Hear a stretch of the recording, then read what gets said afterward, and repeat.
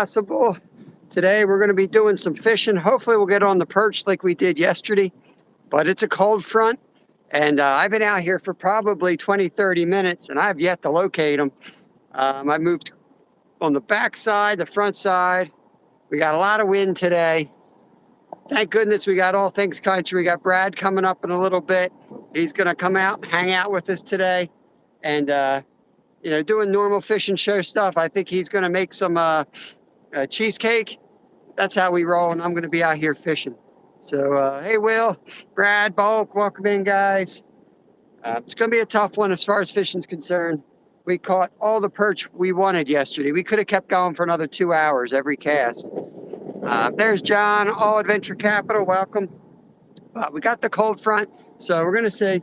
I'm jigging already out there for worms. And I might have to get the car moved. I might have to mute a bit because we got 30-mile-an-hour winds. I'm as sheltered as we can be. Going after yellow perch, John. We got on them good yesterday. We got the cold front coming through. We got a lot of rain. And I've been at it for a little bit. It's a 45-minute drive out here. I've been at it a little bit. This is my second spot. Somebody gave me another location. They said they're slamming them over there. I went over there, didn't catch anything for about 20 minutes. I came over here and I've been here another 15 minutes, haven't caught any. So I don't think it's necessarily location. Perch do like to bite midday. So hopefully the bite heats up. Kind of like it did yesterday. The first hour was slow and then we slammed them. Rod's back in. Stuart, welcome, welcome. Members are in there. Catch me a couple dozen. We'll give it a shot, man. I don't know. I don't know how today's going to go. I've been at it for a little bit. Brad, I did email you the link to pop up. I believe I just sent it. I wasn't sure if I sent it last night. So if you didn't get it last night, I just resent it. I couldn't remember if I did it or not. We've got temps right around the freezing mark, so it's a little bitter out here. It's going to be sunny and windy. Yeah, we put a short out this morning on our catch and cook from last night. Very awesome, awesome. Got a lot of minnows over here. Let me jig right under my feet. You know what? The minnows are hanging here right now. We got a lot of grass coming out of the back bay right now. Over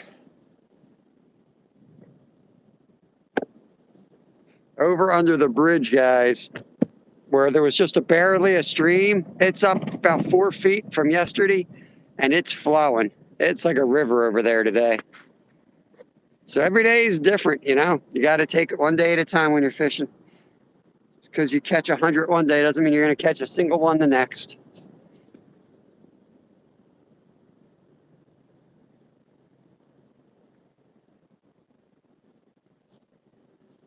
I do need to hop over on the other rock and get my gloves in a moment. Fishing with Steve. Good morning, buddy. How you doing? A little nippy out here after it was so warm yesterday.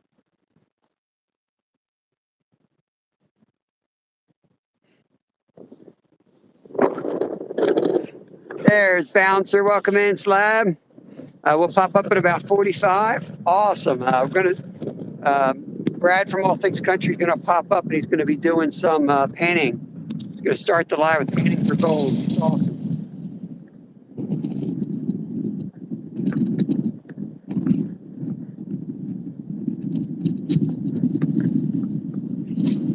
I started with like a jig head and a little fake minnow off the back, but I was hoping maybe the crappie were in since I wasn't catching any perch, but I'm going back to what I successfully used yesterday.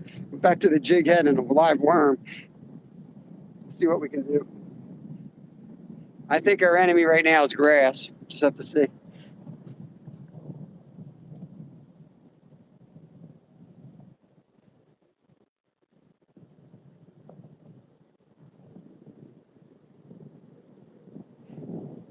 Right now I'm fishing where it was dirt yesterday. There's another foot of water up here today. Yesterday that was all dry over in that area. the sound gets too bad, just let me know. Adventure the Filipino, welcome in, buddy. Filipino and American couple. There was a little nibble. Wait, you can hardly feel it. If it gets too loud, hey, Mike, I'll just cut the sound. I mean, I got the little makeshift sock on it. You ain't stopping 35-mile-an-hour winds. I fished the backside because there's a nice wind block back there, but what's good for the camera isn't always good for fishing.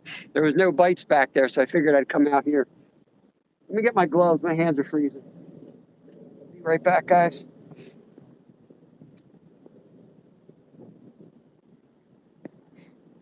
Already kicking myself. I should have just limited out yesterday when I could have easily. Could have easily limited out yesterday. But I figured, you know what? I'll just take what I need for that meal and come back. I hate wearing gloves. I won't keep them on long.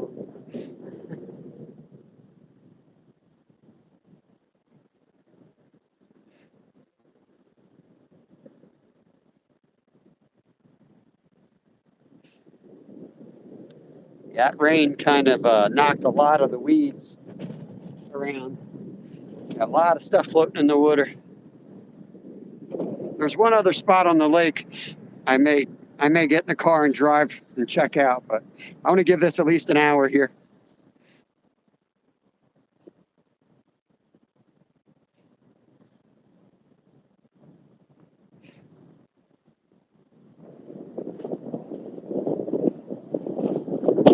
It's hard to feel the little bites too. Perch don't typically slam a bait. But when you got the winds we got today, they're a little bit tricky. A little bit tricky to feel that little tap. So we're probably missing a whole bunch of little taps. That's okay. Air temp right now is 32, right at the freezing mark. Skeeter, what's going on, buddy? I have no idea what the water temp is. I can tell you it's completely different than it was, though, because we have basically what's supposed to be a lake, but it's basically a creek right now because of the drought. And then we got about 3 inches of rain yesterday, and now that's pouring like a major river into this. So that's changing up the temps big time.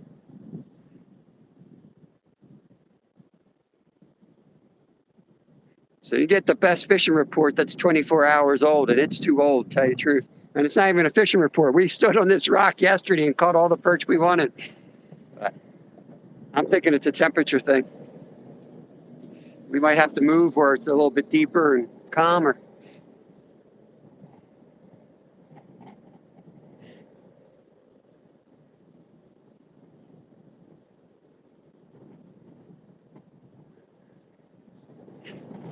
Every cast, grass.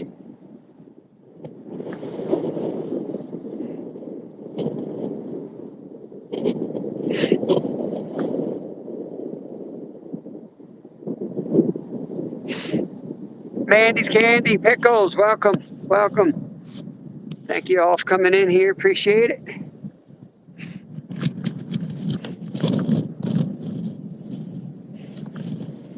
Right, Slab, that's why I went over to the other spot. The other guy who does nothing but crappie and perch told me that the other spot would be better.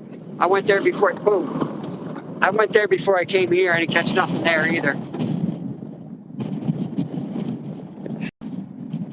Yeah, it's blowing my whole camera over. And I got this thing weighted down.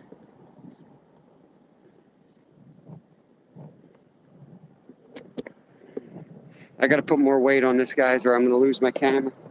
Let me get this casted out first.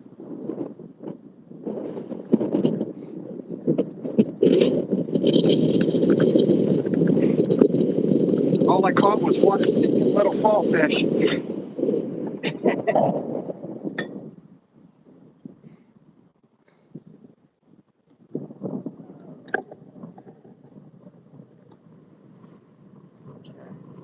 Well, that's pretty heavy. Shouldn't tip. Let's try that. Let's try that. Okay. Woo, baby, it's brisk.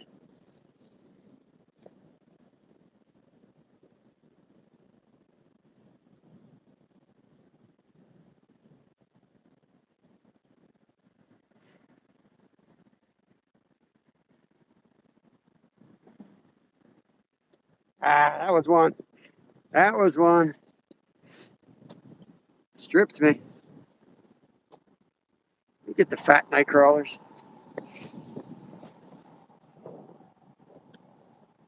I like the fat crawlers. They seem to do the trick over the baby crawlers yesterday.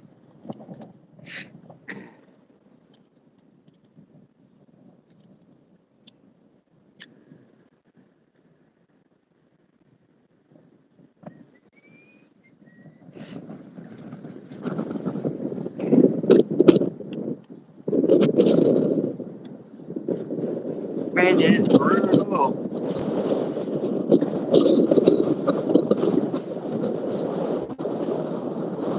Hang on, guys. Hang on.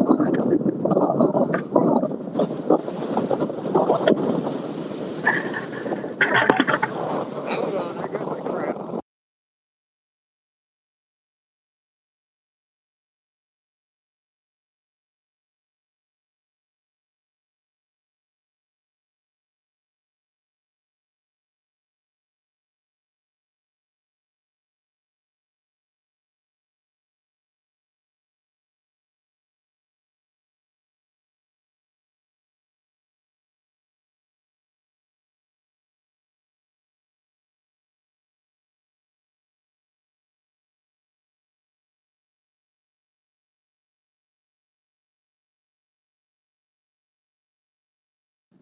Oh, oh, oh.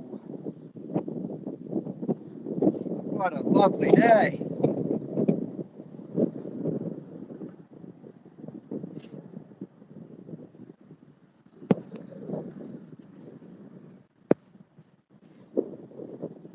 That's right, Mandy. Yeah, I'm going to cut sound on and off with the wind, guys.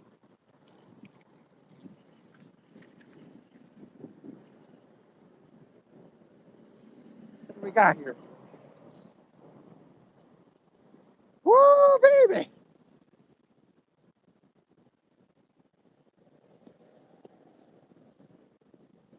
Let me get him landed. I'm going to try to lip him.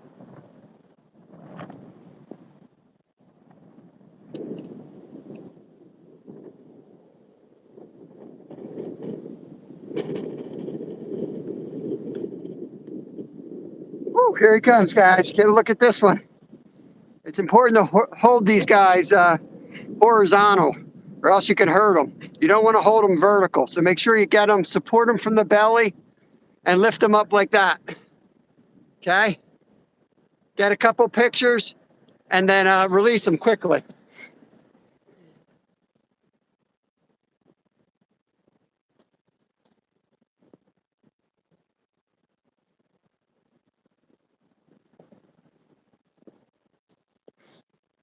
Anyone need a Christmas tree? I brought my own structure today.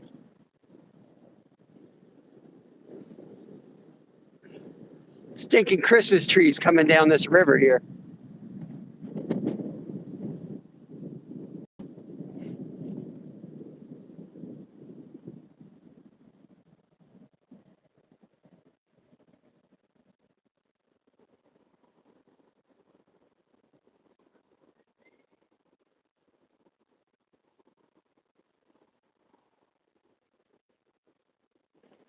When you're bank fishing, there's 4 or 5 options here. There's not a ton of options, especially on this side of the lake. Got to go over where it kind of opens up a little bit more.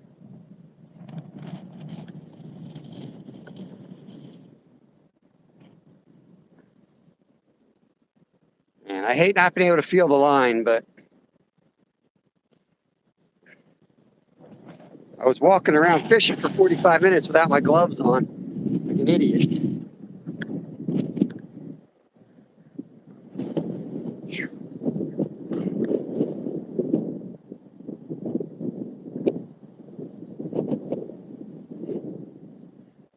I'm fan casting, Slav. I'm casting everywhere, bro.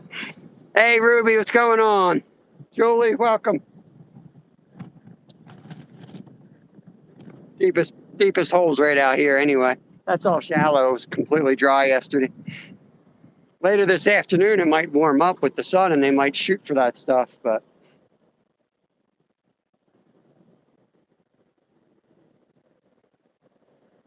it's a cold front. Most people don't even go out on days like this.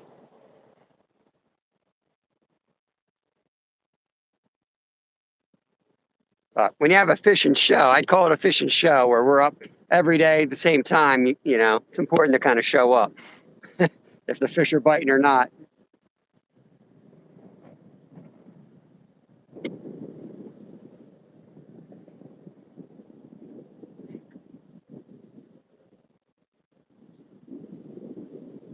I'm ready for hot chocolate already.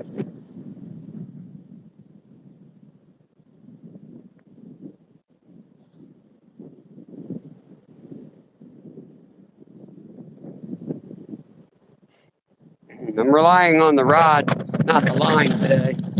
Can't feel the line when I got these gloves on.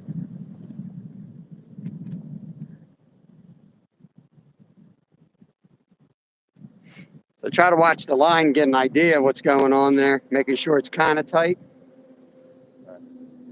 Easier said than done when you're dealing with the wind. We got 25 in, 16 thumbs up. Thank you all. Appreciate it.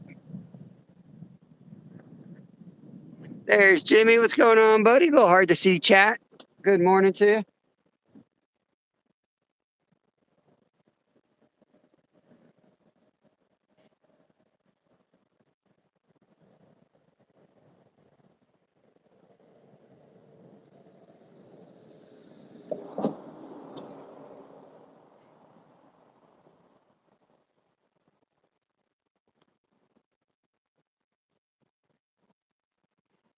I'm going to stay a little bit. Everybody told me to move yesterday, and I stayed, and I caught tons of them. So I'm going to stay a little bit.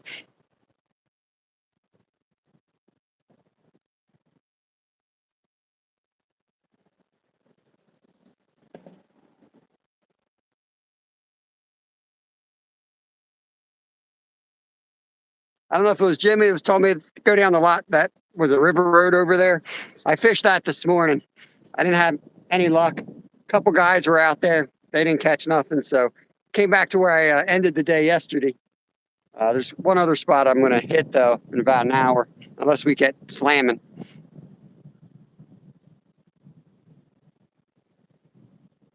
I do have the musky rod again. That's why I really like this spot. To me, it's the only spot you have a realistic shot at catching a musky from the bank here.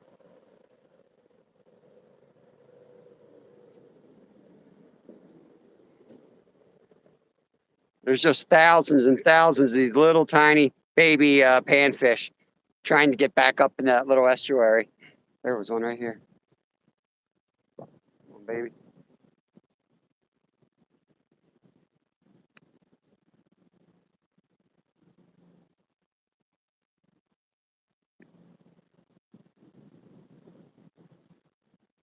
Mo Style, what's going on? Yeah, we got a lot of water. We had some damage at our house. We had about 6 trees go down last night. One broke right through my hunting blind and tree stand, blew out the deer corn feeder, completely wrecked everything. So there's I don't think any of that stand's salvageable. And it's one of those expensive 2-person stands I just got for my son and I to hunt together. That's what you get when you live in the woods. So I got a whole big project ahead of me, chopping that tree out of there. It's blocking all our main trail.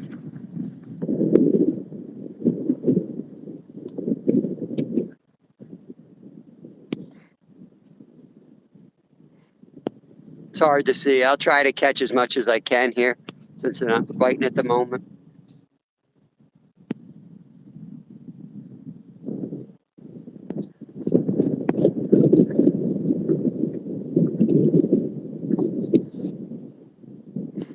Lover Toy Pops, welcome in.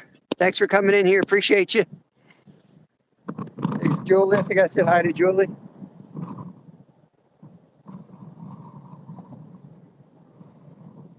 I know we got some new shark members last night. I'm pretty sure that was Tammy that gifted out the memberships. So hard to see that stuff when it's on a vertical.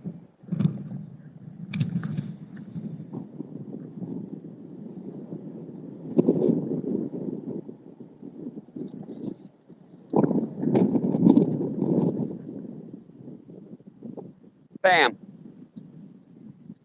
That was one. Felt 2 nibbles and then a tree. Probably a rock. Get my gloves off. See what I'm doing here.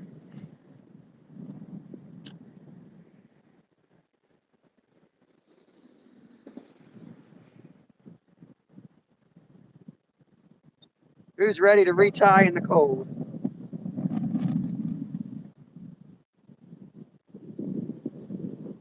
Sometimes you just let the line slack for a little bit. It works itself out. Pretty sure there's fish under there nibbling at it, and that's what works it free. Yogi's in the house. There's Mike. Welcome in, Mike. Mike, I was told I was supposed to get a message or something from you. I didn't see it anywhere. I don't know if I just missed it, but folks were saying that you were trying to get a hold of me and you put something in the community posts, but I didn't see. I went through all my community posts. I didn't see nothing. If you could resend it.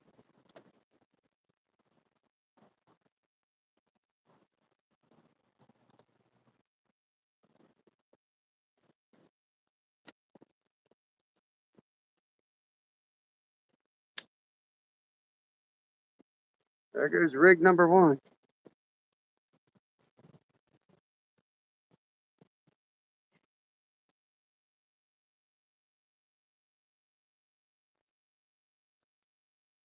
So we got fishing, we got gold panning, and we got cheesecake today. That's what we're going to do on the show today. So stick around, even if the fishing sucks. We got Brad coming to save our butts eventually.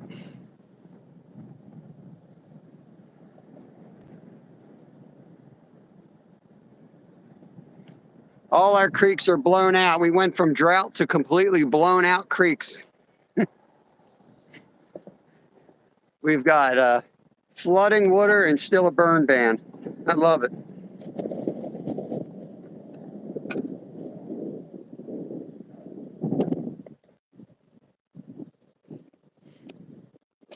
I'm gonna put another jig on, but I'm gonna put the Bobby Garland on with a little minnow and jig him around a little bit. See if something else is biting.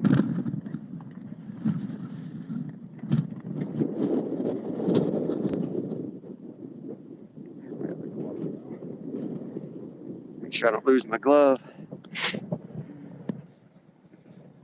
Yeah, it's up about 5 feet here, Jimmy. It came way up, man. That that back area that's all grassy, that was like almost completely dry yesterday, and it's all water today. And it looks like a raging river under the bridge. So this lake is getting filled up from those creeks, I guess, is what's going to happen here.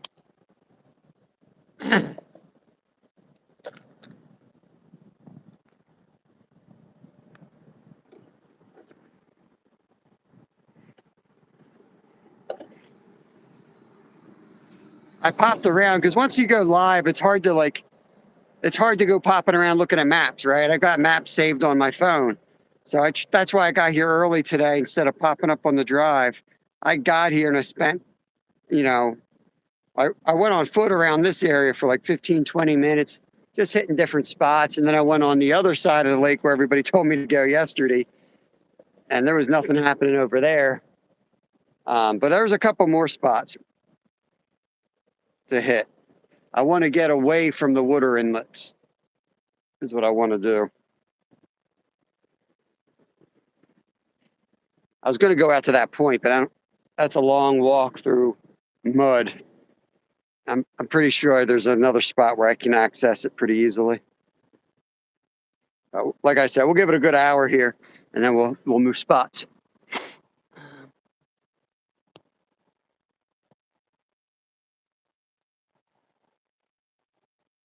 When is John going on panel? He's down in the basement getting fired up like Chris Farley right now, motivational speaker. He's been down in the basement drinking coffee for 4 hours and panning for gold.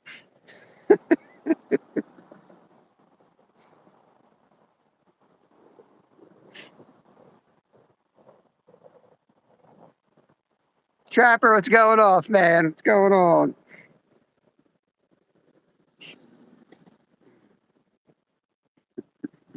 Perch, panning, and cheesecake. What a freaking business. What a business model.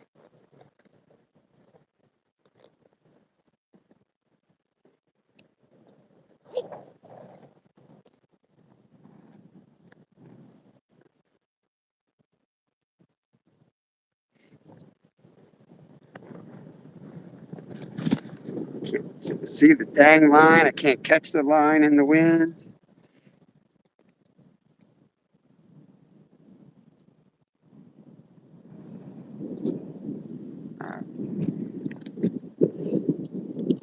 I'm gonna try a Mr. Crappie minnow. Jig that thing around a couple seconds. Then we'll put a couple night crawlers back on and spend another half an hour staring at my line, and then we'll decide. We'll move around.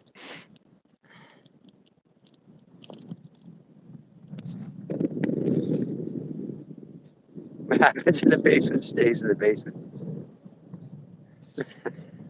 I totally just fell through a coffee table. I hope he's joking. I'm pretty sure that's from Chris Farley, Julie. That's what Farley does. He comes upstairs, the motivational speaker.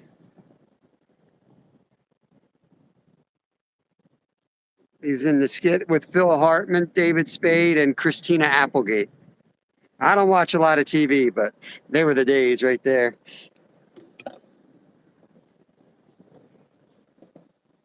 Yeah.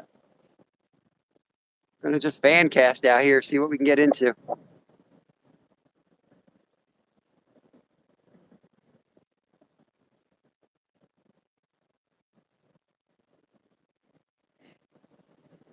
Gonna freestyle it, then I'm gonna throw a bobber on. Bobber drives me nuts. It's too slow sometimes, but sometimes they're real finicky like that and it makes a difference. So I'll try both. I'm big on once you put a lure on, like don't necessarily just change it out. There's different ways you can fish it, right? Without having to retie anything. So try all those methods before you just say, oh, that ain't working. Like it's some magic recipe, you know? Put something else on. Just had a hit right there. Little tiny tap.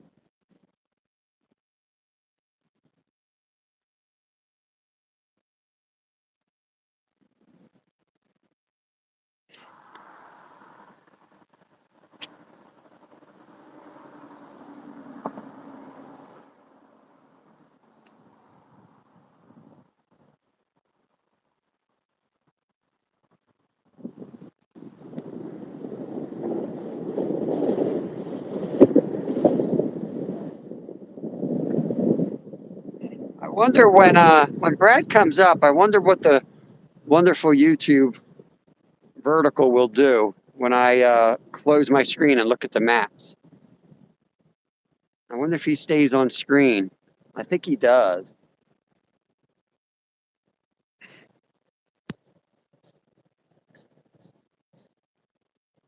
It's true. We do have a we do have an aging crew in here. Let me look at Mike. Yeah, Mike, would love to have you up there. Basically, what we're doing on New Year's Eve, anybody that wants to pop up, grab an hour time slot. Doesn't have to be fishing. Most people probably aren't going to be fishing. Just a time to hang out with the community. Thinking like half an hour to an hour. And if you're actually out fishing, maybe 2 hours. A lot of time slots are open. 11 to 12 is Skeeter. These are Eastern Standard Times. I'm 10 to 11. I'm working backwards. Stewart in Scotland is 6 to 7 because that's their New Year's. That's, they're 5 hours behind or ahead or, yeah, ahead. I like to say behind. I like to say they're 21 hours behind, but whatever. And then we have Nolan at 12 to 1, and we have Brad at 3 to 4, I believe. So, yeah, that's kind of where we're at right now.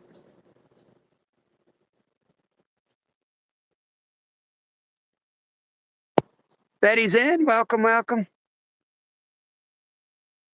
Tommy Boy was my wife and I's first date. Our first date. It's fine for trout fishing. 38 high. It's about when the fish for crappie is frozen. Comes a big gust of wind. Hang on. Might miss us. I think I should have gone trout fishing today.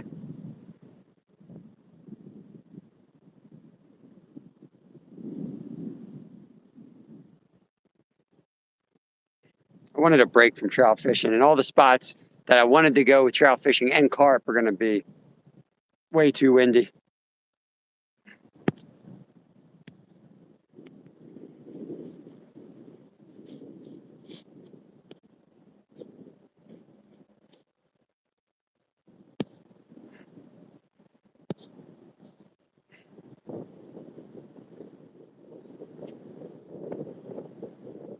Gotta make sure I don't back into the water. I try to like look at the screen so I'm on screen. Then I tend to like back into the water sometimes. Oh, dang it.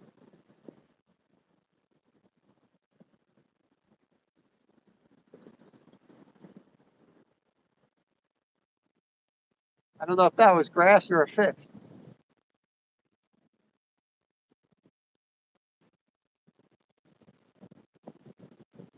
That was a fish.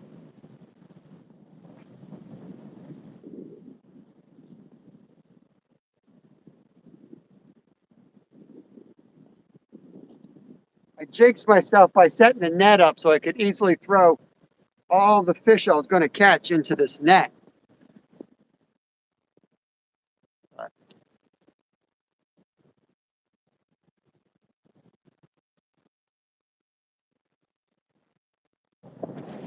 Whew. Wind is crazy. Do I want to go Saturday catfishing down Center City? I'll be working Saturday. Finally. I think Sunday's supposed to be the warmer day, if that matters, but not by much.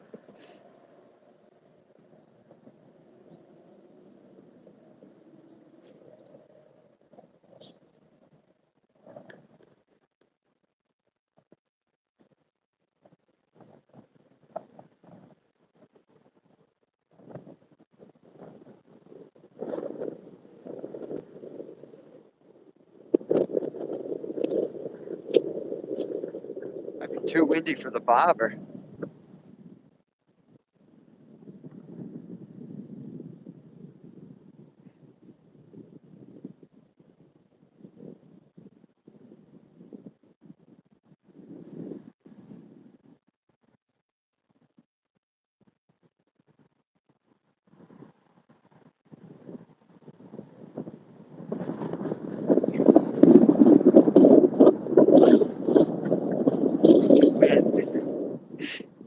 Let's put a worm back on, get that out there.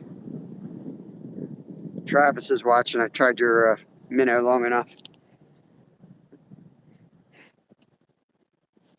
Eco, what's going on, buddy? Good to see you. I don't know if it's 50 or 30. I never keep more than 30. I kind of go on the old panfish thing.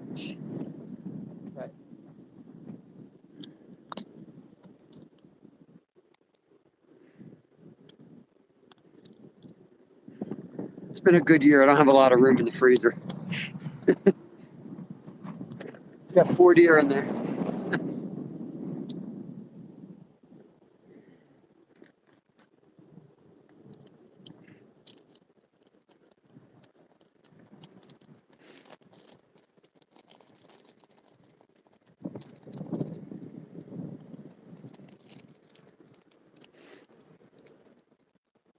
Before I put a live worm, I'm going to jig this sucker around these rocks here.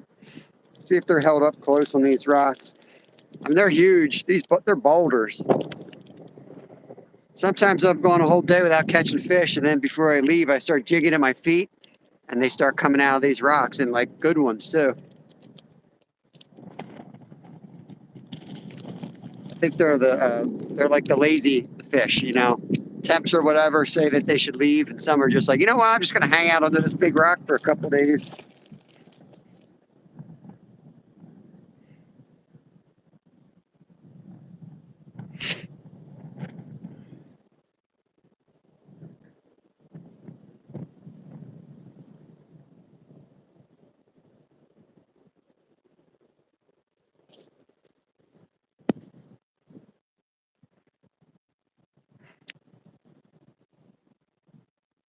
Take an hour before Skeeter. Well, an hour before Skeeter, that's when I'm going 10 to 11. And I work that night, so I don't have a lot of freedom. I'm doing a 12-hour shift that day. I don't have too much freedom when I go. Can you do like 9 to 10 Eastern? I might be able to do 9 to 10. I just don't know exactly when I'm getting done. I'll find out this Saturday because it's actually my first day at this job. So I'll know a little bit more this Saturday. What the dealio is for the holidays. With that baby bluegill and the fish guts. There's so many baby bluegills here. It's crazy.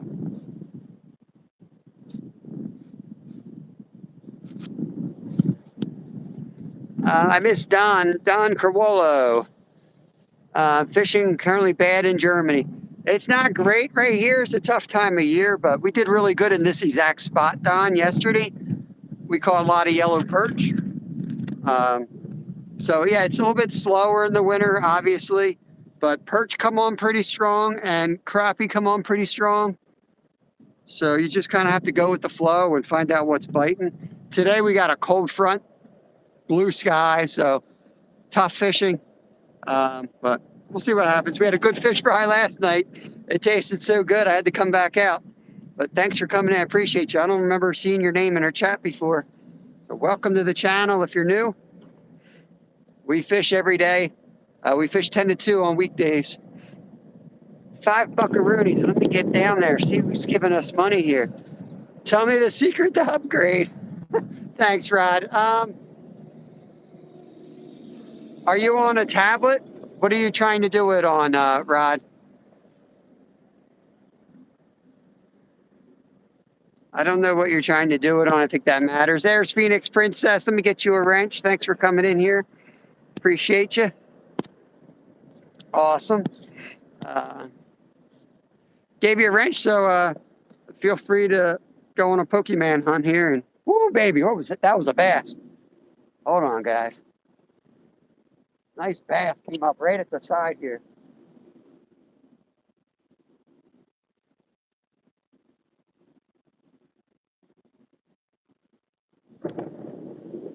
Afraid to leave the camera, it might blow over.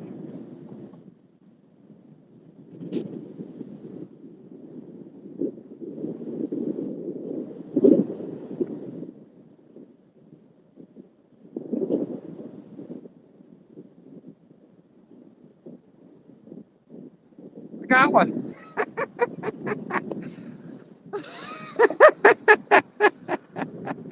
There we go, look at that baby. Skunk broken. Like mouth and everything. Oh man. Let me see what we got going on here. I'm gonna have to cast this guy around. He's perfect bait size. Jimmy, I got my new profile pic.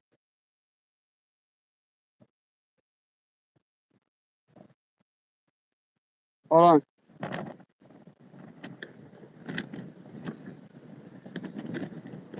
Perfect. There we go. That's how you do it. In case you guys are new to fishing. Remember, there's no small fish. There's just short arms. I'm gonna lip hook him so he can have a normal life if you don't catch me a fish.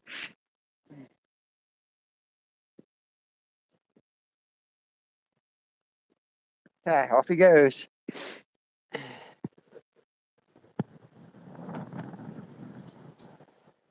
Chilling like a villain. She is really new here, for real. Not like the fake Skeeter that says he's new here every other day. Merlin Johnson. Exactly, Mike. I'm taking that. I'm taking that fish, man. He's now my bait. He's a little too small for musky bait, but hey, you never know. Hey, Outfish Ontario is in the house. He's up by Brad up in Canada, Ontario. He's a little bit north of him, I believe. Awesome to see you there, Stats. Ooh, baby. I'm gonna try to catch that bass. I was jigging in this plastic worm, and a bass came up right at my feet. I was kind of looking at the screen, and out of the corner of my eye, just saw him flash right under it. The little ones are here anyway. I was just going to put on the live worm. Did I ever find out who gave me the $5? That was Rod. And then Rod was going to tell me what he's using. Support its back. Get out of here. Oh, my Lord. It's a cute little fish, yeah. Baby bluegill.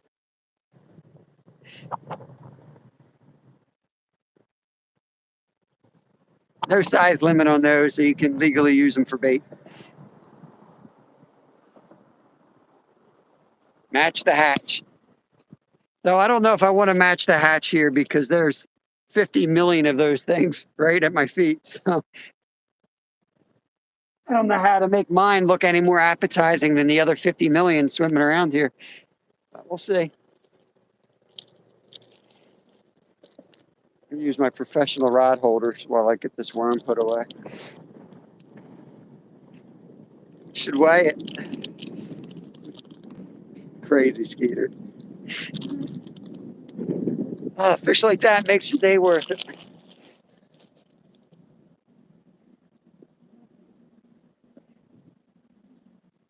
I knew it was going to be like this today. I knew it. I knew it.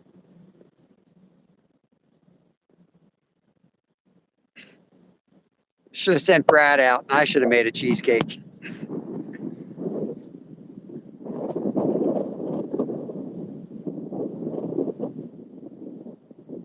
Yeah, so if anyone else wants to sign up for the New Year's Eve celebration, just send a message to me. I've got a community post out there I check every night.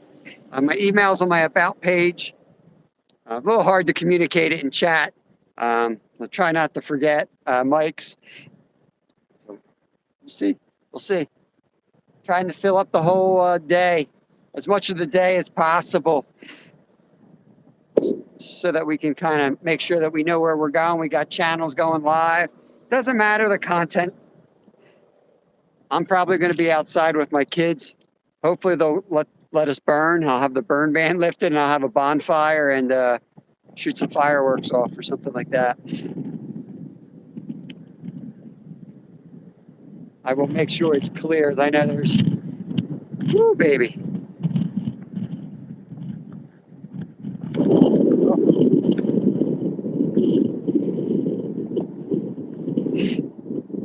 I know there's folks with like PTSD and stuff like that, so I'll make sure it's well disclosed before I go live and start shooting fireworks off.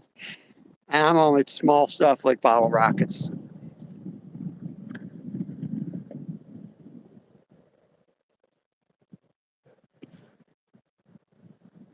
Thanks, Phoenix. Appreciate that. Hey, Michigan, Gun Dog, welcome in. Let me get you a wrench, buddy. Fishing was awesome yesterday. Should have been here yesterday, Michigan. Yesterday we could have easily limited out. I think we took home about 20 perch yesterday and got a nice big fall fish out of here. But we had rain and a big cold front come through. So today's slow. We're going to move in probably about 20 minutes or so. Going to try another spot on the lake. This was my safe spot. You know, I scouted out another spot before I went live. It sucked. So I said, you know, I'll just go back to where I was yesterday. And this sucks today, which makes sense. I mean, with all the rain's coming in here. But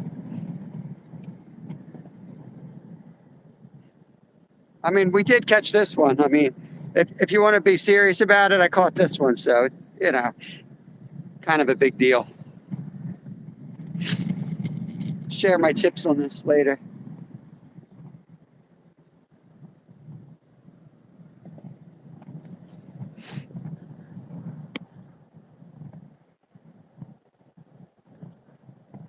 I appreciate that, Phoenix. Try to keep it we keep it a nice view anyway.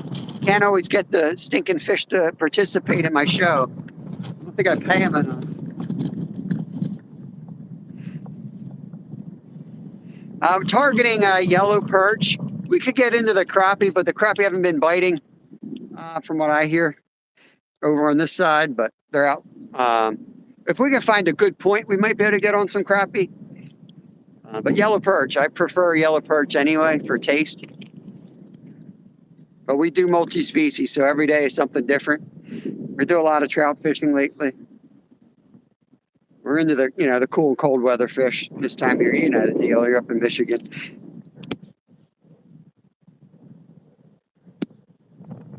Ruin the view. You come up whenever. I mean, there ain't no fish in this view anyway. You come up whenever you're ready, buddy. Then I won't feel as bad if I mute y'all because of the wind.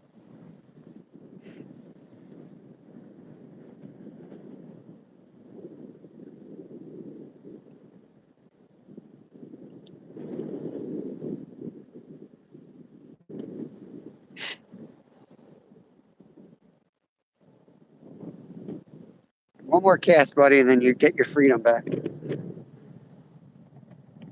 you up here. He's not a very aerodynamic sunfish. Just sit him up there in the shallows, see if anything bites. Hey, Tara, good morning. Welcome. There's Tara from West Virginia. I'm playing with my ducky. He likes to wab every time I get in the bathtub. Just make sure you don't accidentally hit that live button.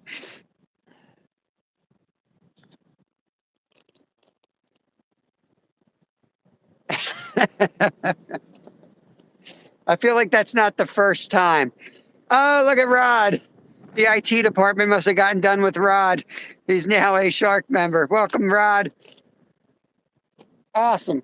Thank you so much. He's been a long-time member, and he's just upped his membership up to the Sharks. Awesome. Good. I was hoping he doesn't take all the Rod jokes personally. I was giving him a hard time. Even if I see him in other lives, I pick on him. He's just fun to pick on.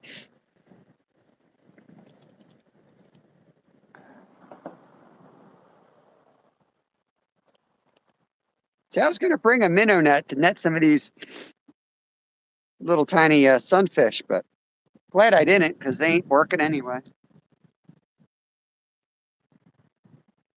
Gonna let little bro free here, see if he swims away. Yeah, he's fine. He swam away. Let's get a worm. Let's put the whole stinking worm on. Maybe we can get that bass to bite.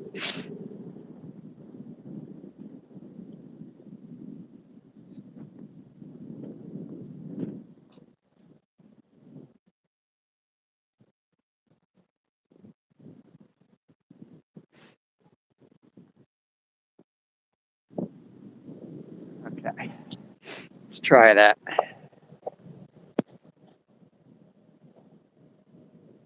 Sunfish minnows die real quick, I find. He swam off pretty good. He looked good.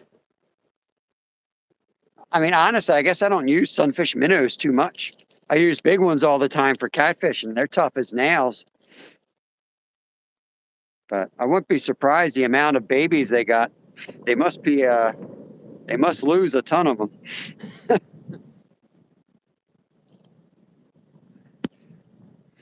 See that? Every time we talk about gold, Buddy Biggs shows up.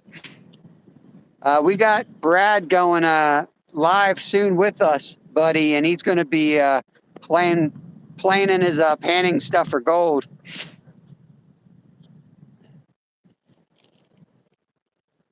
Trying to get some yellow perch out here. Trying to get her own gold out of this lake.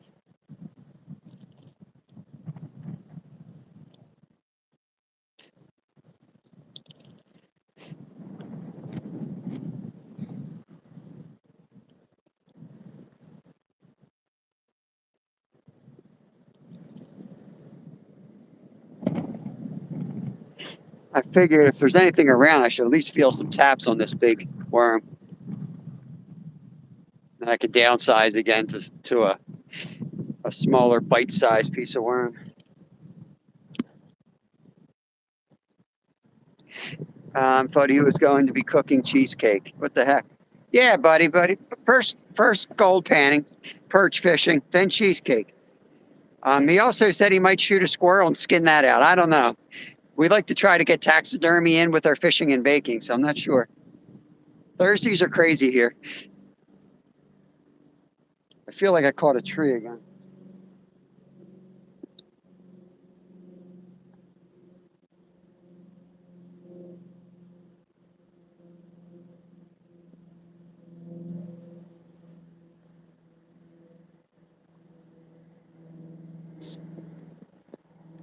Come on, fish.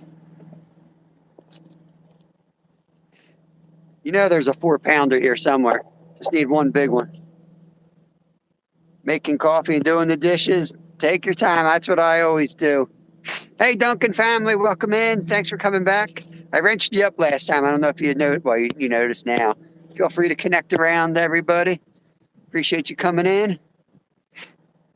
You need a bobber and an outfisher lure. I think it would be call them in a vertical bait. Not making. Oh, interesting. Yeah, I already tried the bobber. I just have to move. They're not in this spot, I don't think. They were yesterday, but we got all this rain, and like Slab was saying, the temps changed, so they probably moved out. I want to find somewhere. Well, I kind of want to find a point, honestly. I need to look at the map. I know some good spots. I tried the other spot that I was told about. I never do well there, though.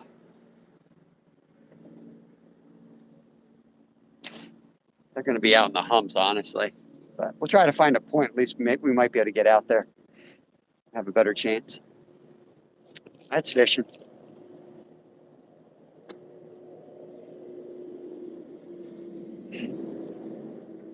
That's fishing live. You can go out there, fish 12 hours by yourself and catch 3 fish. You feel like you had a good day. You watch somebody else fish for 15 minutes. You're like, what the heck? This guy sucks. That's fishing. Fished for an hour yesterday, then caught 50. You never know. Fish don't always read the books.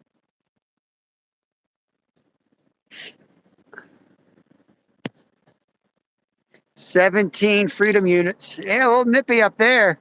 We're hovering right above the freezing mark. The sun feels good, but we got 30-mile-an-hour winds in the forecast. It's pretty nasty. But right now, it feels good. And then what happens is you start feeling warm, and then the wind will come, and it'll just blow that warmth right off you again. But right this second, it's dang toasty out here. Of course, I got a lot of layers and all windproof crap on, too. I'll go from cold to comfortable to hot in 2 minutes.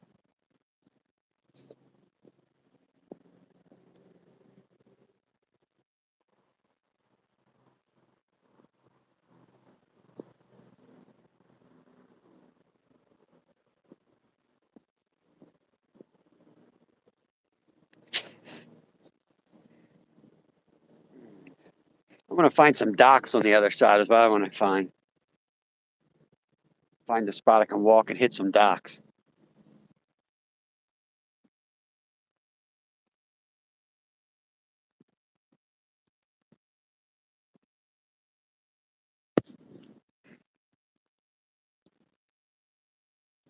All right, Mama Cookie, be safe. Safe travels.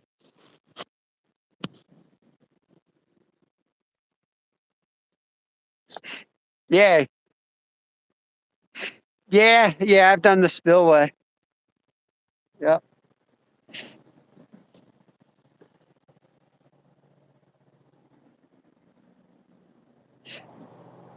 Never had luck at the spillway much.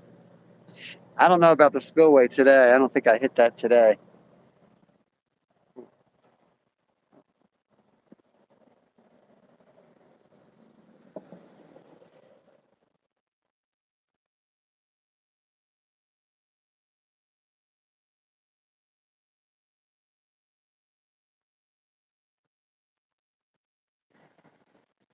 I believe the lake goes out in that way and the wind's coming this way. I think that main lake's going to be white-capped. We can always come back here.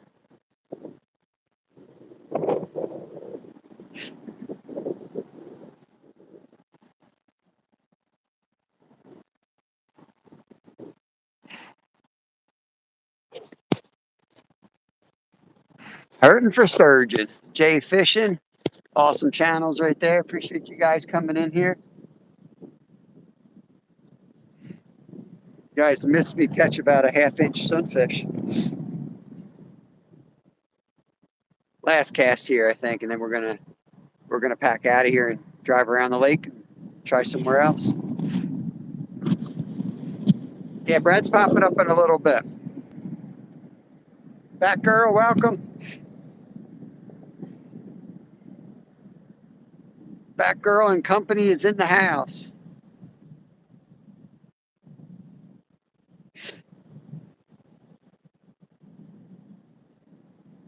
I think we're going to do some exploring today.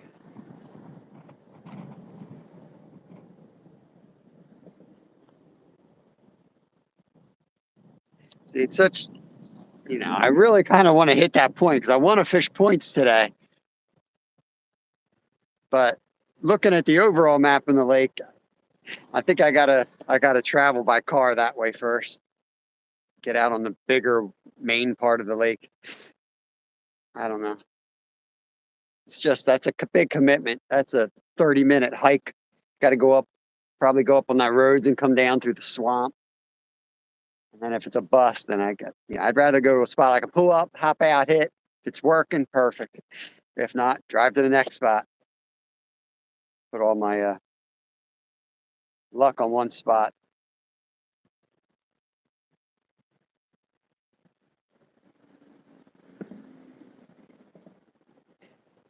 Need to find out who lives in that house and go over there. Speak of the devil. Let's see who this is. Whoa, whoa. Welcome in, Brad, from All Things Country. What's going on? How's things? That's get at it. Saw that sunfish. Are we gonna have taxidermy after all, or what? Taxidermy? Yeah, that sunfish. I let him go. I don't have enough skills to mount that one. He's a little bit smaller than the perch I mounted, but I have a perch probably only about 3 times that size mounted in my basement. Nice. In Michigan, gun doors, gun dog outdoors, Tander's in the house, Batgirl and company. Hey, folks, good to see you. There's Cammy, Mom and Sons, Tandra, I think it is.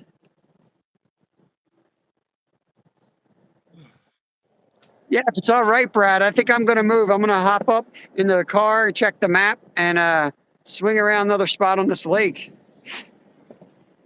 Yeah, I saw that you were popping up. I figured moving. I figured it'd be a perfect time to pop up and.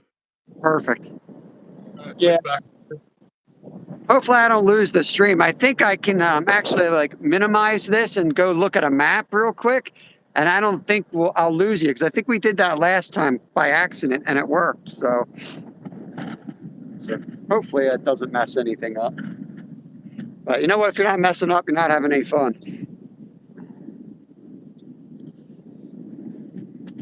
Hey, are you fishing here? Now, what are you gonna? Do you have a pay dirt, or what exactly are you going to be working through? I've got these are from that small sluice I was telling you about for a while.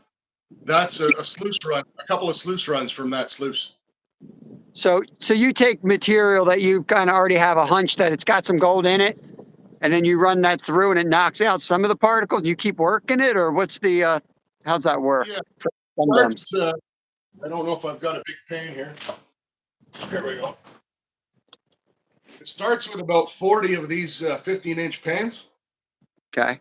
And I'll tell you guys how to. I'll send you an email sometime because I know you were talking about bringing 5-gallon pails from the river. And it's the way to go. But what I do is I speed pan them. So I gold being the heaviest thing stays at the bottom. Yeah. I So pan gold. them along at the river, so that way I'm not hauling them back up and down the bank and taking them home, right? So I'll turn 30 of these at the creek into about 1.5 5-gallon pails, and I bring that home. Then I classify it down to the smaller stuff because that sluice only likes the smaller material. Okay. I'll pan out the bigger stuff, which every once in a while, very rarely, but every once in a while it'll yield a gold nugget. So this one here I found in Coos Canyon in Maine. Wow. That's awesome. About 0.6 gram. That's worth about $100. And this one is actually from this year. And that one is really cool. It's actually a specimen. It's half gold, half quartz. You think you could turn that into a jig for me? I think that would work real good out here. I just watched you snap off 2 rigs. I'm not turning that into a jig for you, buddy. Yeah, there's the vial. That's what the one I'm working on here. That's the current one I'm working on. That's about, well, be embarrassed to tell you that it probably takes me about 5 years to get that much gold. Mom, That Mom, 40 grams. So that's really about $3,200 in gold right there. where do you live again? That's cool. Let me start moving. Yeah, I'm very interested in that stuff, and I'm probably going to be picking up that Martin sluice for Lyle for Christmas. So I am super interested in that stuff. Tammy said that her husband works at a gold mine. Well, there you go. So my where I started this 20 years ago, my camp is downstream from what used to be an open pit gold mine, and they used to run a trommel. Which, if you've ever watched Gold Rush, that you'll see them running the trommel with all the water that goes through it. Not the big sluice, but the thing that kind of spins. And back in those days, they didn't have the rubber mats and stuff like we have now. All the new technology, so it missed quite a bit of gold. And I have my demolitions license, so I'll go out and I'll blow up beaver dams. So every spring you get the spring flood, but every once in a while in the summer too, you'll blow up a beaver dam, and it washes through all the old tailings piles from the trommel, and it washes all this stuff down the creek onto where the camp is. And I go out and get it.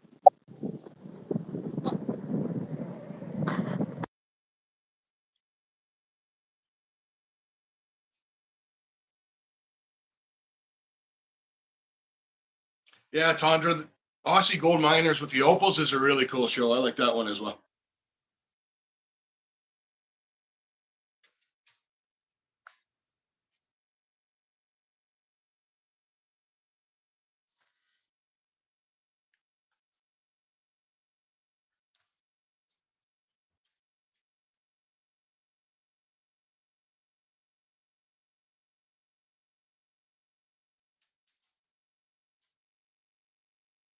So what we do is we put a little bit of jet dry in the water. You can use dish soap. Jet dry works better because it doesn't make a whole bunch of suds.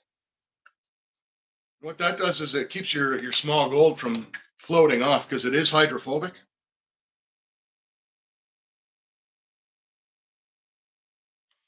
Just drop in a little bit of gold in the pan, something kind of like this. I wondered why you did the bubble bath that time. I was like, what's he doing with the bubble bath?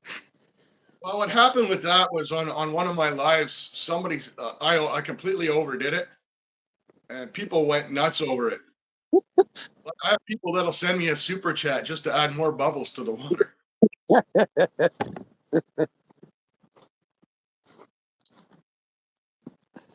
Fortunately, it doesn't.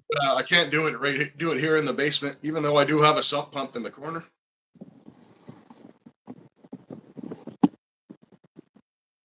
Okay, I'm going to try to get out of here without breaking my neck. Somehow my foot does feel better today than it has in 2 months after falling yesterday. And now I've gone to rehab. I've gone to about 4 or 5 different doctors.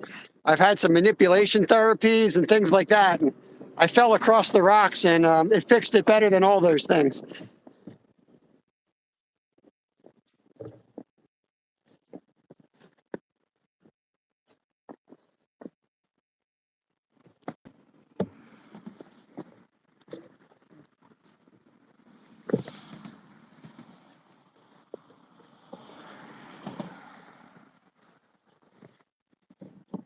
Mute y'all.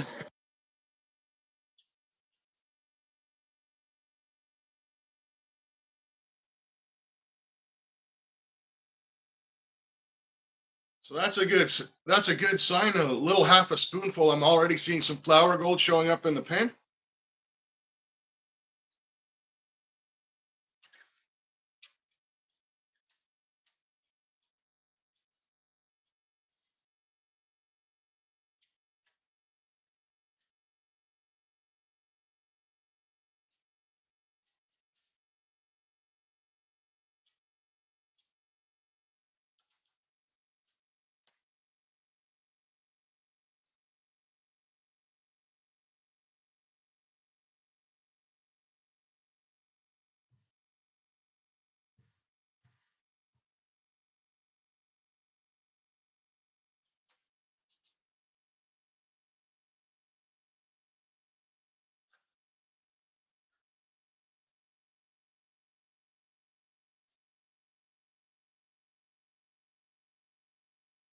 Yeah, Scotty, Alaska's awesome. I've actually been up there, um, and gone for gold.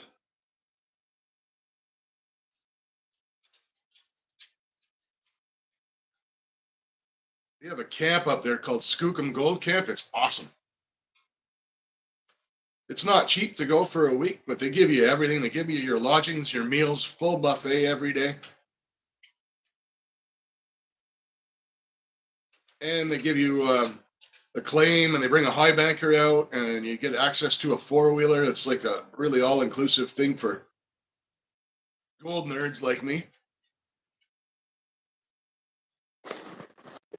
Brad, I'm going to try to look up the map real quick. Hopefully it doesn't mess anything up. I'll do it for a second, come back and make sure it didn't before I go playing around. Sure.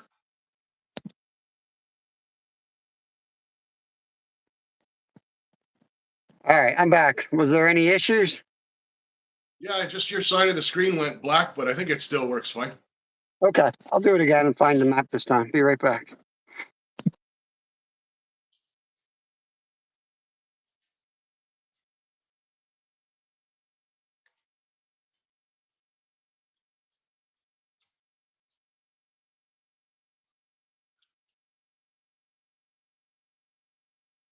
Um, I have actually, Trapper, been to Nome, and just for a day, and mine the beach there, mine the black sands.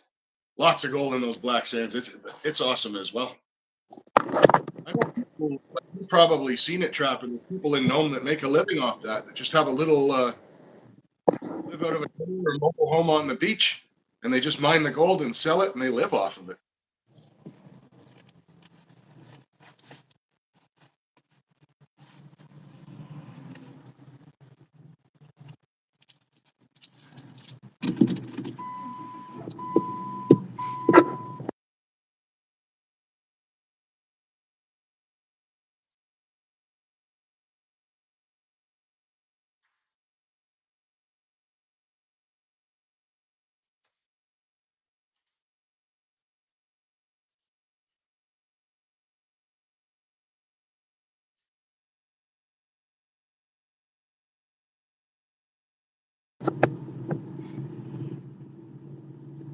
I feel like I should have my seatbelt on right now.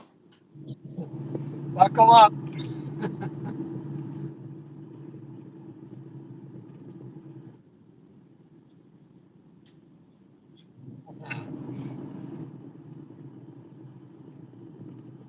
Yeah, Jimmy, you might be right. I might have put it back in place with that fall. I don't know. Oh, cool, Tander. Thank you so much. Appreciate you.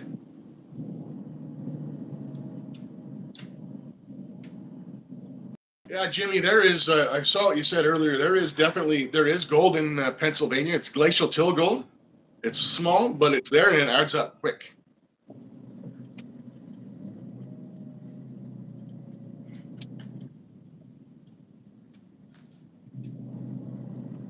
Yeah, I think that's just the trick is getting teaching the patients and having them work through some material that's going to have. That's why we pay dirt just to try to teach him like how he's actually supposed to do it. Yeah, I mean that's 90% of it there, right? The equipment does, and you do the other 10%. Once you learn how to gold pan, it's super easy. It's not. I mean, heck, even I can do it. And the longer you do it, the better at it you get.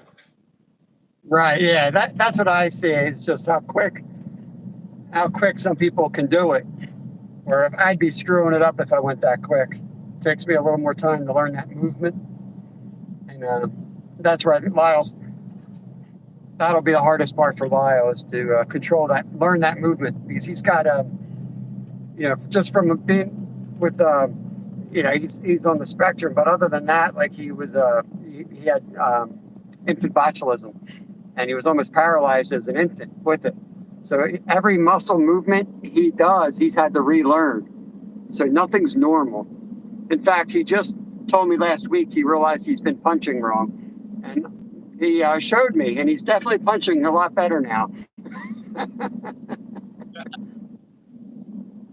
Well, I used to back in the day. I used to run a little camp for autistic kids in the summertime. Like it was like a week-long thing, and it was something I volunteered for. And what I did with them was actually gold panning.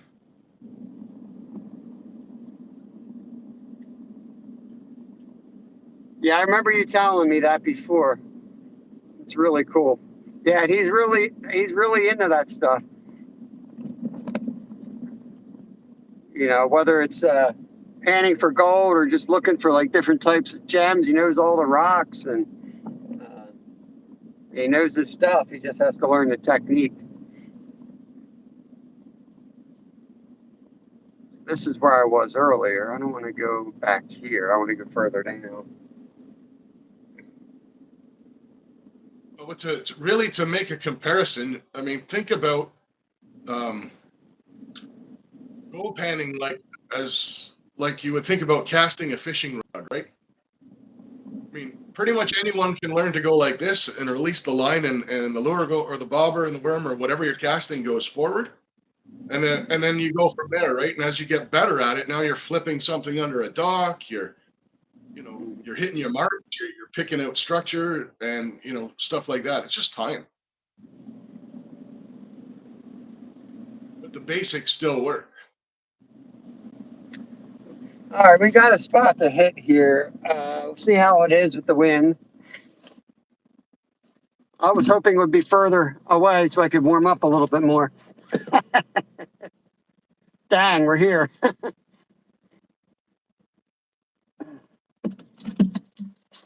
Yeah. So quartz is Jimmy. Quartz is a good indicator because quartz is your host rock, right? That holds your gold. But so in Trapper, you guys are both correct. Garnets and black sand is what you're looking for when in your pan. So when you see degraded quartz, oh, that was a $5 word. Degraded quartz in the creek, that's a good sign that there might be gold nearby because the host rock's been decomposed. And then you want to see where the stuff fell out of it, which is your garnets and gold. So actually, Trapper mentioned Nome. That's where these came from. These are large polished garnets from the beach.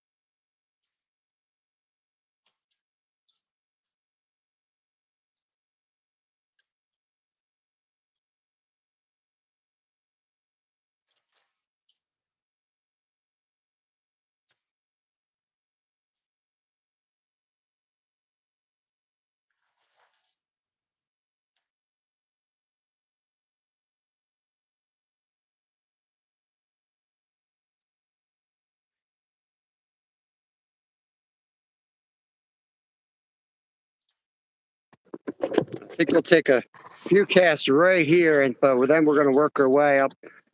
On the other side, there's a big old tree down. If you guys can see that. Actually, hooked and lost a muskie there maybe 2 years ago. Little one, but a muskie. I had a 4-pound fluoro. It's not great for muskie. Ouch. In fact, I was joking around with it. I was with Kev at the time. I thought it was a little pickerel. And then it got right to her feet, and I was like, "Oh, it's a muskie!" And then, I may have even seen it after he popped off. You know, we got the ID on it. I said, "You gotta be kidding me! I just thought we were playing around with like a 20-inch pickerel, so I didn't get too excited. I probably would have dove in if I knew it was a muskie, because that was, only our second. That would have been our second muskie we ever caught."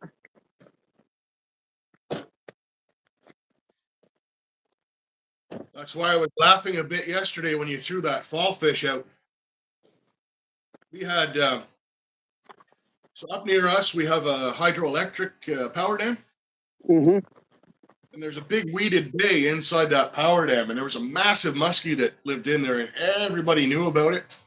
And people all year long throwing everything in the tackle box at this thing, and it wouldn't even look at it. Yep. They get pretty. I was in a boat with my buddy, and he caught a smallmouth, maybe a 1-pound smallmouth. And he was reeling it in, and the damn thing came out of nowhere and cut the fish almost in half. Yeah. I believe it's amazing how they, what they'll hit and what they won't hit. That's what's so cool about sight fishing. There's times where you got one right in front of you. People are like, "Oh, sight fishing's, there's nothing to it."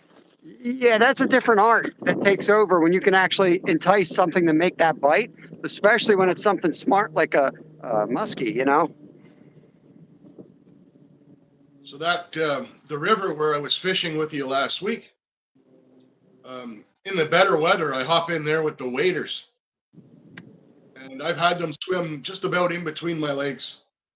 I've thrown everything at them, and they nothing.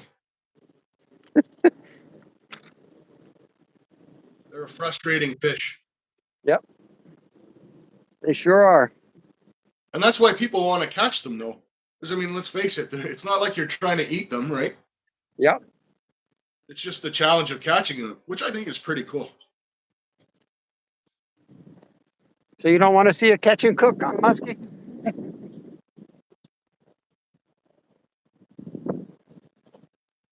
We're going to bust our butt, and then we're going to find the spot, and it's just going to light them up. That's what's going to happen today. What's that saying? There's no such thing as bad publicity. Yep. I think a muskie catch and cook video might qualify. I might test that theory. I think I'll let Justin do it. Well, you can have him come on and fill in a few bass for you, too.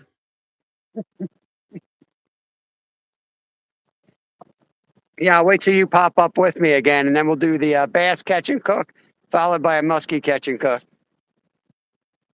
And this is Brad from All Things Country here.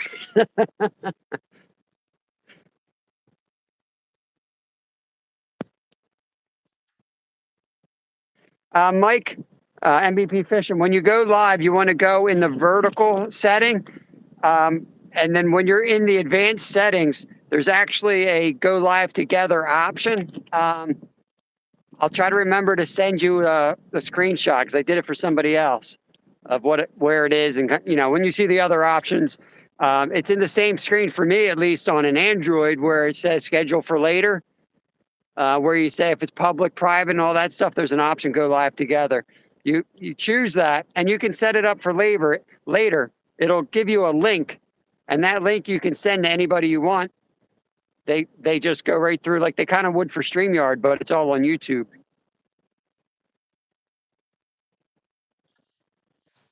I did not see that. He's fishing at Santay. Santay. I'm not sure where that is. Pickle said he'd eat a muskie if he caught one. I cannot condone that type of behavior from Pickles.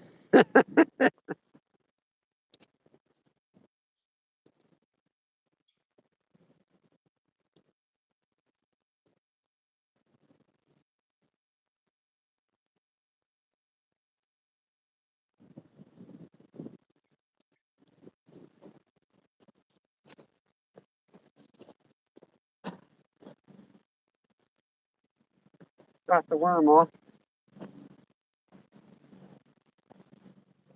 I'm only going to spend about 10 minutes here, and then I'm going to work my way around that rock on the other side.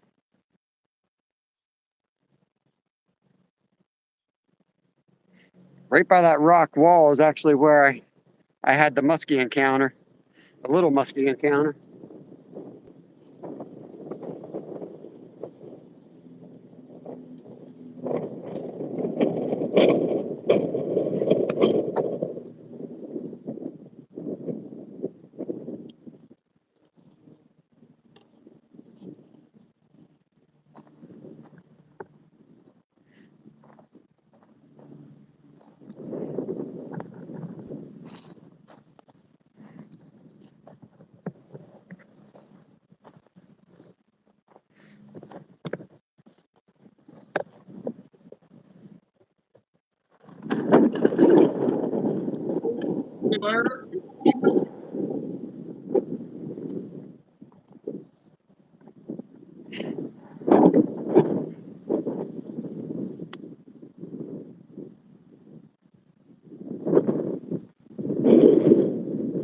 It's the other coast of South Carolina, but near Georgia. Very cool. I'll have to learn more about that one, Tammy. We are coming your way in February. Last week in February, first week in March, we'll be driving down that way.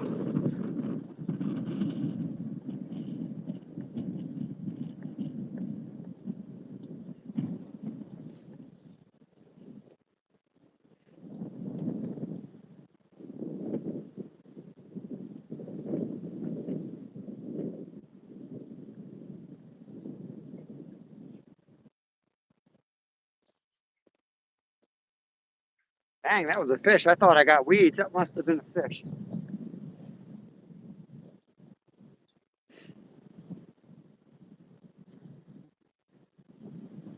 It's funny when you don't catch nothing for a while, you assume everything's not a fish. Must be weeds. And then he comes in and there's no weeds on it. It's funny though. I'm with pickles on the whole bass thing. It's not like they're not plentiful. Like personally, Yeah. I don't find they're good to eat. They're not terrible. I But actually I asked a long time ago, and I personally felt like they tasted just like sunfish, which is good. I mean, yeah, it's all overrated. Um, the whole concept of not eating them and everything. You know, my thing is people can disagree with ethics and all that, but bottom line is if it's lawful to do so, you got no right in telling somebody they're doing it wrong. They can do whatever they want as long as they're doing it within the law. If you don't like the law, there's methods to go and change that law. But otherwise, you can go pound sand, as Brad would say, to the Canadian postal workers. why does everyone want to take me down that road? Like I'm going. So it's like let's talk to Brad about the postal workers again. Like I'm like a journalist. They're all nice to you, and then you bring them up on panel. So I wanted to talk to you about you made these comments.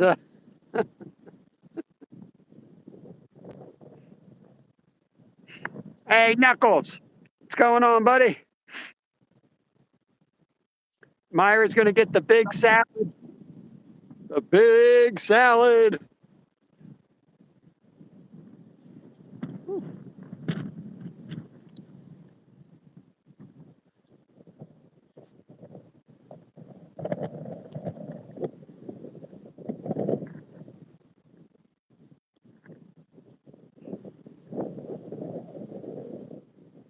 I'm going to do some jigging here. Bob was saying that you were a postal worker before yesterday, I think.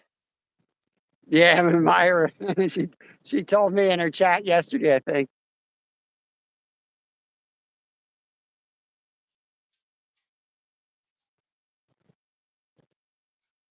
It's absolutely nothing against letter carriers. It's the strike itself and the way that they did things and the fact that they waited till about Christmas time when kids are expecting their gifts and Yeah, it's basically really, ransom, like Got somebody up against the wall. That's not cool.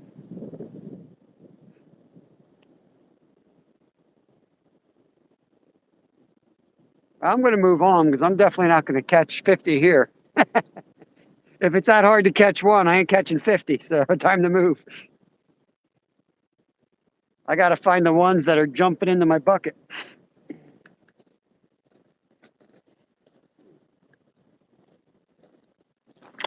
Oh no, did I not bring? Oh yeah, I brought it. Okay. I thought I almost forgot my hot chocolate. Heck with the lures. That's a showstopper if I forgot my hot chocolate.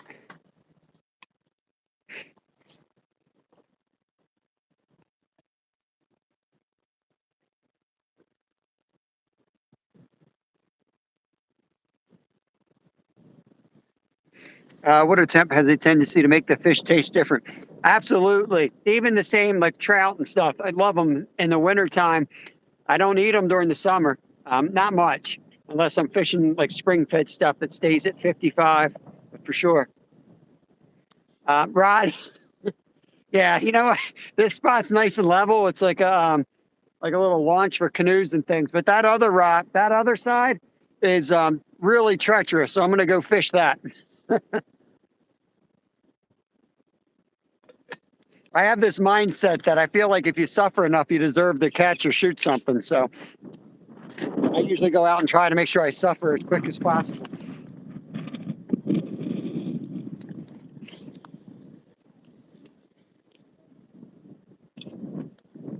That could just because I live near a city, you know, and no one else is willing to suffer or go somewhere. So there's probably truth in it.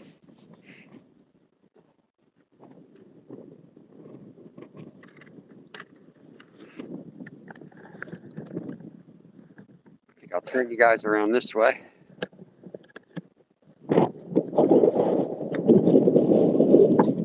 Yeah, I definitely agree with you on the cold water fish tasting better. Yeah, I think it seems like it firms the meat up too. Like when you're cleaning it, I feel like it's a firmer and not mushy. Even as much as putting it in a cooler, you know, in the summer, that's if I am going to keep fishing like the dead heat of summer, I'm going to make sure I got a big cooler of ice. Because I feel like even if you're just icing them short term after they're dead, it's that even that makes a difference. You think about, I think both of us, our favorite is walleye. Um, Yeah, and you think about where you pull them out of for the most part. They're not in that shallow, warm water, right? They're right. down deeper in running cool current, or maybe that's why they're so dang tasty. Then you got snakehead that are in 2 feet of water, most murky, polluted water you can, and they say that they're, you know, some would argue that that's the best tasting fish. Wow, that drops off right there. Look at that drop off. I got to fish that. Yeah, I'm pretty sure the snakehead people and the miracle whip people are in the same boat. It Probably could the same be. people. You very well could be. Could be right on that one.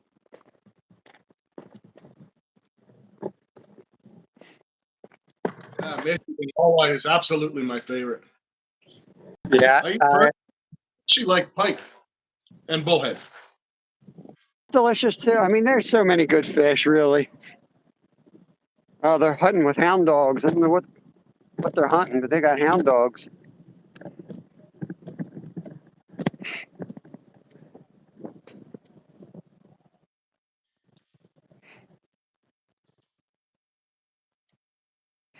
Yeah, that's when I used to go up to Minnesota every winter. I would like live off of walleye and the rice that they what is that called? Windowed. Like the natives up there would put it up on wood panels and dry it out. Oh my God, it was so good. And the rice would get all like it would curl up. It was thick. Man, walleye with like half a stick of butter over top of rice, you know? Awesome.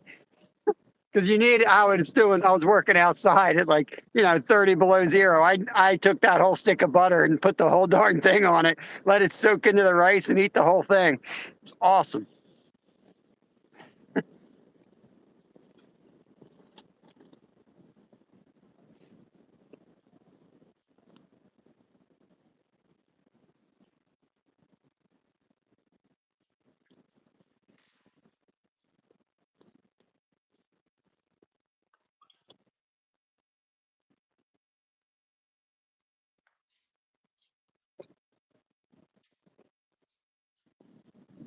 I don't know if you guys can hear those hound dogs. They sound pretty awesome.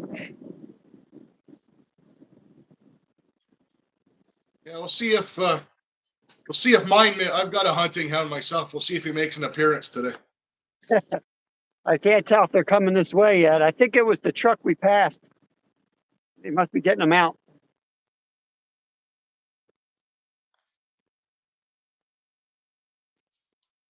We camped in a place in West Virginia for like 14 days once, and I don't know who on that mountain had hound dogs, but every morning they would come down and just terrorize the camp. It was hilarious. They would just run tent to tent. I guess they were used to people giving them treats. It was the funniest pack of dogs. And I swear, I don't know if it was a poodle or what, but there was some weird dog in that gang. And it would be all these hound dogs and like one little toy poodle. I was probably 30 years ago, but I remember that day. Michigan, I've got a beagle. Michigan. It's a blue tick beagle. It's kind of a rare coloration of beagle. Huh. Is that different than a blue tick hound? Yeah, so it's shaped like a beagle. It's a purebred beagle, but it's got like a blue tick hound coloring. Beagles come in the 4 different varieties. The blue tick is the rarest of them. Gotcha. There's lemon beagles and red beagles and tricolor beagles, which is what most people are used to seeing. Don't mistake my blue tick knowledge for expertise in dogs, because I'm not a dog owner. I just know the country song about the blue tick hound. What is that, Blake Shelton? Old Red. Was it Red? Old Red is the name, right? That's the dog's name. It's not my type of country music, but that song's catchy. I love the lyrics. Love got me in, love got me out.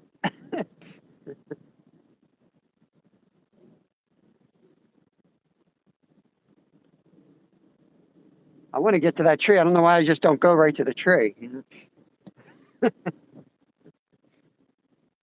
I'll get there. I think if you fish your way to a spot like this has a deep drop off, you kind of start knocking things out, and eventually you start getting a pattern together. Otherwise, you go there, you don't catch nothing, you don't know. Then you got to come back here again. It takes me forever to get on the fish, but we always get them.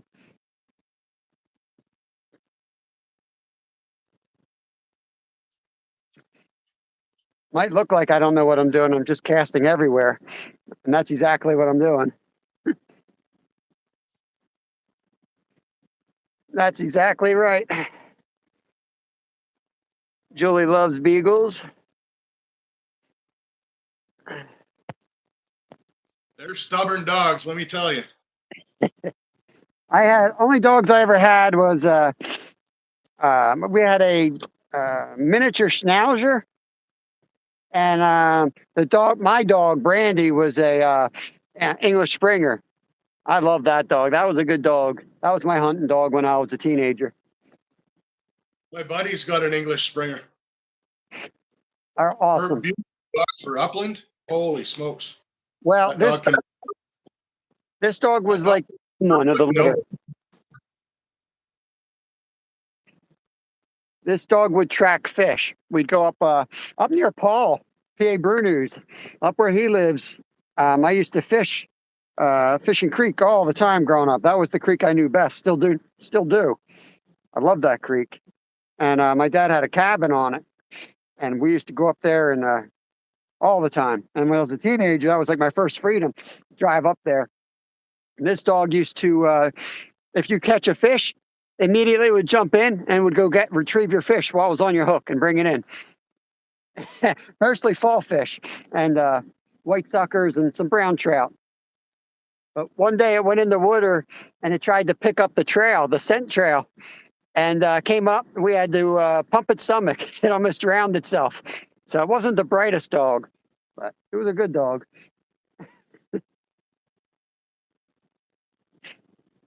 Kind of like Buck in Married with Children when it almost drowns in the water bowl.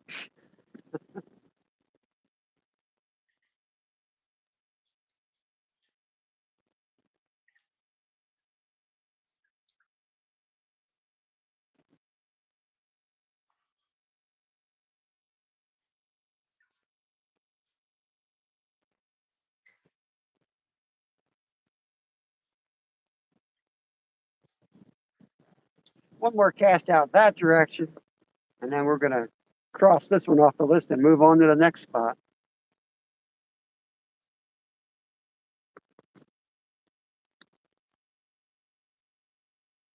Hounds just scared something out. I don't know what that was.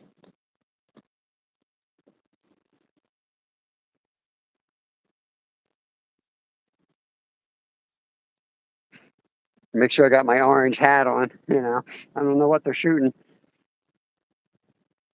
I don't have a lot of fur or hair on my head, but I don't want to make any mistakes for a squirrel or groundhog. Every once in a while, you hear about those stories.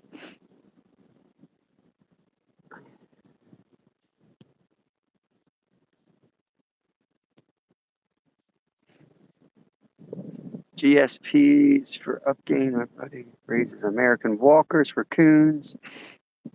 It's cool watching trained dogs. I love people that have their dogs in order and have them trained. My dog was a bit of an embarrassment. It's great. It was great to go in and get the birds, that you didn't even shoot, But I was only like a 15-year-old kid. Now, if you did that, they have you, ostracized on Facebook. You learn how to train your like, dude. I was like back then. It was like, man, if you had a dog, that's because you found that dog wandering through your neighborhood, and that was your dog. I didn't train their dog. I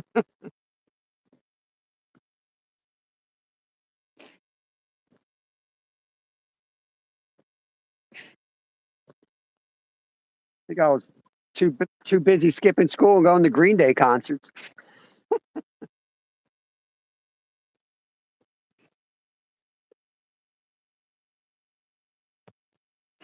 Mine's a Chesapeake Bay Retriever. She's stubborn, but never lost a bird. Awesome. Well, with a name like Michigan Gun Dog, I would expect that from you. Michigan's got some footage of his dog on his YouTube channels. She's a beauty. I've I've definitely checked out the channel. What I don't even know dog breeds to hear them, unless it's one of the few ones. Like my brother had a Vizsla, so I know that dog. But we somehow became a cat family because we rescued cats from this farm. And once you kind of get into an animal, it's like they just keep coming. One dies, then you get another one to keep the other one company. Then one dies. It's like it just keeps going. 30 years later, you're a cat person. But we got enough animals. We've got so many stinking critters. If they don't poop out breakfast, I don't want them.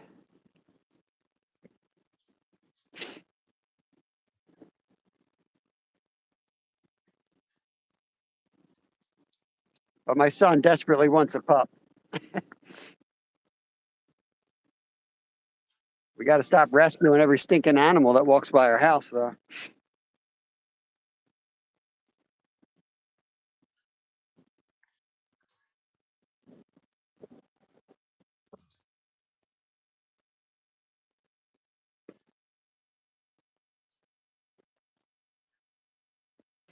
They got like the foxhorn out here.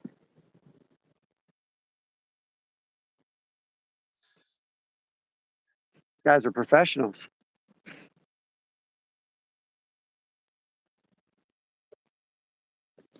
They're the Sammy, thanks for swinging by.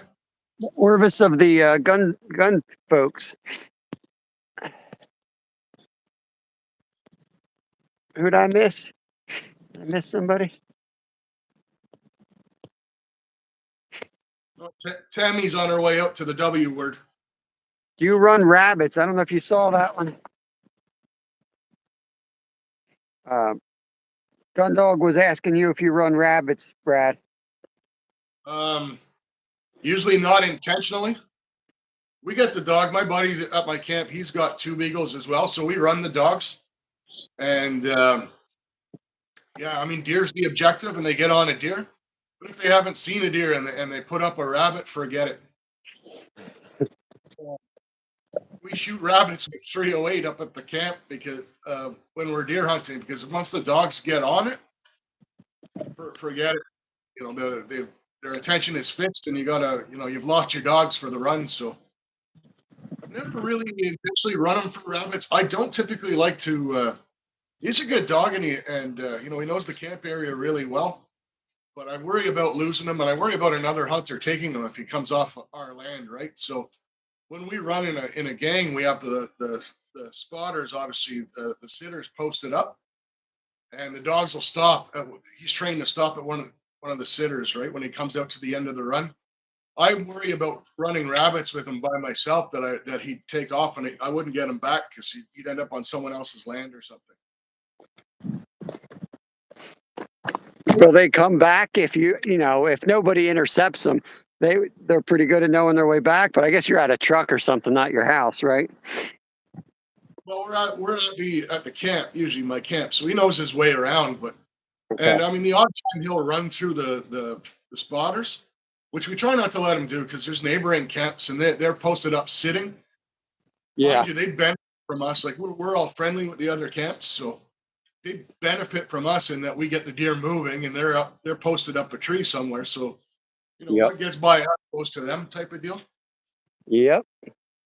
So they're not unhappy about our dogs, but I still don't want.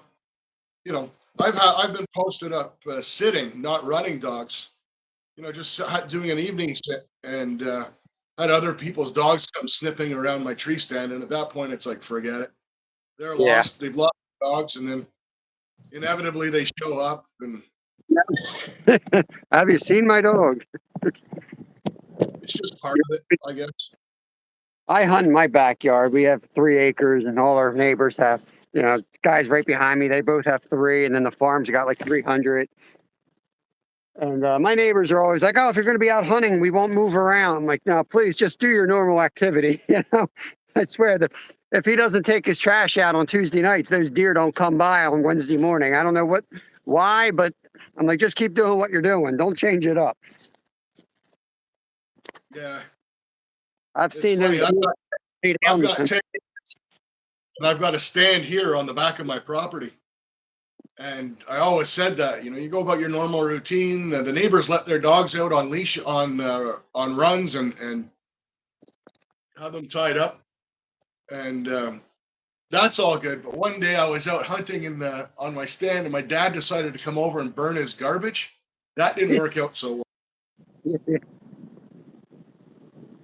Yeah, I mean, I cut all these nice lanes this year, and I did them in like late August before, so I wouldn't disrupt anything. I got them all cut in, and created this little food plot. And I got like a 150-foot ash tree that fell right on it last night. Crushed my stand, crushed my deer feeder, blew off the whole trail. So they'll probably just use the other side of the creek. And that's the second tree this year. The first one went down opening day, and I was down there opening day, chainsaw, gasoline, after walking in with rubber boots and backtracking, making sure there was no human scent. And there we are down there with chainsaws, and I'm like, I got 4 in the freezer. I was ready to try to get my buck this week, and then I'm tagged out. But I ain't gonna see that buck on my side of the the valley now. I'm gonna just find a tree up on the driveway and hope he comes down the driveway, because I've seen his tracks. He does come down that driveway.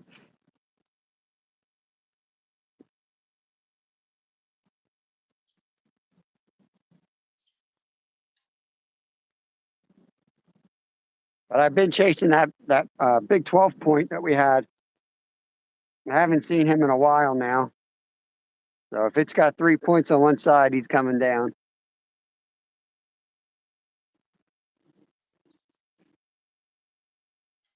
No, the bass, perch, and carp. Seen Bob fish for those 3. Hey, Tom, welcome in, Tom. What fish is in this body of water? You've got musky in here. You've got carp. Not a lot of carp, but there are carp. There are largemouth, some smallmouth, crappie, perch. But it's known for the yellow perch, and known for the musky too, really. All the sunfish, bluegills, red breasts, greenies. It's heavily fished, and, heavily trafficked. There's a ton of people that enjoy. There's a lot of money around here. They're always out here on their wakeboards. In the summer, it's almost impossible to fish out here, which I think is a kind of a good thing in some ways. You get a lot of people out here fishing, but they don't really know what they're doing. Of course, I don't know what I'm doing either. All Breaks my right, Steve. So Steve wants to know if I got gold. We're down in the nitty gritty. That's the last of it, the heaviest of the heavies. So we'll soon find out. But I'd imagine there's some gold in there. better look behind you. Steve might be behind you. It's pretty good at tracking people down. Wow. He said that on my live one time. He said, "Look behind you," and I was like, I believed him because he's done it before. Well, I like Steve and all, but I got the gold. This behind me is my gold equipment cabinet. But I've got a cabinet right there of other things that I cannot show on YouTube. And we'll just leave it at that. He's welcome to come hang out and have some cheesecake, though. I'm joking. We have a lot of folks that have met me in person. It's awesome. I love like meeting people in person. I mean, obviously I can't get Ontario anytime soon, but hopefully someday. I'm not a huge social media person, so YouTube is pretty much the only thing I kind of dabble with, play with. I'll use some of the others. I got accounts and stuff, but I tried to start a Facebook/Instagram for the channel, yeah. and because I don't know what it is. This is like a new thing to me because I don't do social media either. Mhm. And it kept wanting to use my real name for everything. That's all new stuff because it never did that to me before. I think that all changed maybe 5 years ago, which would be great if that's the way it was for everybody, because then there'd be no games. Like everything was validated and they have to know who you are, and that has to be that would be awesome. The problem is there's all these old accounts and trolls so they're bypassing it, right? And you can have, like on Facebook, I have a second channel, but it gets no views. It doesn't work like your main channel does. It's like a secondary profile. I think it's like a group or something instead of a channel, it's different. Going to the tree that I wanted to go to an hour ago. I've suffered enough. Now it's time to catch fish. All right, I'm gonna see if I can flip this laptop around, see if I can actually give you guys a view of what the reveal is gonna look like. I don't know, not much on the camera, but at least if I look at my laptop, I can kind of see what I'm doing. If that makes Yep. any sense? Yep.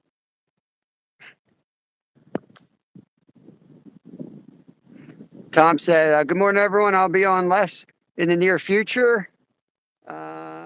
Work's about to take off. You better get rested up." I hear Tom was out delivering venison yesterday. I think he had to butcher and then deliver some meat. He was doing God's work up there, hungry with deer meat. Him. I think I was chatting with him if I got the right person, I think chatting with him in Myers' account, or her channel this morning, when I was trying to get kids fed.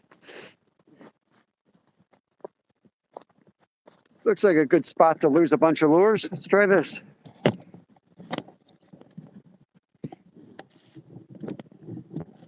See how that looks. I don't think I can go big screen. Like, No, you can't.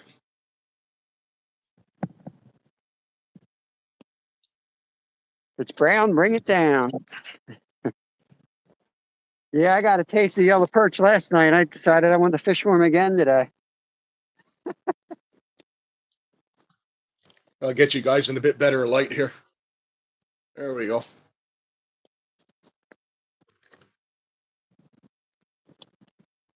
Now I can't see my laptop. Dang it. Need to borrow your cameraman for a minute, Bob.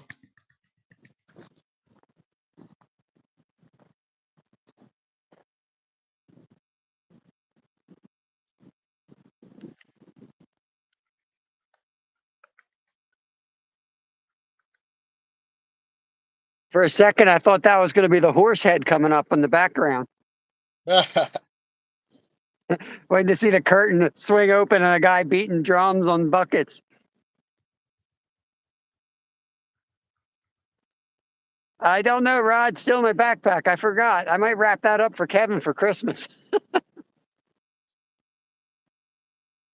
It's gonna clean up good though. It's not wasn't too dirty. It wasn't like didn't have algae and nothing. They must have just lost it.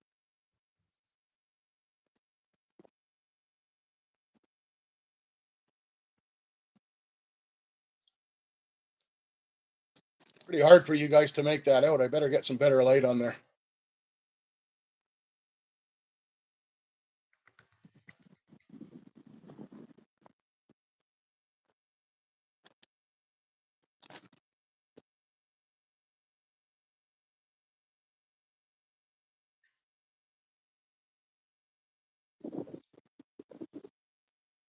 Mhm.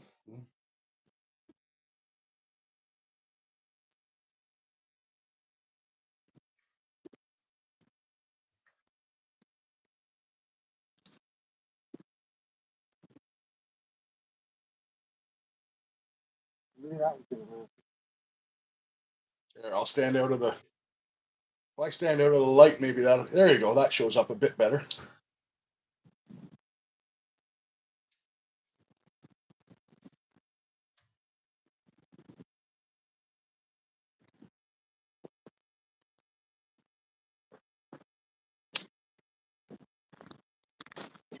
Cool. There goes another jig. Good thing I didn't put that gold jig on. It's gone.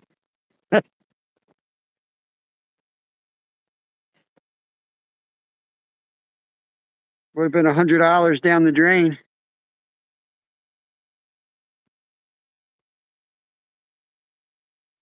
Be catch and release gold panning.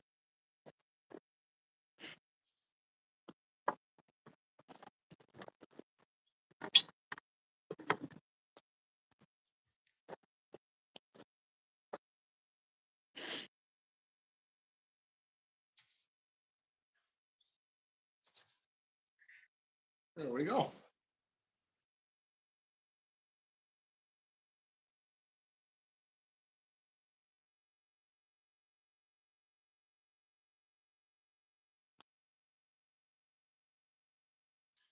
So we'll get that cleaned up a little bit and then be able to show you guys the final product.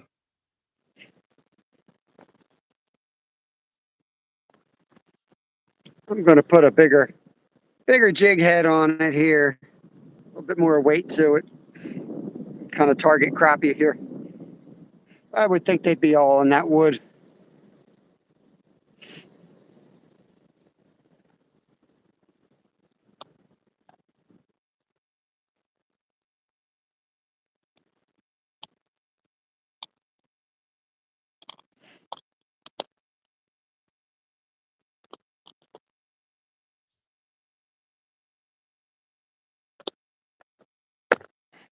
Actually, I'm going to put my fuzzy on. Oh, green and white. Yeah, we're going to do cheesecake shortly. You're going to pan a little bit of gold. Now you got that right, Kat. Did I read that right? Fishing, taxidermy, and cheesecake making? Yep, got that right. You're making cheesecake and venison cowboy steak. Mm. And I told myself, make sure you bring food today because you're going to be watching Brad. And guess what I didn't bring? I didn't bring any food. I brought hot chocolate. I was such a rush. I wanted to get over here and pre-fish a little bit, figure out where I was going. I had a feeling it was going to be like this with that cold front.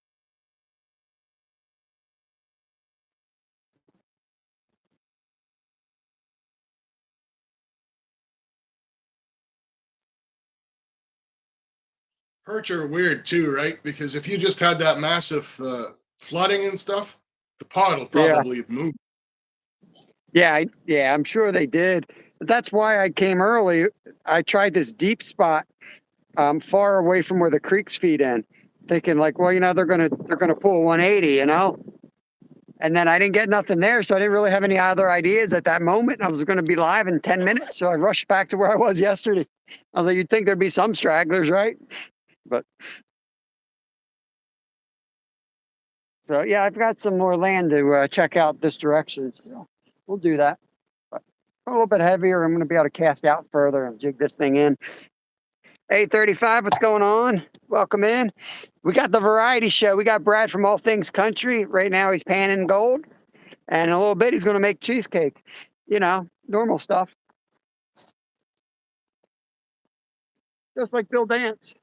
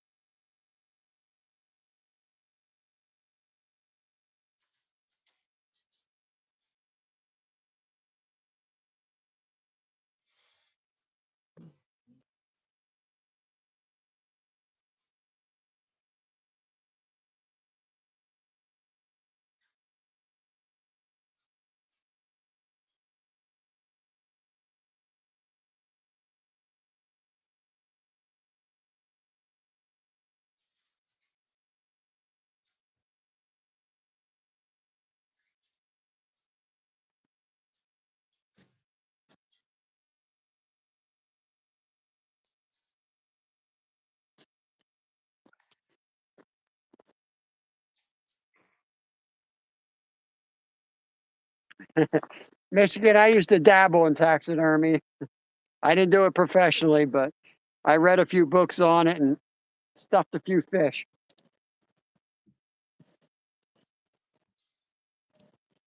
Bam!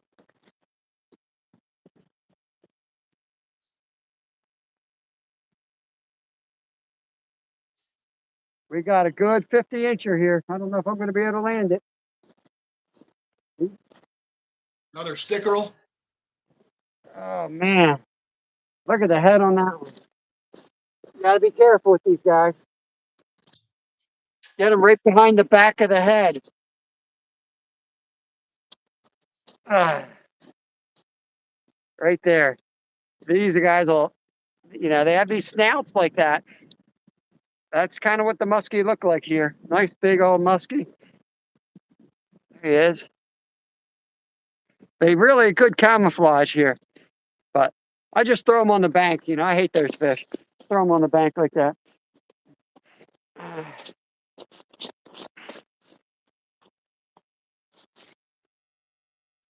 even got Rod on that one. I thought Rod would know better. Rod knows I'm not catching nothing.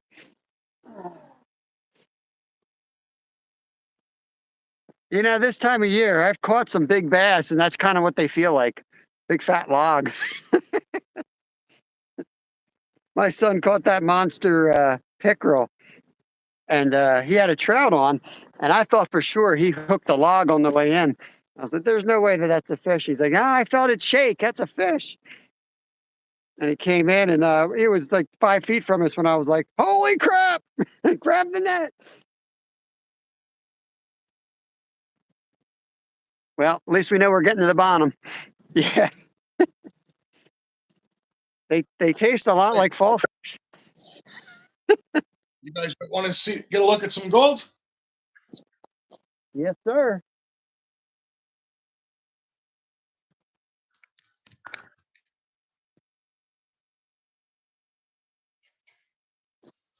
There we go. Wow. I think I'd pass out if I saw that much in my pan. I get like 3 or 4 specks, when we do it. Nothing like that. That's incredible. That's, I mean, when I do that on my lives, with the sluice and all that stuff, I kind of condense it down to where I do this part, right? People don't see the 9 hours of digging in the creek and hauling buckets and Like everything else, they jump right to the end. It's human nature. yeah. And I've seen it too because you know that thing in YouTube when you do a video and you can analyze, your most watched parts. Yeah, they're going So right to the mud shot. normally, there's the intro and then it goes straight down. Yeah, Then it gets to the halfway point where there's like a speed montage yeah, and that yeah. kind of jump. Then it goes down and then there's at the end where you weigh and reveal all the gold and that goes way way up. But it's something that it's like anything else. It's like fishing. It's something I like to share with people. It's a tradition Mhm. that I want to pass on, right? And Yep. so I put it all out there for the 20% of people that actually watch the whole thing, and this is what it is.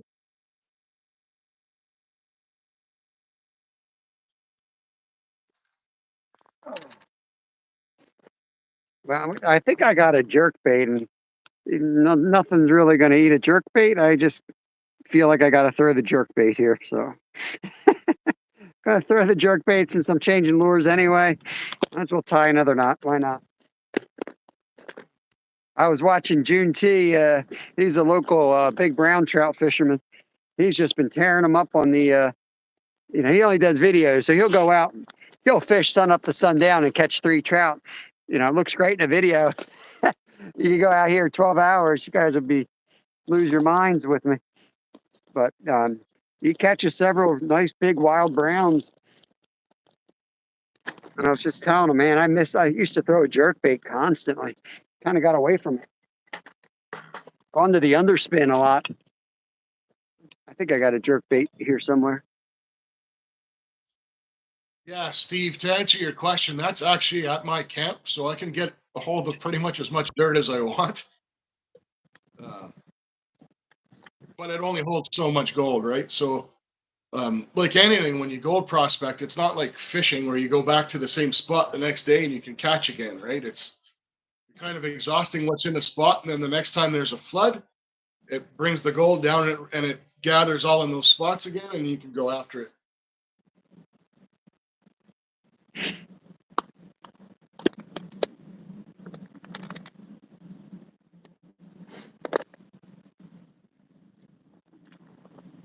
Pound them and use them. Use the gold to decorate the cheesecake. There you go.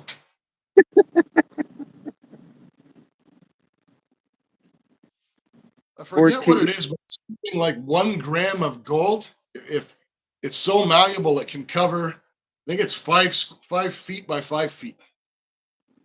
Really? Yeah, yeah. Because it could be That's why hammered so thick. you can get those jars full of leaf gold, and if you ever weigh them out, they weigh like nothing.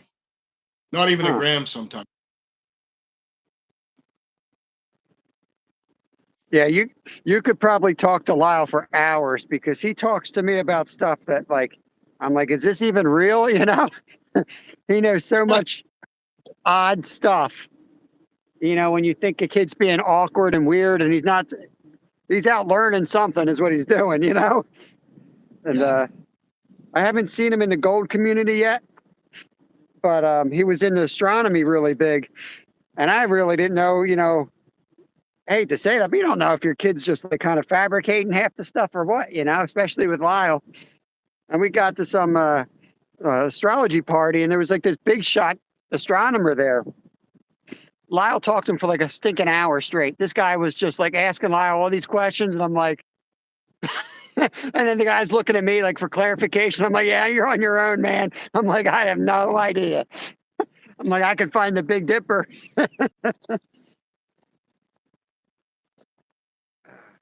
I'm going to move spots. I'm going to keep I'm going to get back in the car and drive down this road. I don't mind walking, but I feel like I got to move significantly to find this. I hate fishing open water spots where there's no draw to a spot, without having a boat. That's why I like where they pinch it. I like there's access points. I don't want to go over there. That's where I started today. Flows. It's basically a big old creek. But maybe over there. I don't know.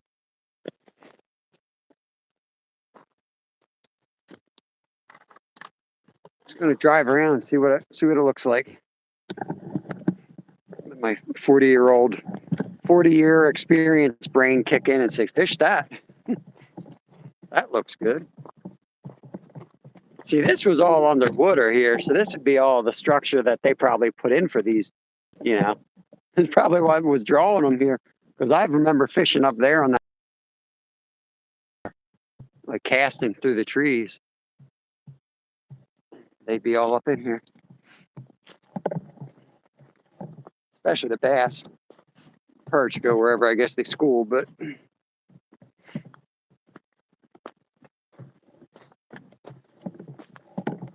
what's funny is we're going to fish here.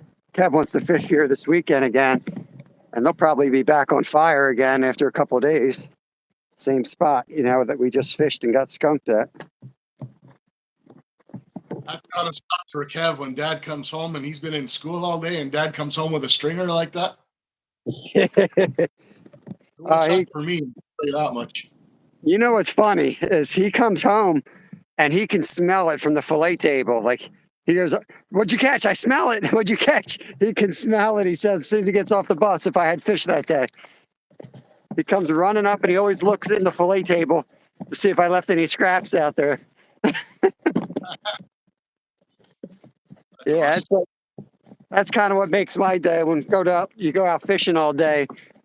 Trophy fishing's fun and all, but my kids would love. I mean, they get more enjoyment out of a fish fry than I think normal kids get out of a vacation. They love it. They get all excited, and we make it special. We spend the extra money so they have all their favorite dips or whatever. I'll make good dips, and it's like a party. Right now, Boom Boom sauce is the favorite sauce of the family. Going through tubes of that stuff. So I got to figure out how to make it. But what happens is as soon as I figure out how to make it, they'll switch to something else, I made my own fish sauce with yogurt and it was kind of like a tartar sauce flavor, but a lot more mellow. Man, this stuff was killer. Made a big tub of it, and they were like, "You know what? We had enough of that. We're sick of that." I'm like, "Oh, you gotta be kidding me!" So I ate it all. I don't want to see that stuff again. Tastes like Miracle Whip.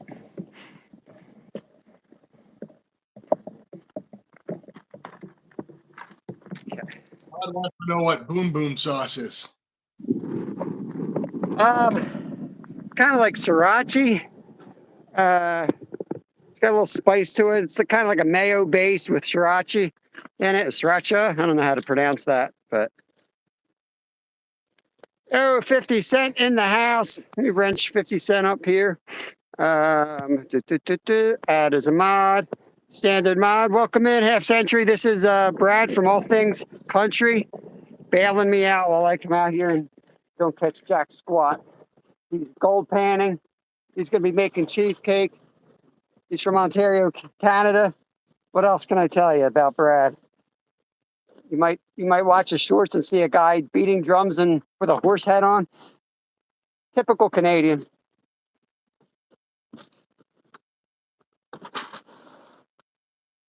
Yeah, I agree, Michigan. A fish fry does bring the family together. And I think it's unintentional sometimes with my kids, but I know when we do it, we tend to do them with bullhead because the kids love fishing bullhead. And they're easy as heck to bring home and fill it. And there's nothing like having, I have one of those. I have a regular fire pit, the kind with rocks, just like that you kind of build yourself. But But I've also got one of those fire bowls, and it's got a grill on it, and I've got a great big cast iron pan. And I'll get that thing going, and then French fries, bullhead, Exactly. coleslaw, because the kids don't like green stuff.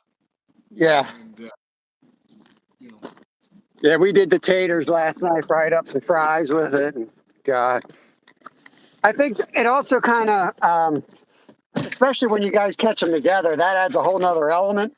Kind of sums up the day. And we eat.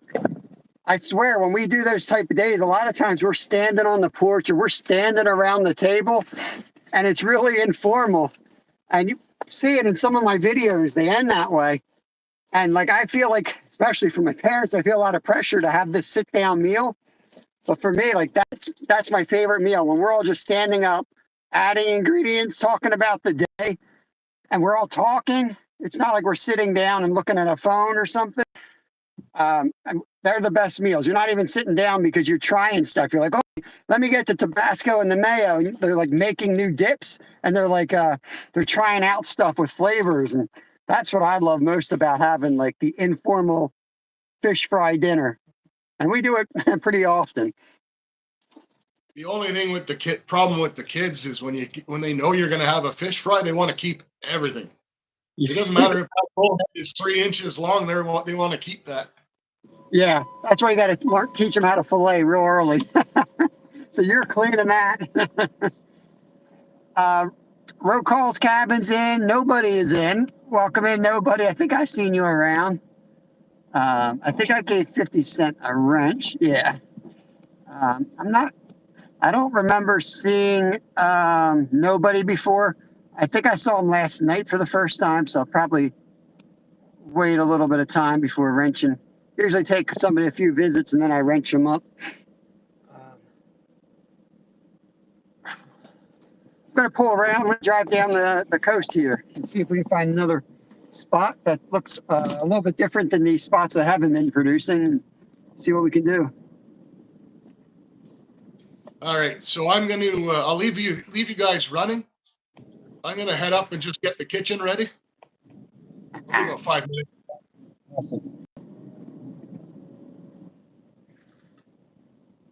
Why is this map on again? I turned the map off and now it's back on again. Google is trying to ruin my life. I'll probably try the boat launch. Boat launches are always good, right? On the way. Holy cow, look at that hole. Try this.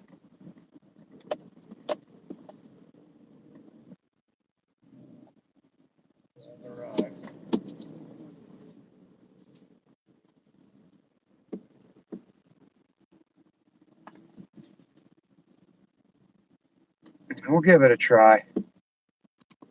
I may do the tail out if this doesn't work.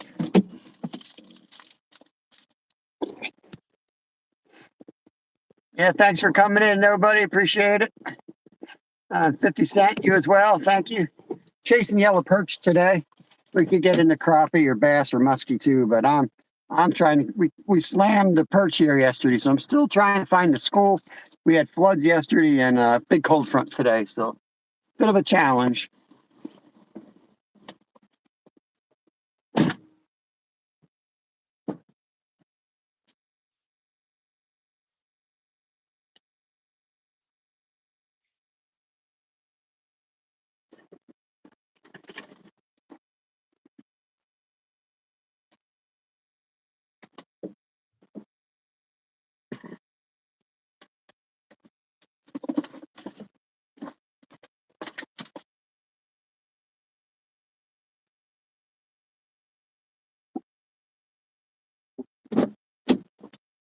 Wind's not too bad right here. Let's see how it is down at the water.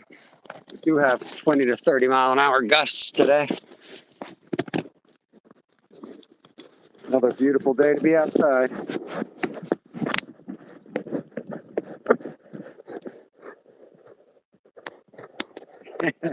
Yeah, ours just kind of got blown off this week. The first time we've been fishing. A lot of spots I've been fishing this week. First time we've been fishing them in about 3 weeks, I'd say, with the freeze ups. We got that, ice that's not thick enough to stand on and too thick to cast, obviously. But we had some heavy, heavy wind, and we had heavy, heavy rain, and for the most part, the ice is out of our spots. It's not, not really great, to be honest with you.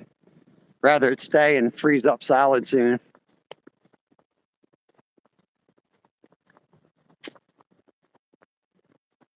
Turn you guys around so you're not staring at my face. Okay. I don't know. I'll move around the spots, but I will always give boat launches a try. Feel like boat launches are always pretty good spots. I don't know where the actual boat launch is. I don't know if this is the boat launch. Was this the boat launch? God.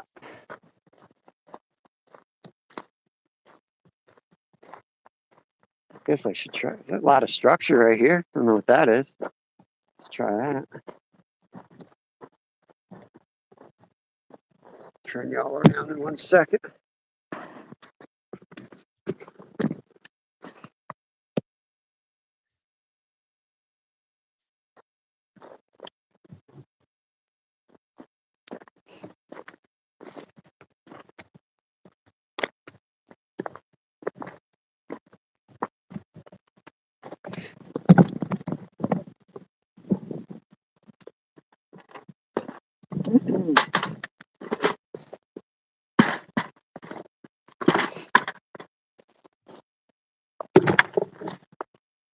Fishing's way too hard today.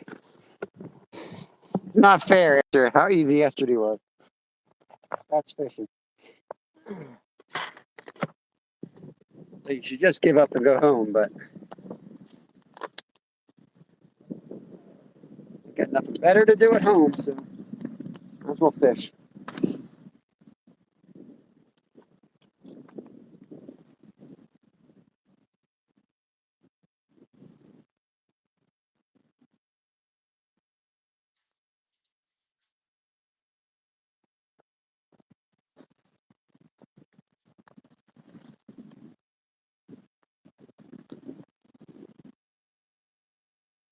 That was a fish. Well, I saw something weird there.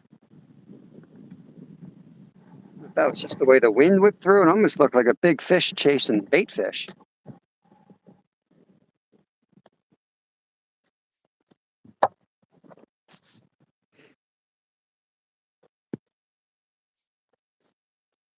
What part of the country are you from, nobody? You in the U.S.? I think I saw you in Skeeters last night, maybe.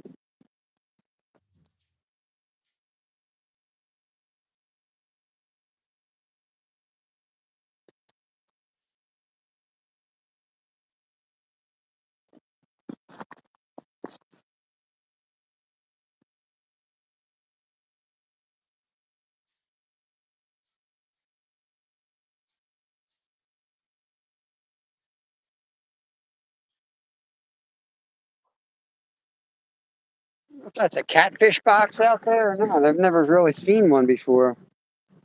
Or if that's just trash, but it kind of looks like it's made for like a catfish to go in there.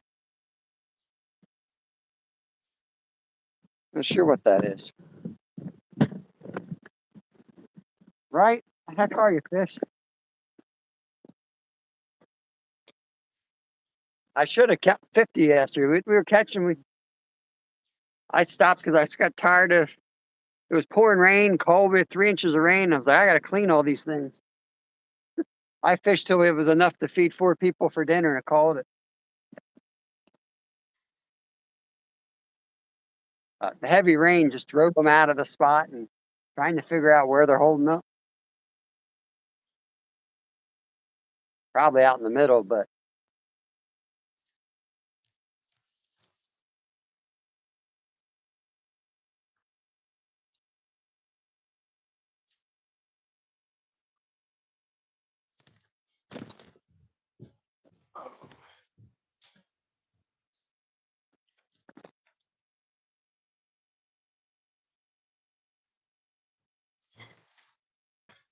There's puppers there. Puppy. I can still hear the hounds here. I don't know if he can. Maybe, but he's camera shy too. So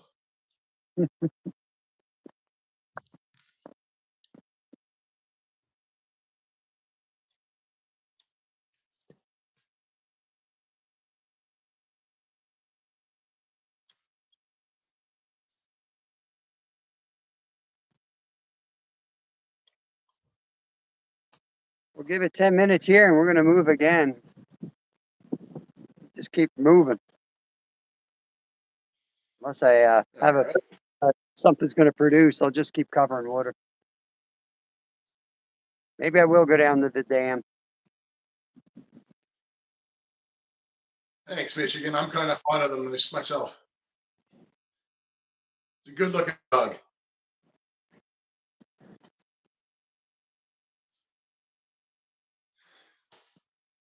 All right. So I will, Bob. I will send you the recipe if you want to post. If you want to put it on the community tab. Yeah, for sure. Appreciate that. We'll get the oven started at 325.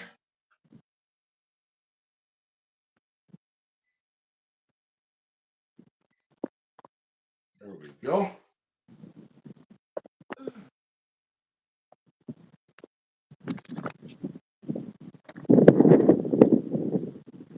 So we're making a 9-inch cheesecake, and we should have some left over. I usually keep a muffin tin handy for the extras to make some little mini cheesecakes as well.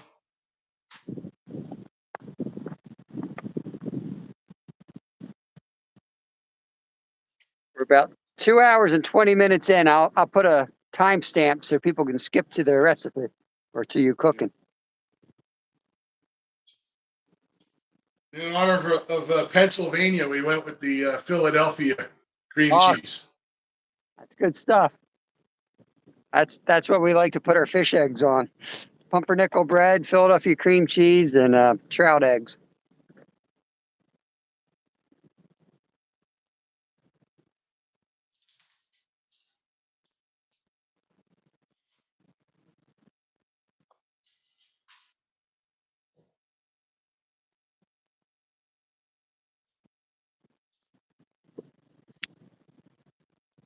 Well, dang, we got stripped. That's something.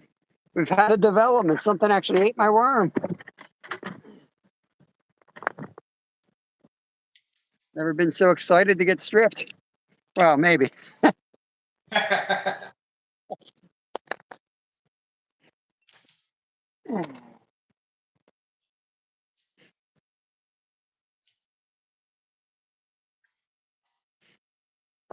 was right up in that wood.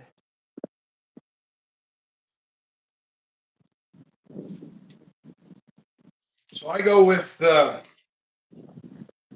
3 blocks of cream cheese and 2 eggs. But you can kind of work it out depending. You want to make it bigger, even smaller if you wanted to.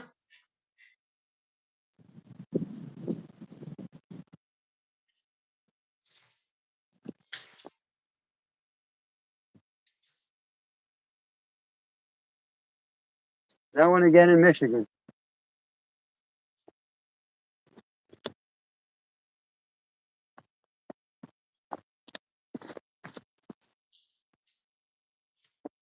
Rod, you'll be happy to know that these rocks are very uncomfortable on my ankle.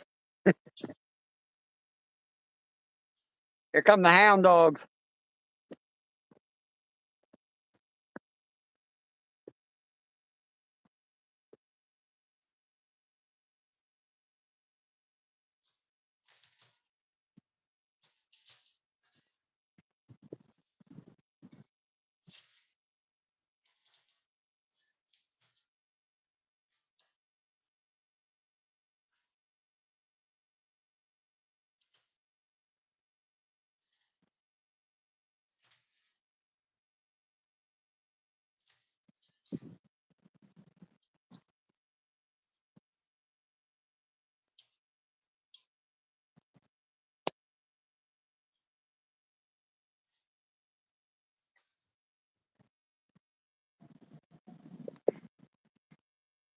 We don't have bear around here, Michigan.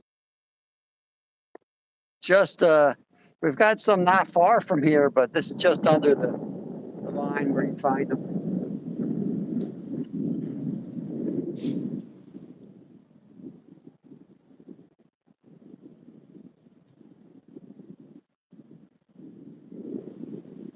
Fresh from this morning.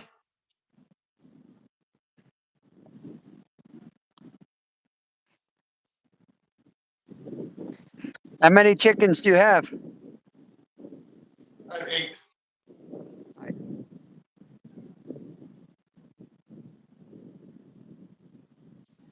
Kind of like fishing. We base how many chickens we need on how many eggs we eat.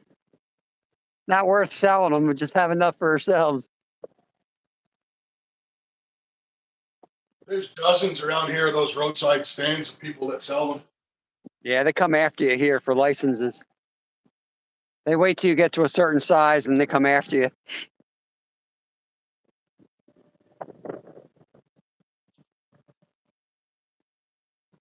You can get away with it once in a while, but I've had them come up to me and say, you can't be there for more than, I think, 14 days. Can't be selling in one location for more than 14 days.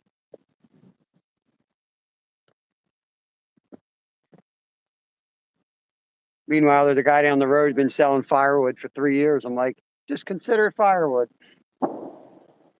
There you go, there's a shot.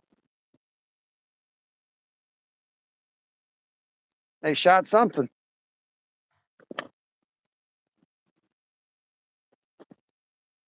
Falling every cast year.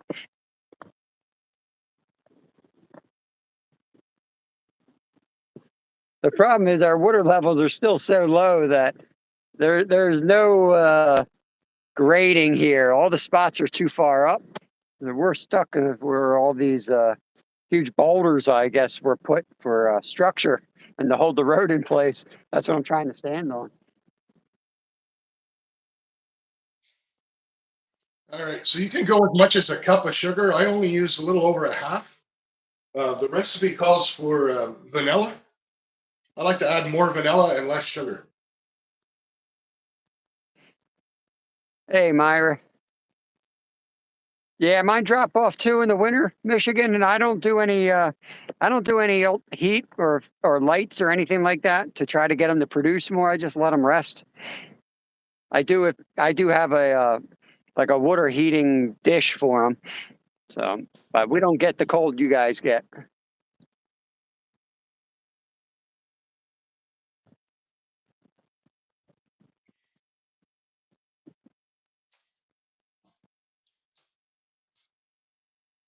If we get down to about 0, I do have one of those heat lamps that I use when they're babies. I'll plug that in occasionally, but I don't know if they're. I think in our climate down in Pennsylvania, they do more harm than good sometimes. In fact, my dumb birds sleep outside. They got plenty of nice cover. They're almost 2 years of age and they're still roosting outside under, they're under cover. It's an A-frame. Then half the A-frame is all insulated with wood and the other half is like an under cover with a chicken wire around it. They sit out there. They like the breeze. This is like our 3rd or 4th batch that we've had over the years. And, they usually figure it out come fall, but this batch is extra dumb.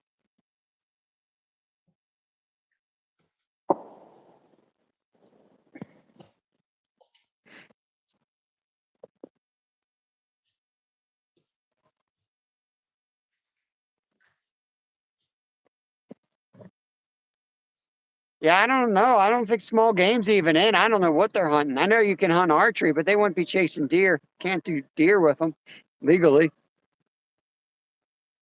Rabbits should be open there, no? What's that? Rabbits not open there? No, I think it's off till the 16th of December. We're in that weird gap that we get. Hey, Glacier. We got a weird gap of hunting that breaks around now till around Christmas. I think the 16th it opens back up. I checked like a week ago. My son loves squirrel hunting, and I know it's off yet.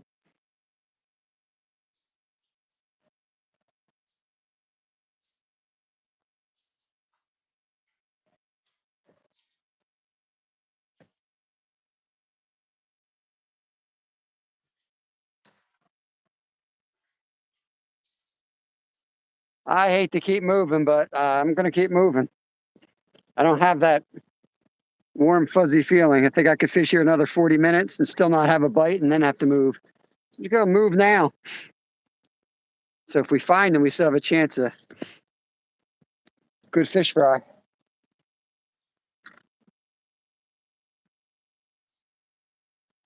Not looking for a perch I have to finesse, you know? I'm looking for the pod, looking for a bucket full of them.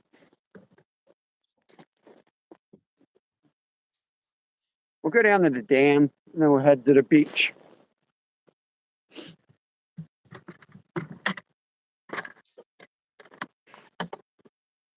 They love this beach over there in the springtime. You'll see all their little holes, reeds.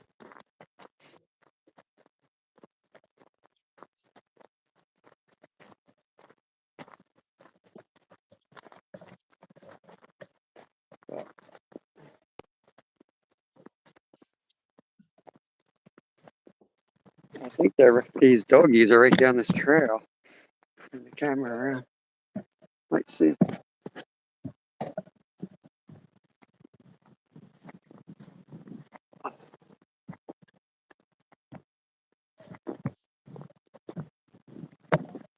Yeah, they're on that trail.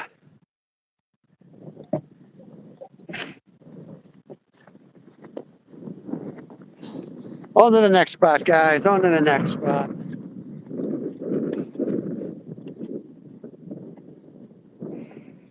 Can't wait till we get the kayaks. Have you ever seen one of those individual pontoon boats? I may have seen something silly like that. I don't know. It's essentially a lawn chair on pontoons and a little strap across. You can actually put a trolling motor on it. Yeah. I mean, I always grew up fishing in canoes and kayaks. I'm comfortable doing that. Glacier is making Brad is making a cheesecake. Yes, there are beaver dams in Pennsylvania. Kevin's even been chased. Some might even say attacked by a beaver in one of our local lakes.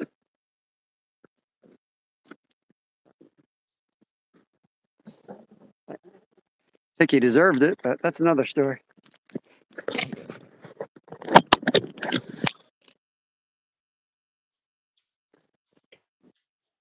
Here come the puppies. Puppies.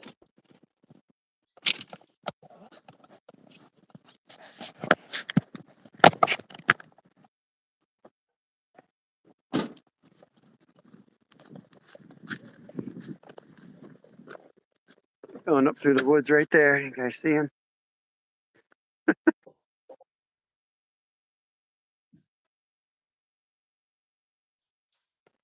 He might just be training them. They look like pups. I don't know how big those dogs get, but they look tiny.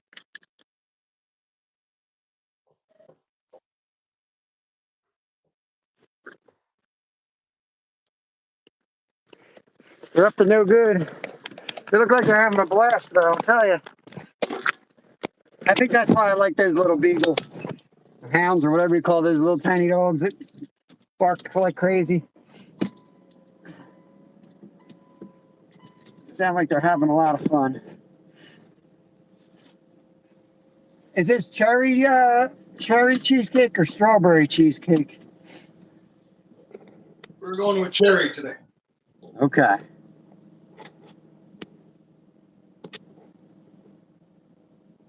Kayak with a 20 volt impact, the prop gets pretty fast. Yeah, I bet so. Yeah, we had a lot of little spots that'll be perfect for kayaking. We went to the boat, and then my son really didn't like the boat. I always grew up, when I was a guide, I was always in Lunds, like 18-foot V-hull Lund type boats. But around here, you're better off with a kayak, something to get into the tight spots because it gets so crowded out on the main lake. just there's a lot more access, I feel, of some of these small boats. A lot of our places have minimums, and I'm sitting up there on my V-hull boat with like a 9 horsepower, barely making headway with the wind. So might as well get something a little smaller. Plus, we can all go our own ways. My kids are kind of power hungry, like to do their own thing. They can go paddle wherever the heck they want to go.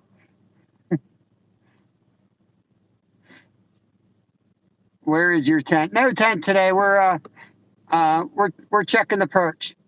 Now they're not there, Glacier. They're gone. We got the floods yesterday. We had like 3 inches of rain, big cold front. We started. We fished for an hour at that spot. Nothing was there. They have either shut up and aren't eating, or they moved on. Let me look at the map, guys. I'll be right back up. Basset hounds.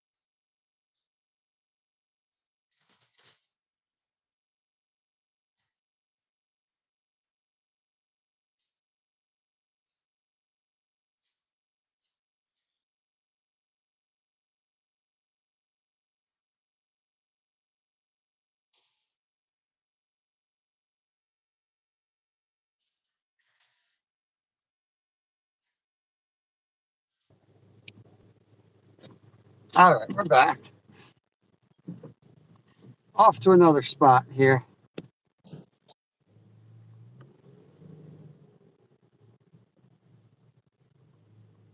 I'm going to fish.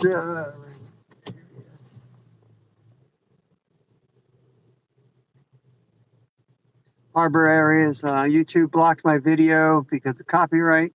It never happened to me before. That's my biggest complaint. I get why YouTube's got to do some of the stuff they do, but the inconsistency. Any type of business, you need to know what you're being asked. You need consistency, whether it's auditing or whatever the rules are. They got to be a level playing field, and you have to know the rules. That's the hardest part. And they don't seem to be the same across the board.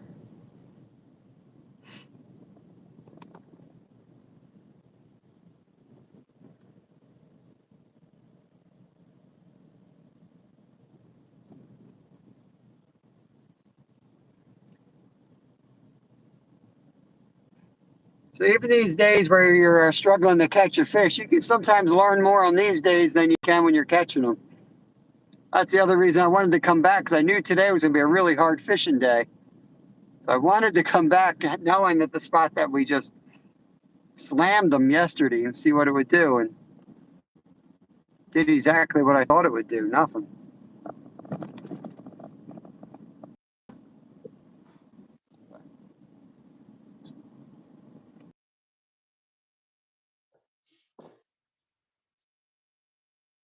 The dam. A little bit of a try there, but I'm going to get to the dam and try that. Both sides, maybe the spillway. I never catch nothing in that spillway.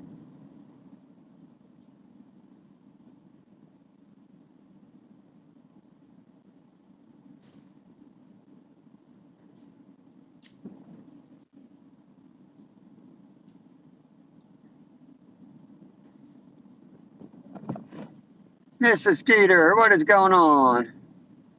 Added whatever music for years, but they just picked a random song to copyright.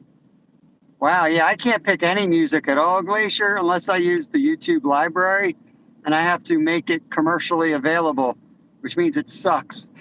There's nothing good on there. Their music is horrendous. Most of it's AI music. Yeah, if I put up anything else, they immediately get copyrighted. Doesn't even clear my first. This is a lot like making pack bait. So we've got graham crumbs, sugar, and melted butter. Throw that out for carp. Get the big fat ones that way. Somebody will probably complain you throw that out there. That's bad for carp. It's bad for their cholesterol. You shouldn't use it.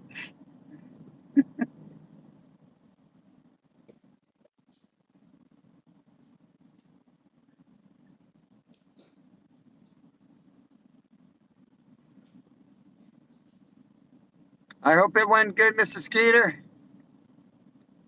Love her toy pup. I got Stuart's favorite lady telling us where to go.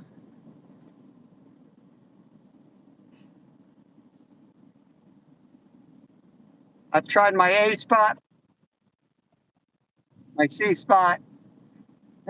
It's all out the window at this point. Only God can save a skunk now. Actually, it's technically not a skunk.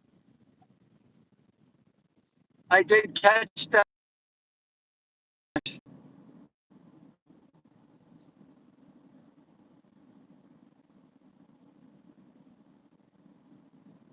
Try to read what I can. Will's back. How you doing, Will? We're driving around to the dam now. We'll try to fish above the dam, and then we might go down to the spillway.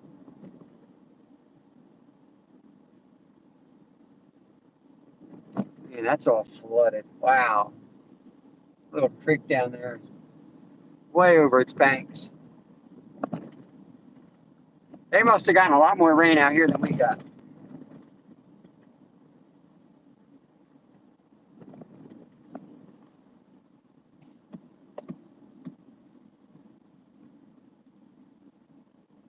That's right, Steve.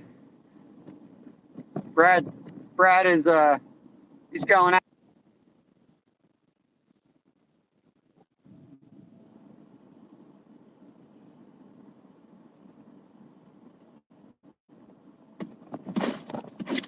Jeez. All right, so there's your homemade graham cracker crust in the bottom.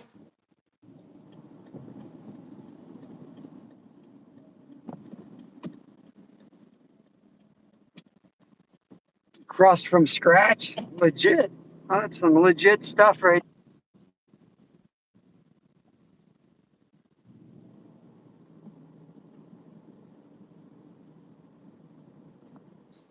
Liver and kidney function are good. Got my flu shot. Awesome.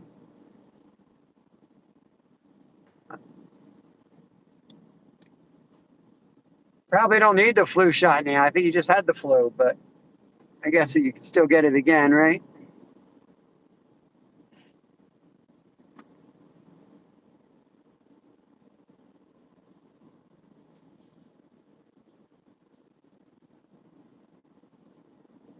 Michigan wants to know what time dinner is, Brad.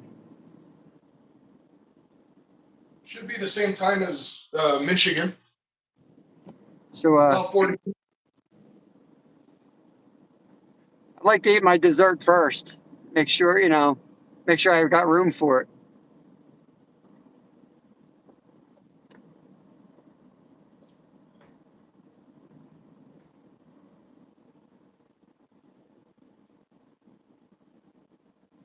Yeah, creek's blown out, Steve. I'm driving along a creek right now. It's all flooded out. I think that's probably the one you're talking about.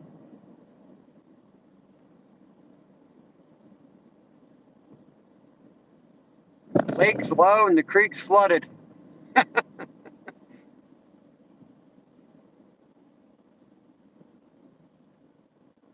Yeah, in fact, there's two little sides of this creek, and they're touching right here. It's all one. It's all flooded over.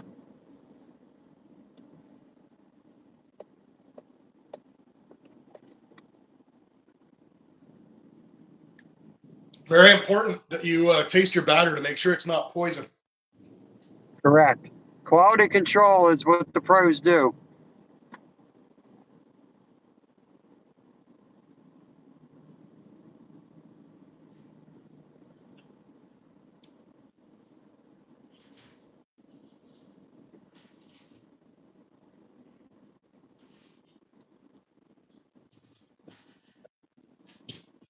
There's the campground. I would love to go fish that campground lake.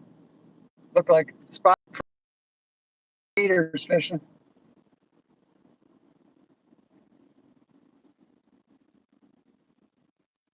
Yeah. I think this is where Steve can probably correct. Isn't this where Jim Croce's from? I believe he's from here. From here.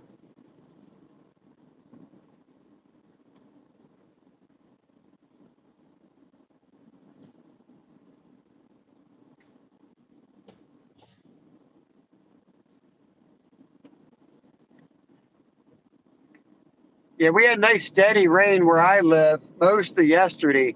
Kind of like what you saw me fishing in. It was like that all day. But then at like 7 o'clock last night, it was just poured for like an hour. And that's what kind of did us in. The trees started going down. The water came up to our bridge. But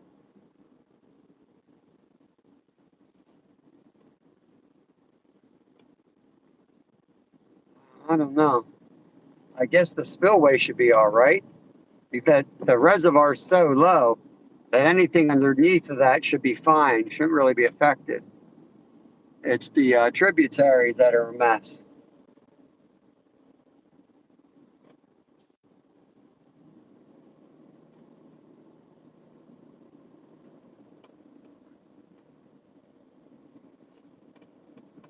Sucker is moving.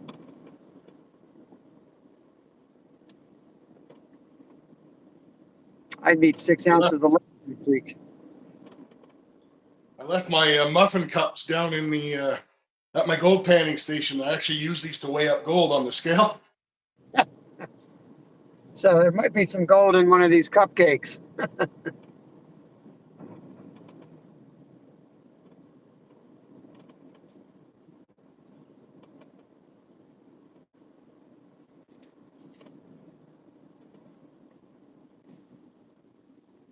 Sideways flag man.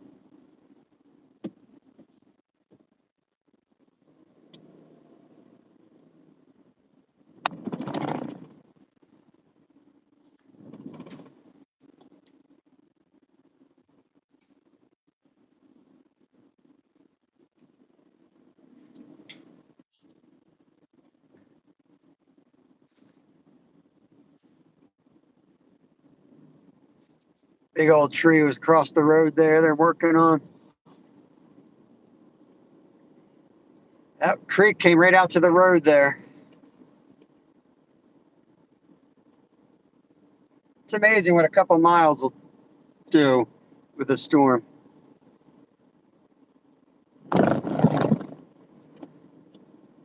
Hawk Hill.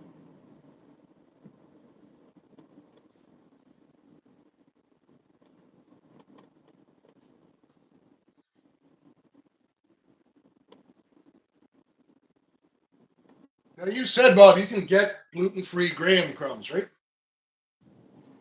Yes. Yep. Yeah, I will check that out. Gluten free. It's just a matter of the price. Some gluten free stuff is so ridiculous. Others you can use. They're easy to find and they're cheap. The flours are like it's the flour that's a pain in the butt. They sell flour that you can use for gluten free, and it's really easy. It's got the tapioca starch, the xanth gum. It's got everything that you need in it to make it like taste normal. The problem is that's super expensive.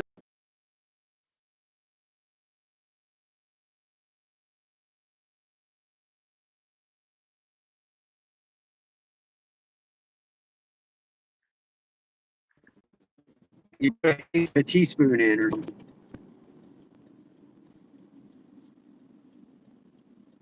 think you got a stop sign, dude. All right, you can go. What are you doing? You've got a Porsche. You don't know how to drive? I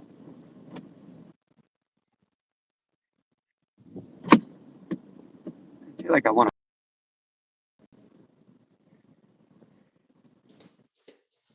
to tail creek coming down. Be right back, guys.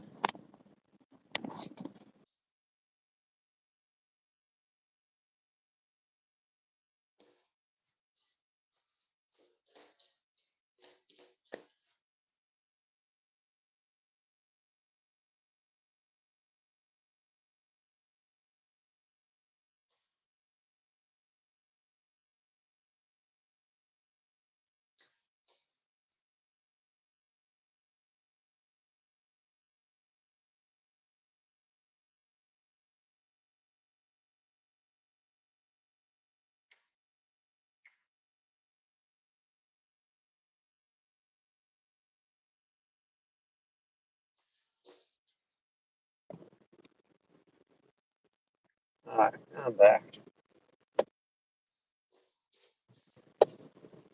Yeah, that creek was over the road last night.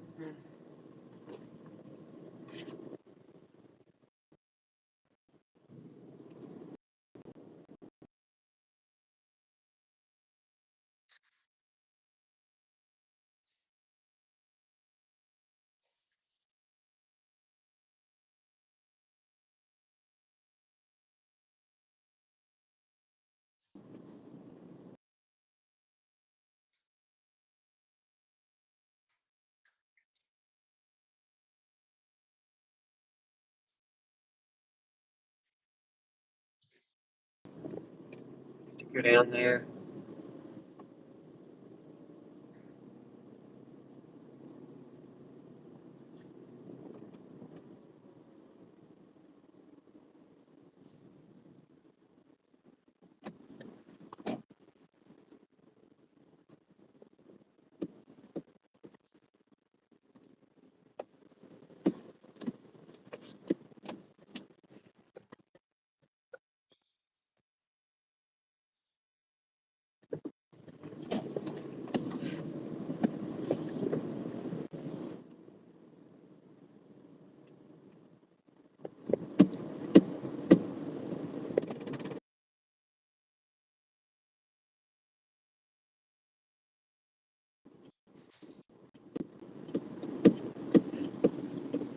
All right, so we're in the oven with that. All right. And how long you have to bake that? That'll be ready at 1:45. I'll be there. Just in time for a thumbnail.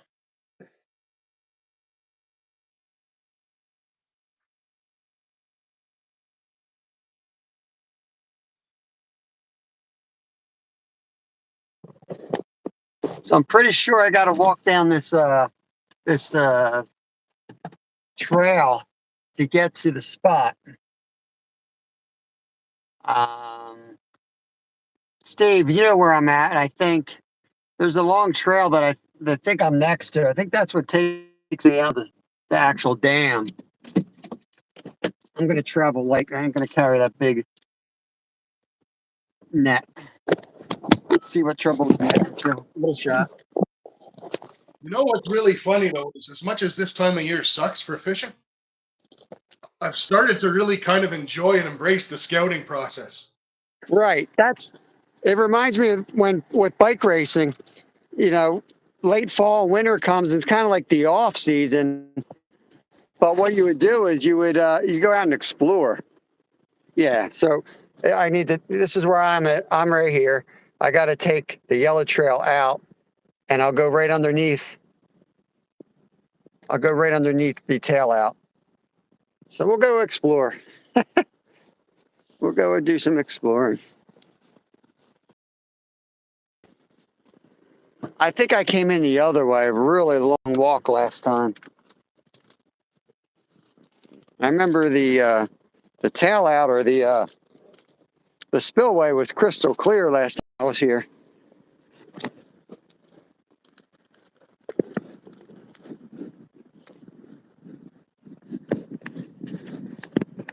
Yeah, pretty sure I know where I'm going now. I just don't know if there's going to be anything there. But you know what? We're going to have a nice walk down this trail anyway.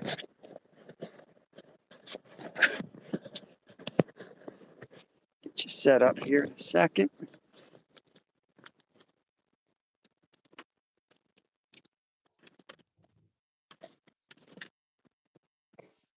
Another swig of hot chocolate.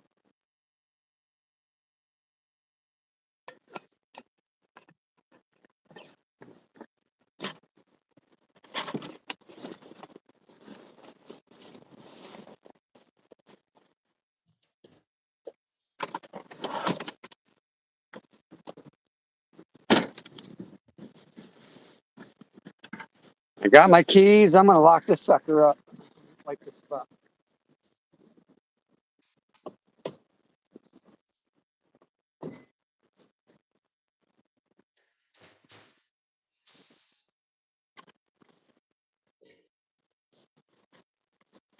You can't be perfect every day. I know that. But yeah, kind of like Brad's saying, is you do have to scout. You got to scout out when you're live every day. You know, it can make scouting, and I've been guilty of not scouting enough and kind of relying on my spots. But you can't live like that. You got to find new. You constantly have to find new spots because they're going to start drying up on you. You know, or they get outfished, or yeah, or they don't allow fishing. That's the lake we're working with today, guys. Gonna head down to the dam. What I found too with the freeze and thaw we've been having a lot. Same thing that happened to you today, right? Your spot got blown out. Yep. It's good one day, not good the next day. Yep. Yep.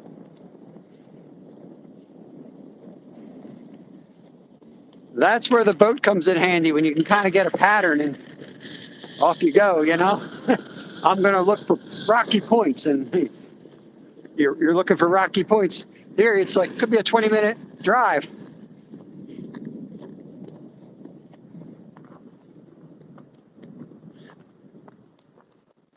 This looks like a nice trail.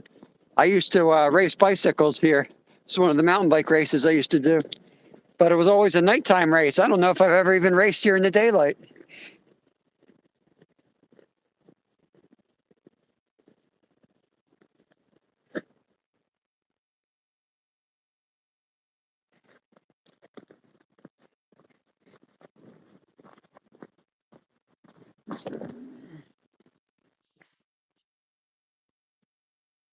North California. Awesome, Blue Wolf. I appreciate that. Thanks for stopping in. I'm with Brad. Don't know how long you've been listening today, but I got Brad from All Things Country. He's from Ontario, Canada, and he's up on the other side today. Morning.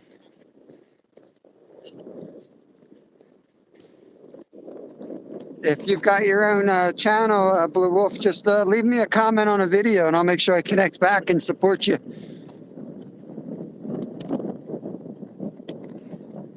Yeah, Myra, beaver dams can be really good spots to fish.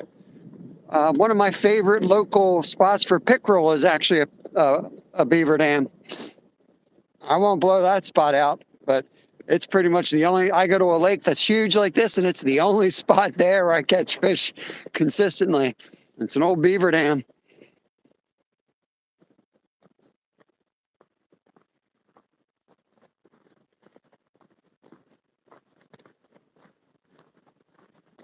That don't look like a cheesecake. What am I looking at there? Is that the venison?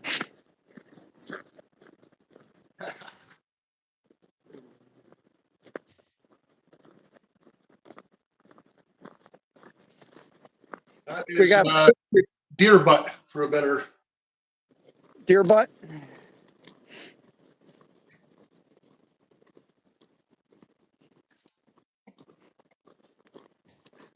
We have Blue Wolf in chat. Brad just popped in to say hi. He said he's been watching for a couple weeks now. So it's one of the silent partners that we have watching in the background. I love my silent viewers. That's where my dad, my mom, and a lot of my relatives, they're not into social media, so they watch and they never say nothing. You never know who's watching.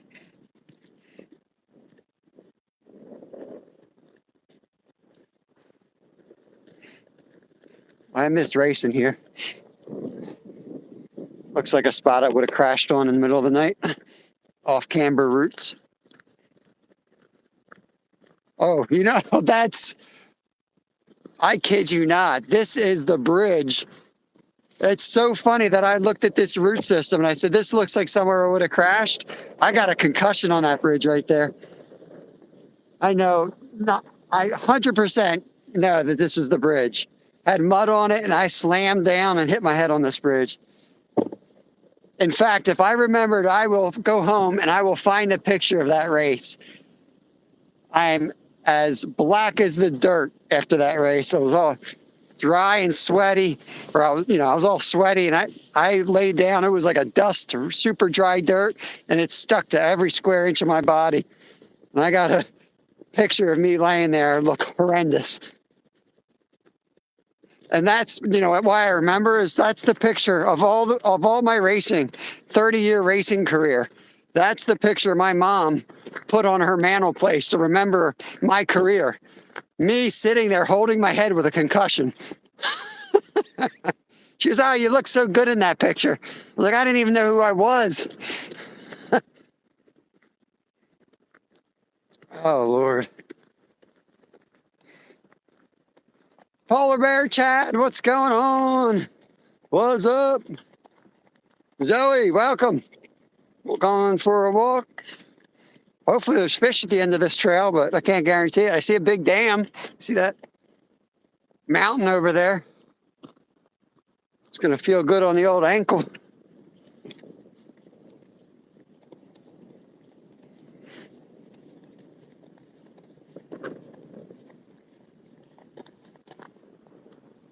Yes, fishing with Steve. He was just Steve. That's Steve Brill. He's been hanging out in my chats for a while now. He's local to me. We fished in person down on the river for catfish glacier. So yeah, that's different than Steve from Wyoming. Which is a funny channel name because Steve from Wyoming, I mean, correct me if I'm wrong, there's no ocean in Wyoming. Every time I watch Steve from Wyoming, he's fishing an ocean. Everyone's got to come from somewhere. I'll tell you, he's living the dreams. He's older than us, Brad, and he gets around now. He goes after, I don't know, I think he's got some really good friends that I want to become friends with. Oh, look at this. I was worried about not getting my exercise. I don't know if you guys can see how steep this thing is, but that's the dam. This sucker's straight up. Let's go over to, I think this is the spillway. I haven't been here in ages. I had a video out here, a guy snagging down here one time. Pretty sure this is where it was at. They were like fly fishing with a sabiki set. Oh man, it's all mud. Nightmare. All right, so there's your venison mussel from the back leg. So that's the back leg up to the butt. That's down the rear, right? Yeah. Literally the butt. And this stuff, the hard tallow fat that you get on there across the back. That stuff, and I melt it down. I make.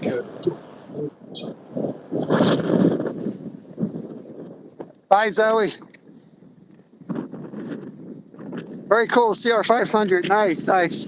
I did race dirt bikes, but here I actually raced regular bikes. This was mountain bikes. I did race dirt bikes for a while too. A little Honda.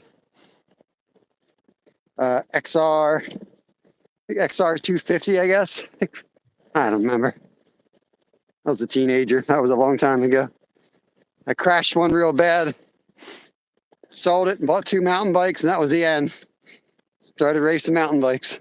Thought it was safer. Next thing I know, I'm crashing at 55 miles an hour coming down mountains. There's a fisherman. Now he's hunting. Luckily, I got my orange hat on. All right, here's the spillway. I'll go up top and give you guys a view of it. Looks real good, actually. Looks real good.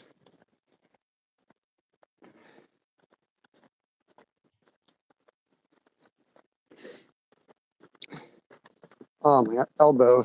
Steve. Look at that. Here's the spillway. This is the backside of the dam of this lake. Comes out from that hole.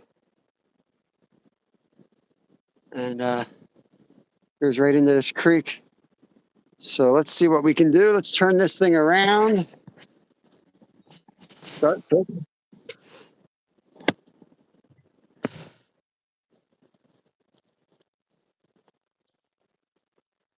Steve's liking your skills. Zoe's 14 away from 600, Annie. All right, get Zoe, guys, if you don't have Zoe. Zoe is from the train community. What else can I say about Zoe? Zoe loves abbreviating words, likes giving Jerry a hard time. All positive attributes for me. Start with a worm. Caught these stinking worms. I'm going to use them. Throw a bobber.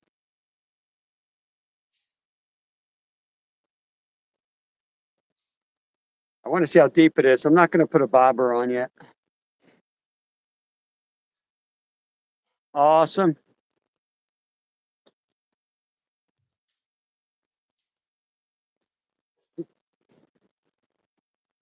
Zoe is a junior in high school.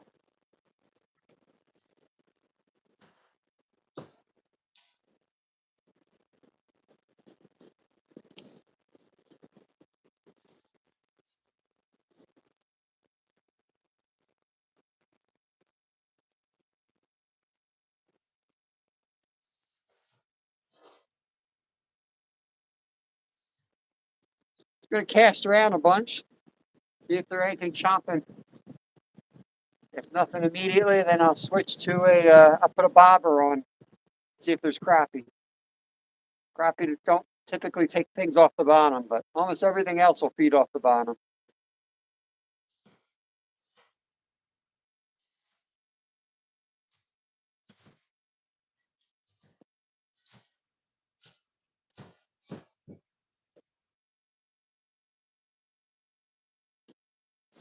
The water just looks so lifeless in the wintertime. It's not, but it just looks, I don't know if it's a mental thing, because you don't see the sunfish and some of the bait fish kind of disappear. They go down to the deep. But you fish some of these spots, man, it's hard to get your hopes up. It looks so sterile in the wintertime. Well, there's that 1 week of time where the lily pads just disappear, and I hate that time.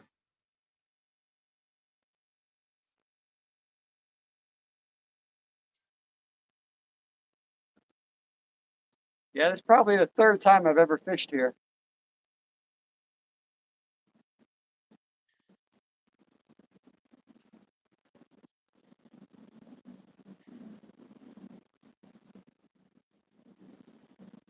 It'll probably be the third time I haven't caught any fish here, too.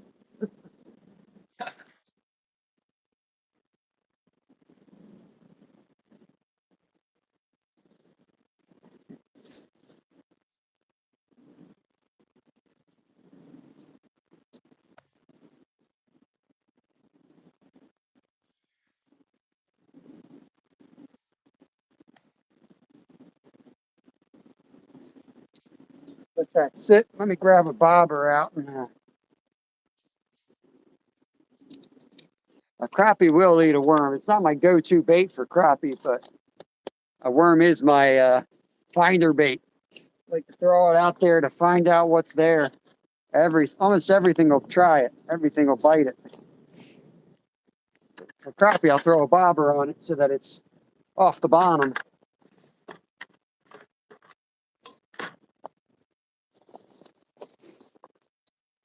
If I brought it, I think I brought it.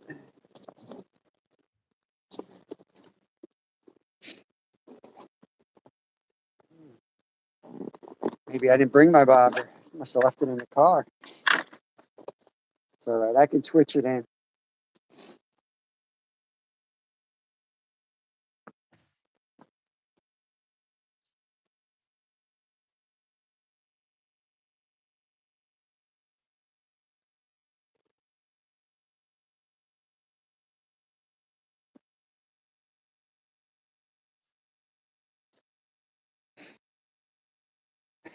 Zoe's officially heading out now.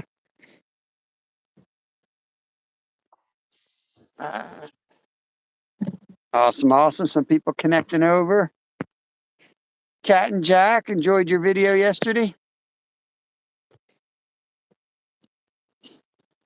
Even though Rod didn't help at all, Cat did a video driving out to pick out her Christmas tree, and I had to do all the heavy lifting.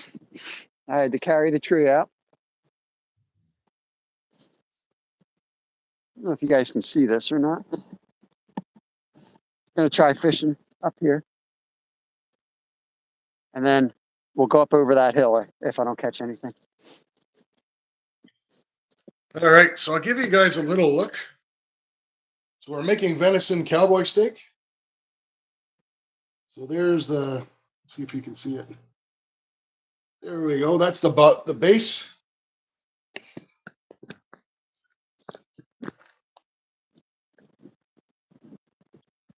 So essentially, you cut your steaks nice thick, 3/4 inch thick. We got chopped onions, garlic powder, pepper. Then what you do is you're going to cover it over in beef broth.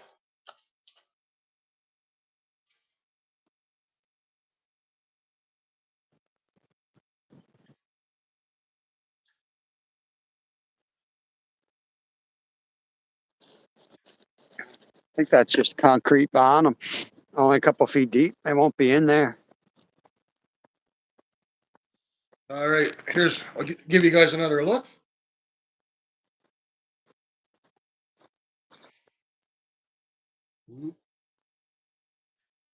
So 3/4 inch thick venison butt steaks, chopped onions, garlic powder, not garlic salt, garlic powder, garlic, a little bit of chopped garlic, covered all over in beef broth. And what you do is you put that on high in the crock for 4 hours, or on low for 8 hours. So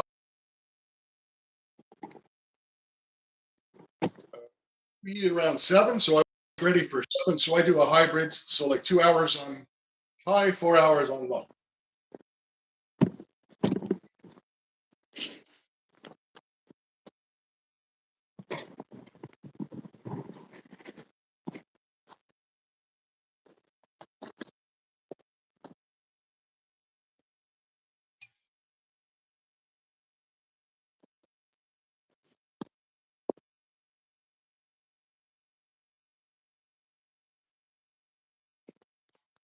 The water's been so low, there really is zero current coming out of the reservoir. Not sure if that's good or bad, but that's my observation.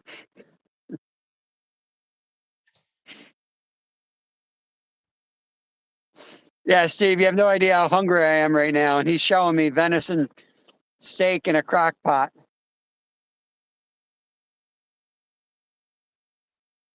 Brutal.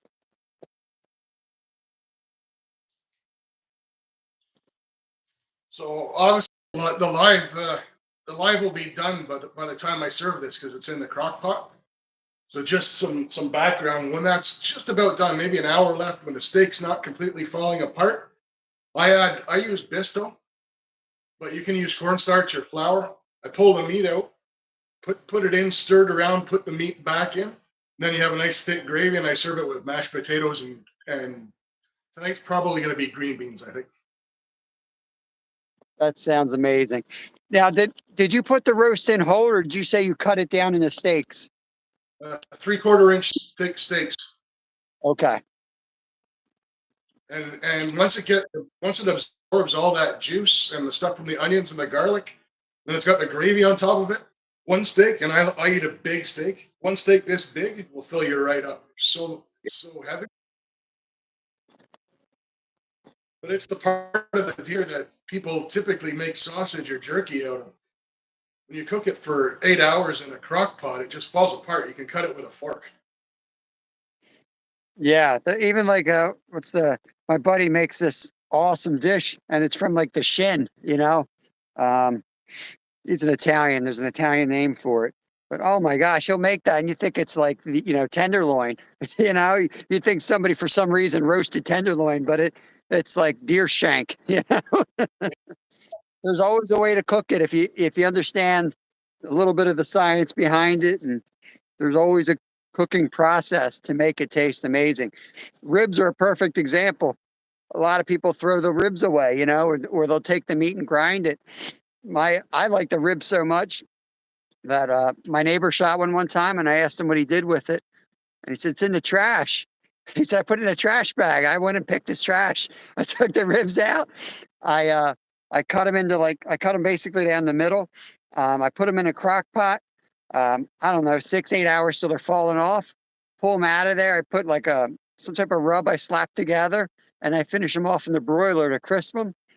And I took them down to him. He hasn't thrown out ribs since. He asks me every time. He's like, "Can you make those ribs up again?"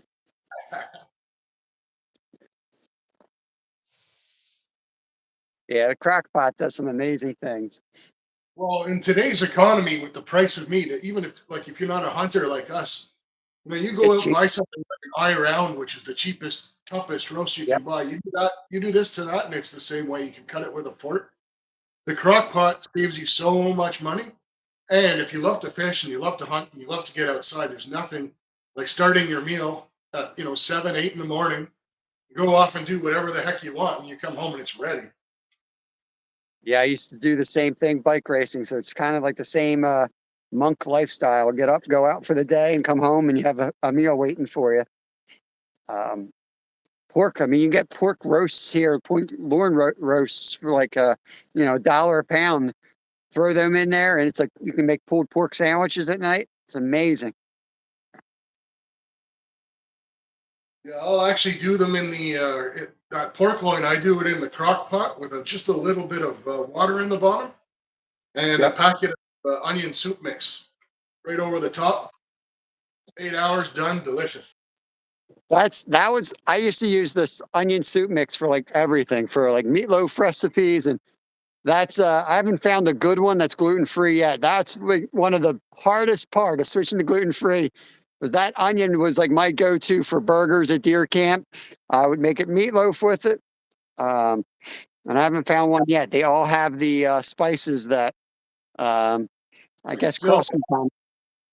I still make my meatloaf that way. No breadcrumbs, no ketchup, nothing. Just beef, onion soup mix. I sometimes use the breadcrumbs on my burgers, but I grew up in a family that it was just meat, no breadcrumbs anywhere. But I like to stretch things. I don't like to, but I have to. All right, we're going to do our mountain climbing portion of the day now.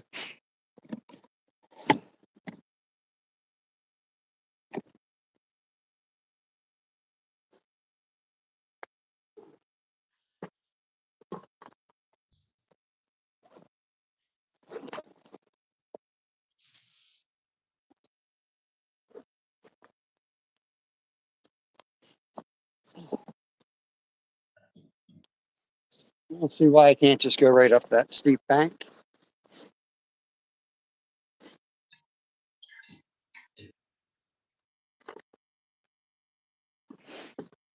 Okay. The hock, yeah, the hock. Don't forget to take the gland out. Right, Glacier? Take the gland out of the butt.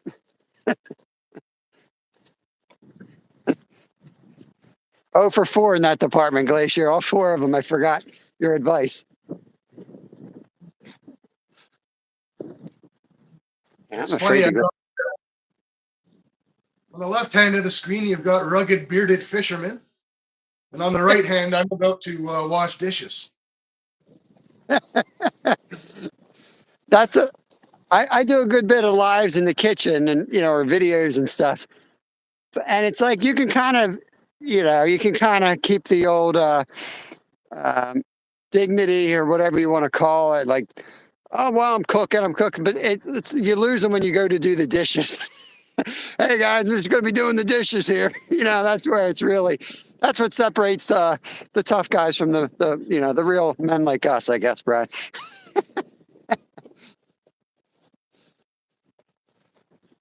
I'm going Well, up.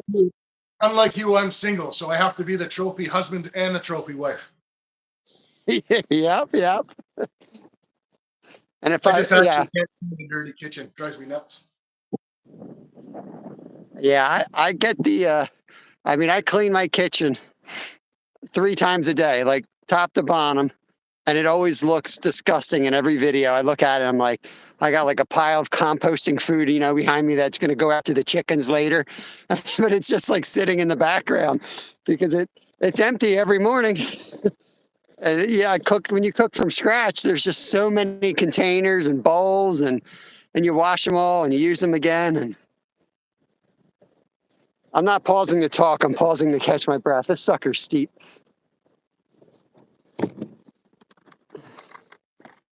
There's a nice roadway, but I'm going to do Bear Grylls instead of going using the paved road. I'm going to come straight up the mountain like Bear Grylls would do. Just make sure what you're drinking there's hot chocolate, eh? Yeah, it's totally hot chocolate today, unfortunately. Well, I don't want you drinking what I saw Barry Grylls drink. Well, I once won a pretty big prestigious race.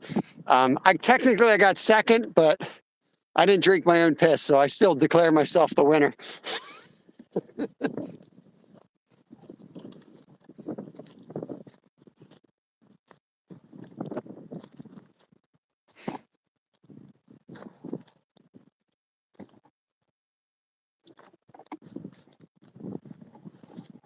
I don't know why my ankle bothers me.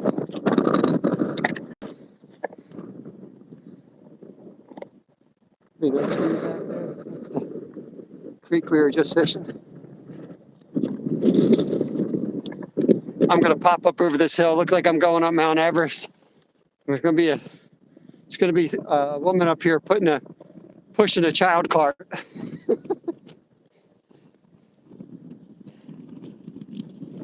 That's the thing with Bear Grylls. Like you never, a lot of the stuff was fake in a way, but he never really said it wasn't. He was trying to show his expertise.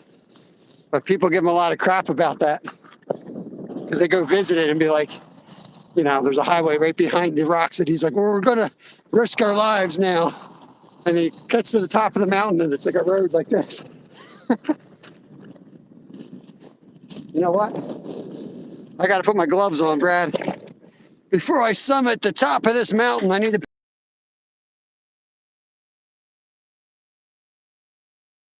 Never know it's going to hit us.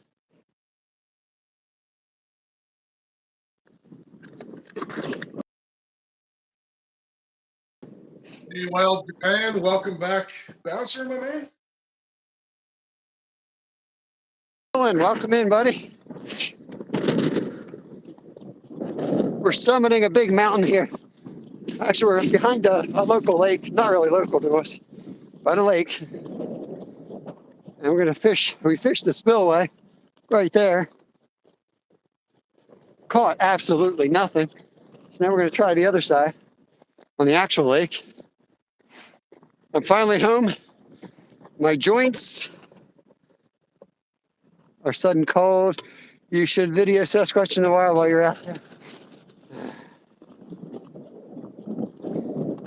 I've got yet another health problem here. I got like tennis elbow on my right arm from casting so many times.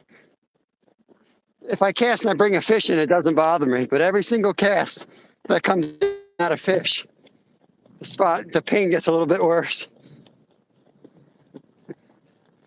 Let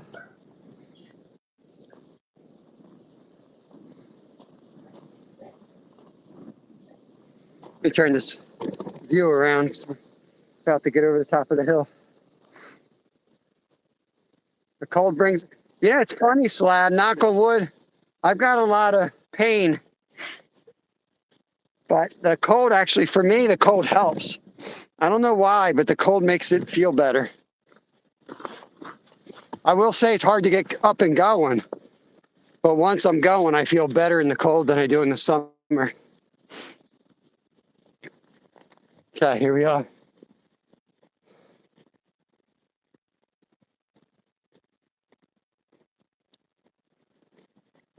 Wow, look how low it is here.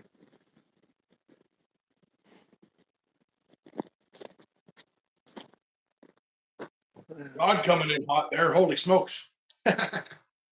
What's that? So you got Rod there coming in hot at the bottom. Your chat. Yeah, yeah, yeah.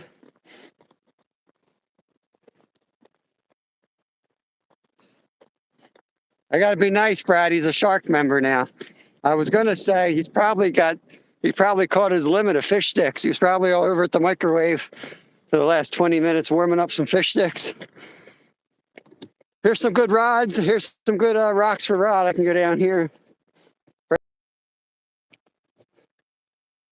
Wind's coming right at us. That could be good. It's like waves coming up here on the shore. All activities monitored by camera. Cool, me too. Me too.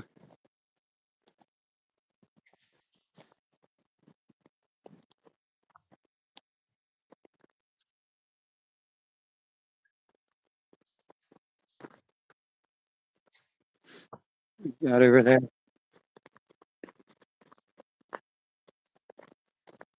It's just a shot in the dark here, you know?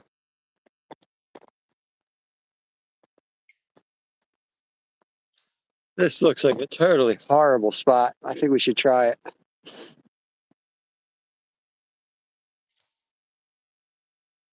I'm looking for any like irregularities here. So I guess maybe over here, there's got to be feeding the water out of here from the bottom. So there's got to be some type of current. And I see that nice sandy beach. We try to hug the corner of that sandy beach and see if there's any perch.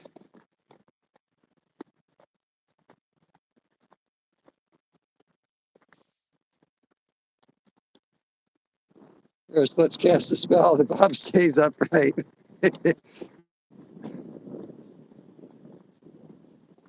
Yeah, Kev would be on him by now.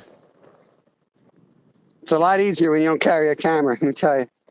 Everything takes like 4 times the time. Every little move, adjusting the legs.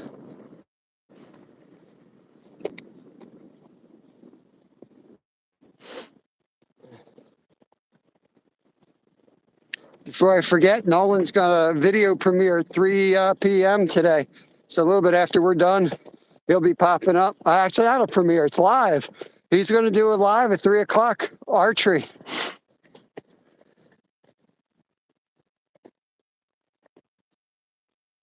So I'm guessing 3 o'clock's the earliest he can go on. He gets done school and gets home and set up. Oh, I got to get the backup battery on before I lose you all. All right, beach day. Look at this. It's nice. Nice beach day.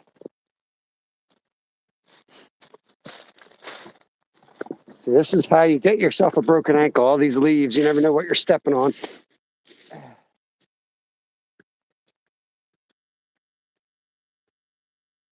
These signs there.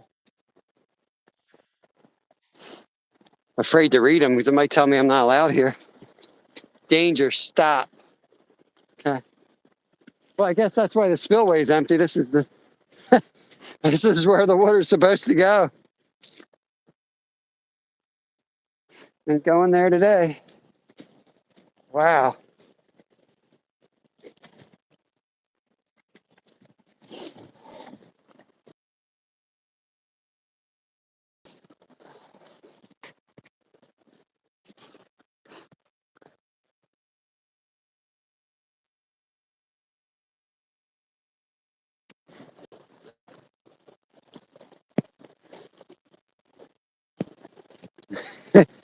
Bouncer, Brad has created a cheesecake, cherry cheesecake, as well as cowboy venison steaks that he's thrown in the crock pot for tonight.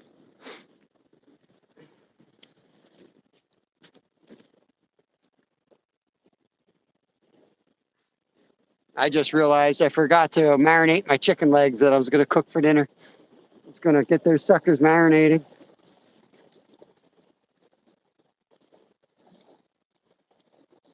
I'll be home in time. They only need to soak an hour, I think.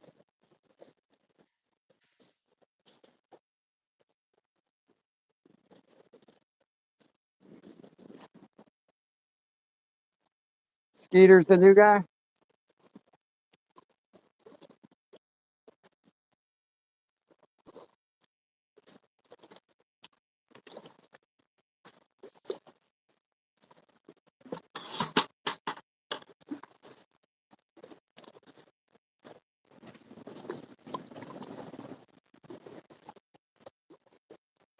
Nice, Bouncer. 5 pounds of jerky. Woo.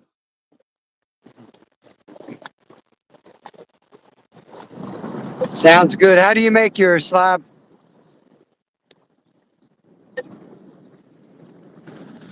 Woo.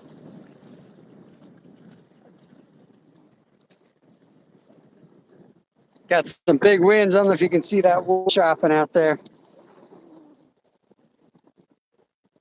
Looks like a school of bunker coming in, how dark it is.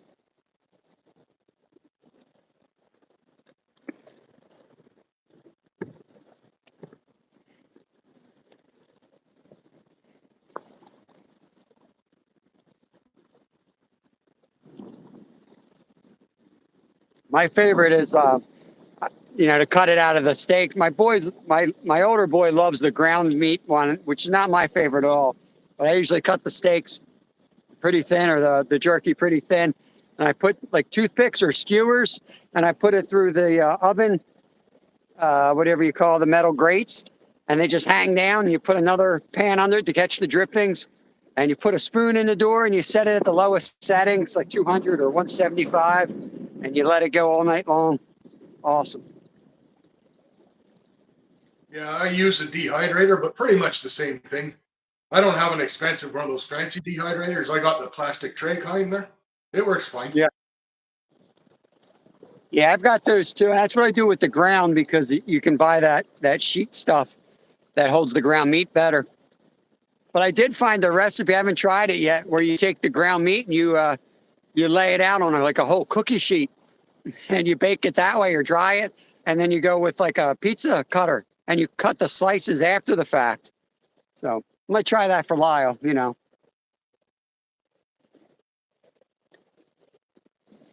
Stuart's like a buzzard. Where's the cheesecake? He says. I was told there'd be cheesecake. Okay. Cheesecake is in the oven for another 14 minutes. I thawed out my trigger finger. I'm ready. I'm ready for a bite.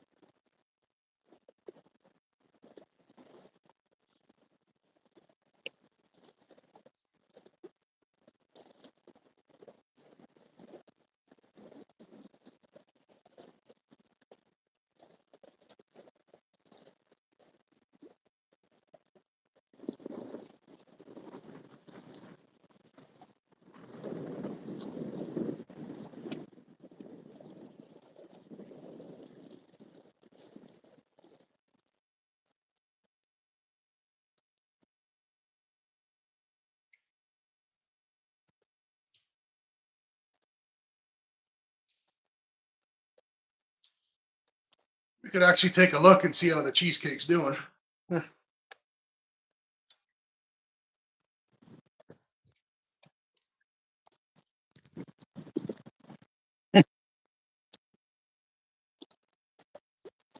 You guys in chat do understand there will be no cheesecake in the physical sense for you today, right? There we go. Let's have a look.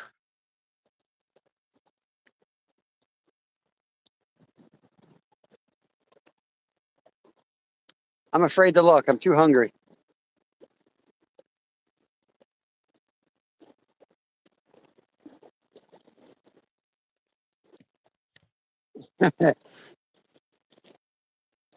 Tomcat Josh in the house. Welcome in, buddy. We got all things country over there cooking up a storm.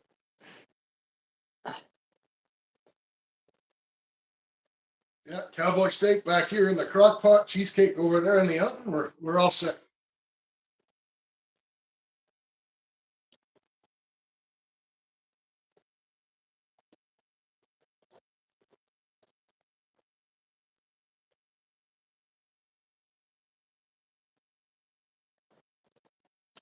Goes jig number 4 today.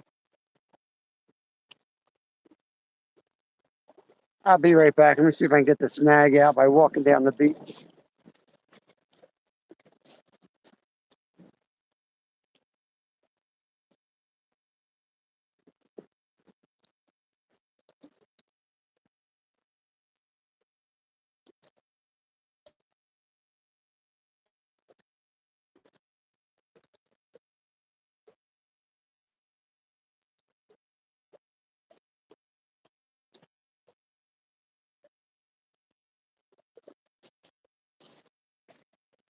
I don't even see structure. I don't know what I'm stuck on.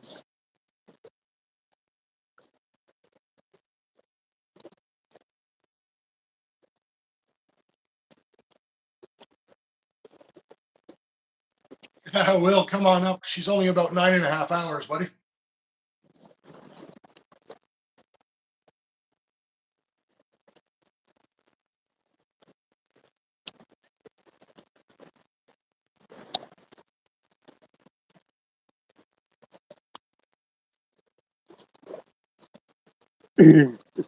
Broke off my third jig of the day.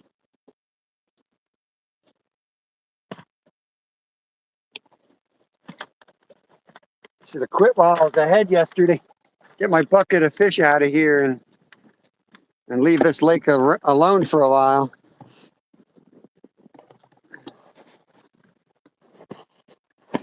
Myra said it's only a 40-hour drive to that cheesecake. And passport. Don't forget the passport. They probably searched the cheesecake at the border too, thinking there's something inside of it. Some of those cigarettes.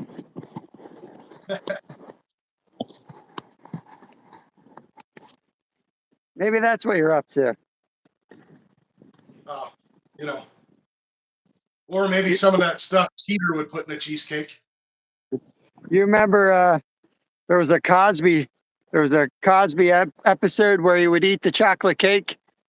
He'd take a big bite out of the middle of it, and then he'd stuff paper towels in it, and then spread the coating across it, so you couldn't tell he ate a hole out of it.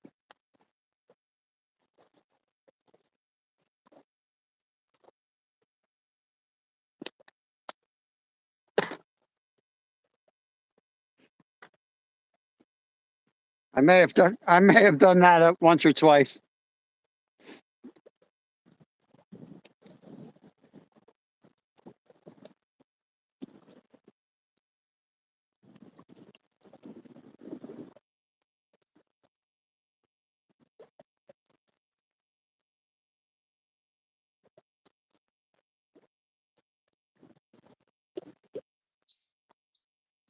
There is not a single person out here fishing.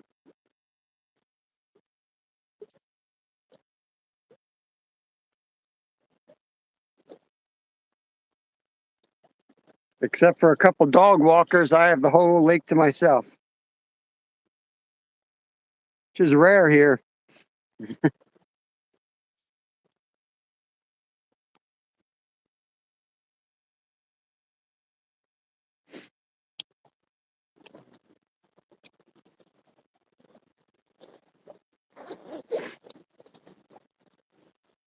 Fish in empty water, apparently. Myra's going to be an illegal alien.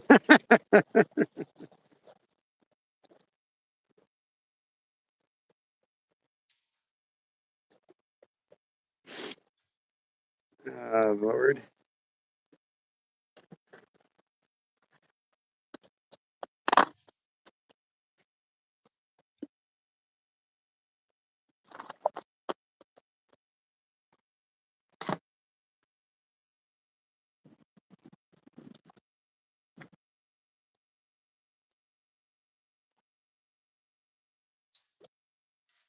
All right, we're going to move around a bit. I'm just going to walk this coast line here, or this beach.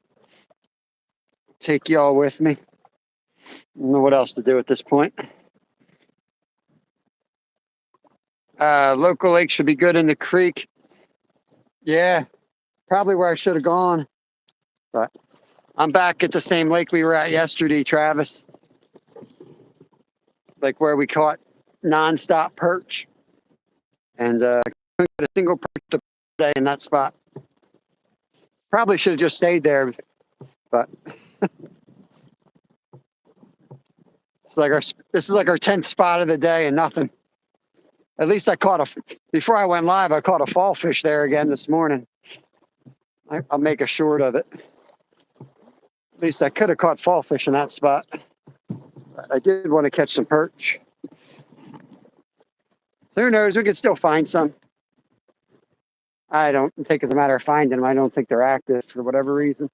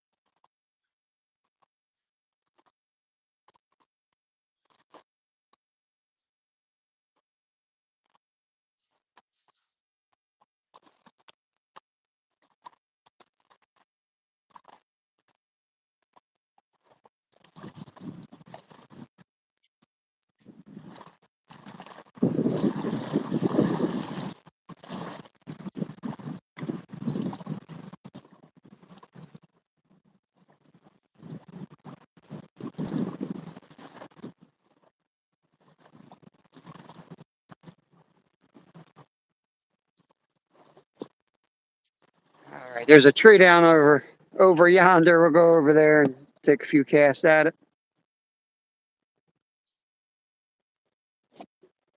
Yeah, I know, Slab. Well, I fish every day. That's kind of what we do here. And perch, of all the fish species, perch are the best biters during post cold front. So that's what went into my mind trying here, right? If you're gonna fish in a cold front, by the way, we caught the musky on a cold front. um, might as well go after perch.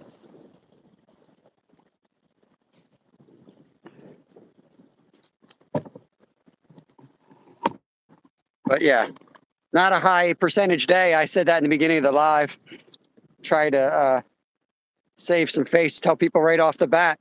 And I mean, I started where we caught a ton of them yesterday, and I said right off the bat, it's not going to be like yesterday. It's never easy on a post cold front. It's never easy. You might get them, but it's never easy.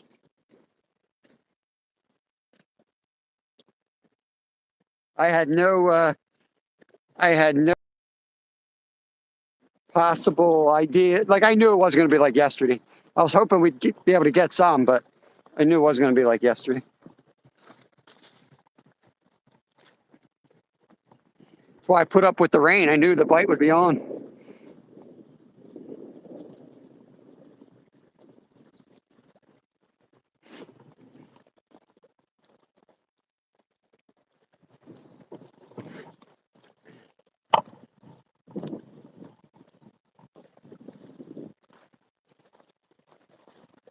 This looks like a good spot to lose my fourth jig of the day.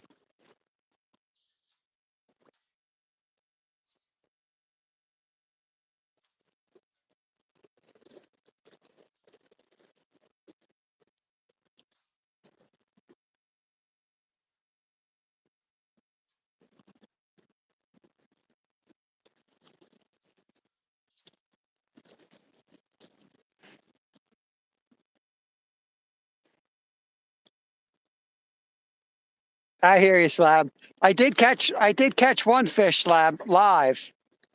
I think Brad saw it. I don't know if he had his glasses on at the moment. It was a little on the smaller side, but I did indeed catch um, a fish. Had fins and everything. Came from the water.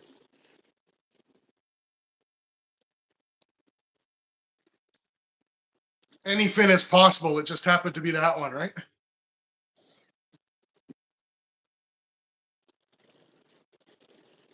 Here comes another good one.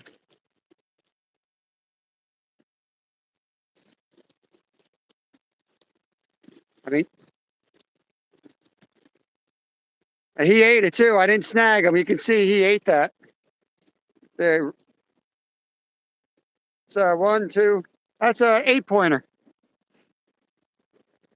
They say if you salt that up, it tastes just like fall fish.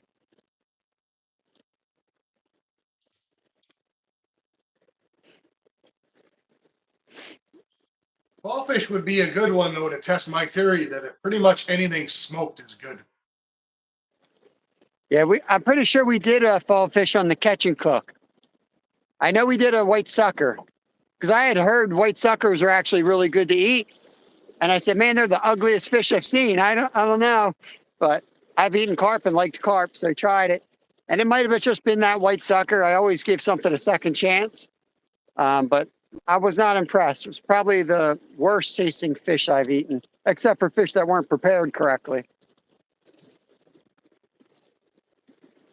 It was still all right. Everything when prepared good, even if it's not a great tasting fish, fried up or whatever, it's still dang good, especially if you got a beer.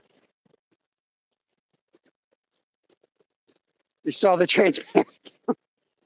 transparent gill. Get out of here, bouncer. Come on. It's hard to catch those. Their mouths are this big. Anybody can catch slabs.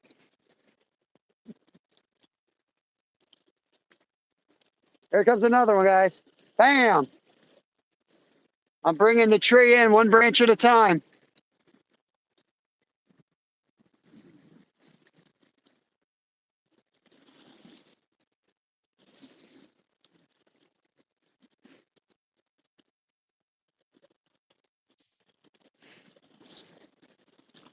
So slab likes suckers. Pretty sure I have to go back and watch my video. I'm pretty sure I did like a fish fry. And we had like 4 or 5 different species and I tested them all out.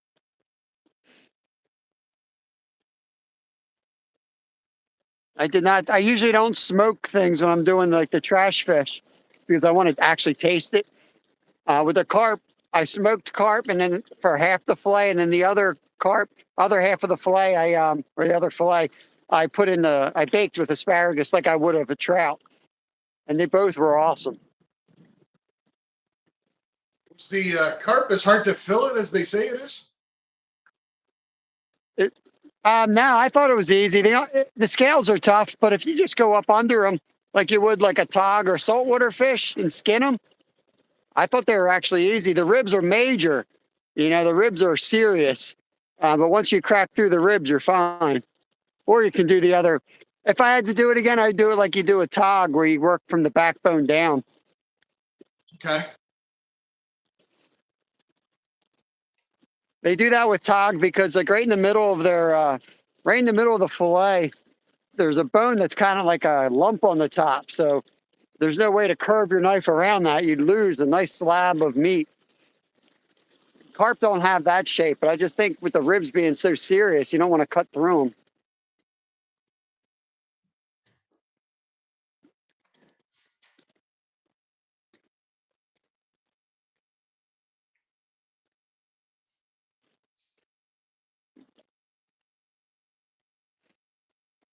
Yeah, smoking.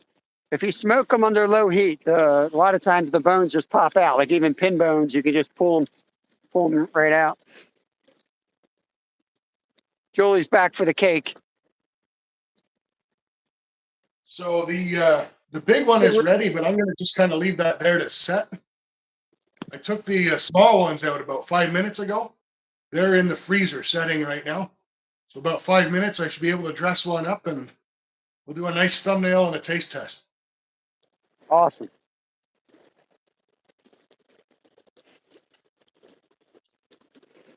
Give you guys a better look at the big one here.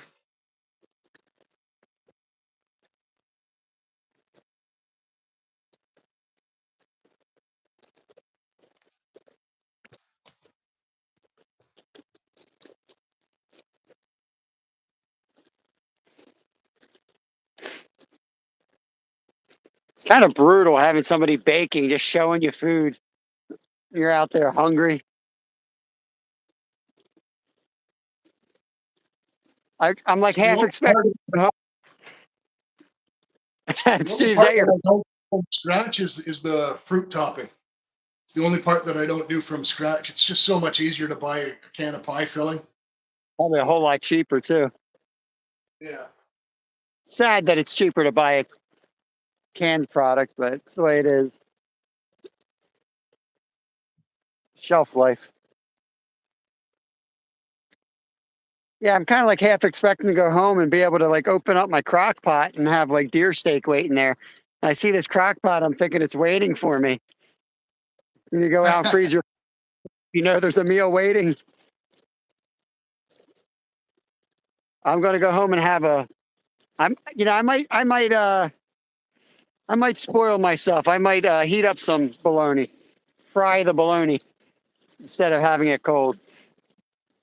Nothing wrong with that.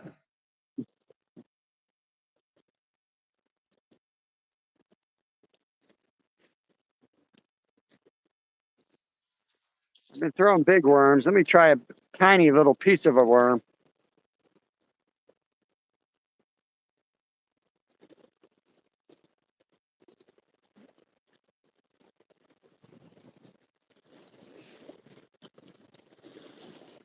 No, I do not put Miracle Whip on my cheesecake or anything else, Steve. Rough.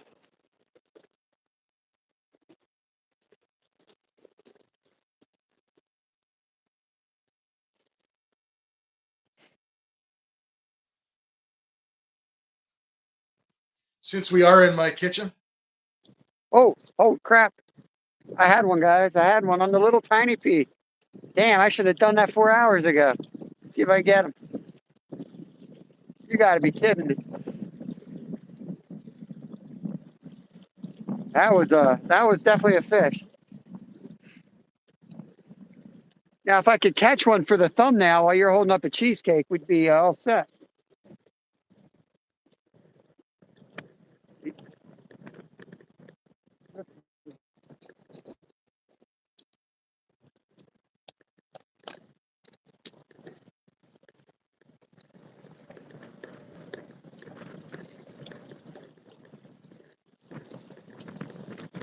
There's a lot of quartz in this lake. Finding some big chunks of quartz.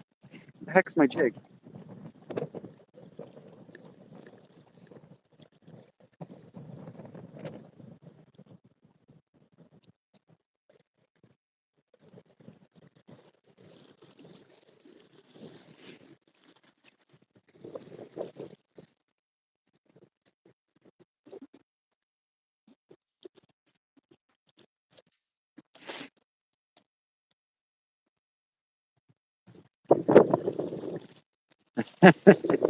I mean, I'm not a huge fan of bologna. It's kind of cheap and something I always have in the fridge. Not a bologna connoisseur. It's just something like a staple for lunch. There we go. Fish on. For real.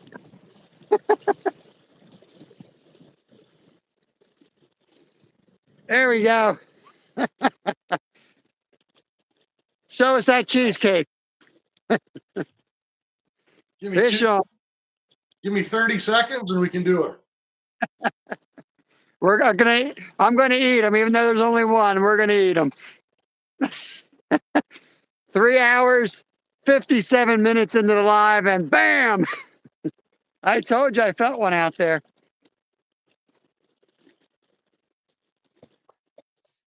There he is. All right, I got one of these mini ones done up. All right. I have to garnish my plate. Of course.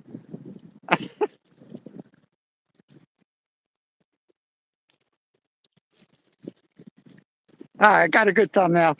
Let me go execute this guy. Be right back.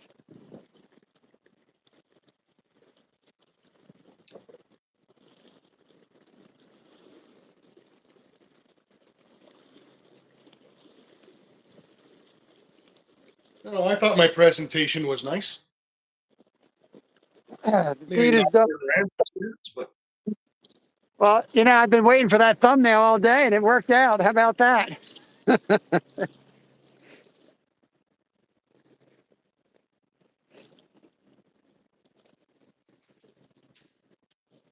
There's always more than one, too.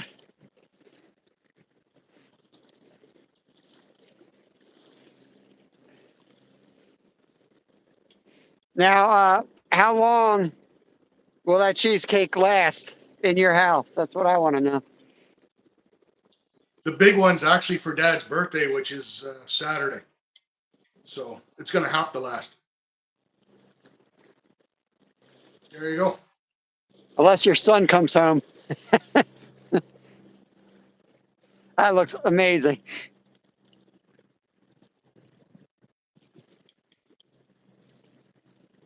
There's no way that that perch was acting on his own. It's got to be more.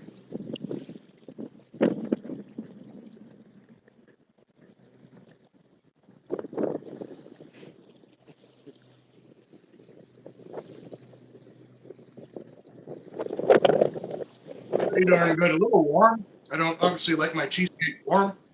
But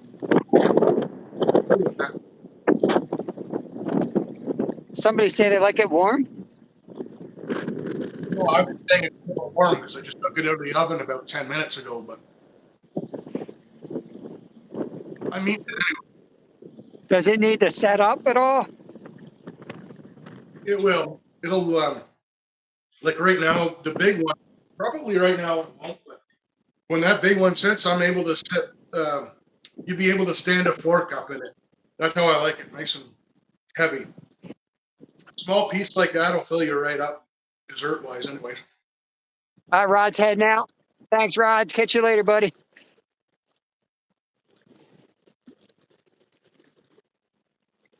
Rod said I hit my 4-hour mark. He's leaving.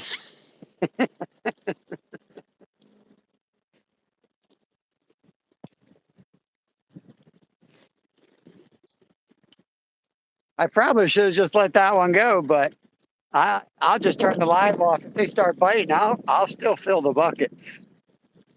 I got a little bit of time. My battery will be dead. That's all. I know if I let it go, I would have caught like 5 more, and if I kept it, I won't catch anything else. It'll be just one solo perch, but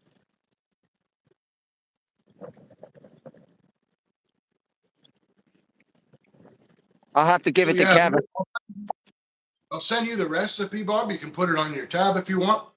Yeah, I have. Some like the Reese's cheesecake. You can actually, with the base recipe, kind of make anything you want, right? Just depends what you add to it. You want to add some chocolate chips. You want to anything like that. If you like peanut butter, a little bit of that.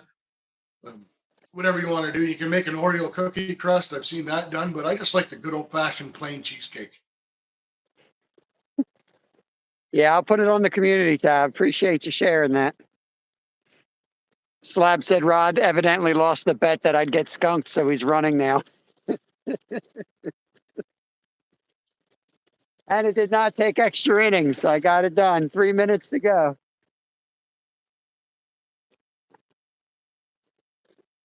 Because there would have been an asterisk with that transparent sunfish. I know there'd been an asterisk next to it.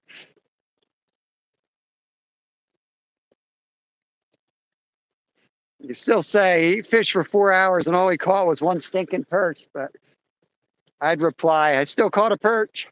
At least I caught a perch.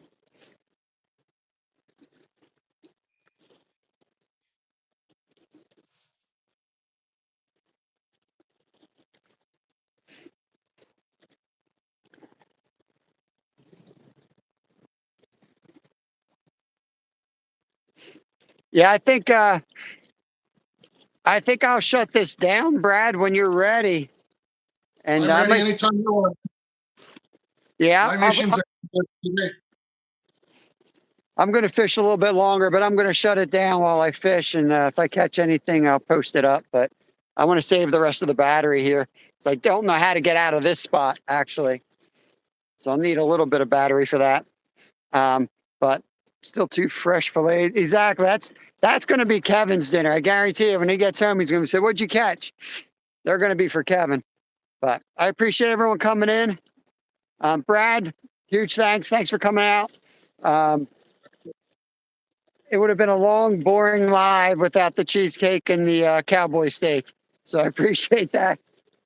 I don't know what I'm doing tomorrow, but I'll be fishing 10 to 2 somewhere. Appreciate everyone coming in. Hope you have a good rest of your day. You're going to go live at all, Brad, tonight? No, that's it for me today. Had enough of your face on TV today. I got to go try and get my milk trap out from under 3 inches of ice. Remember to use the hockey stick. Remember to keep the stick on the ice, folks. Nolan's live at 3 o'clock. Mission Discover. I put his link down in the, or I pinned it up.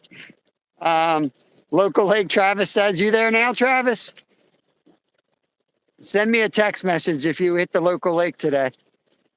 But we'll catch everyone else on the next one, guys. Peace out. Be safe. Take care of yourselves. See ya.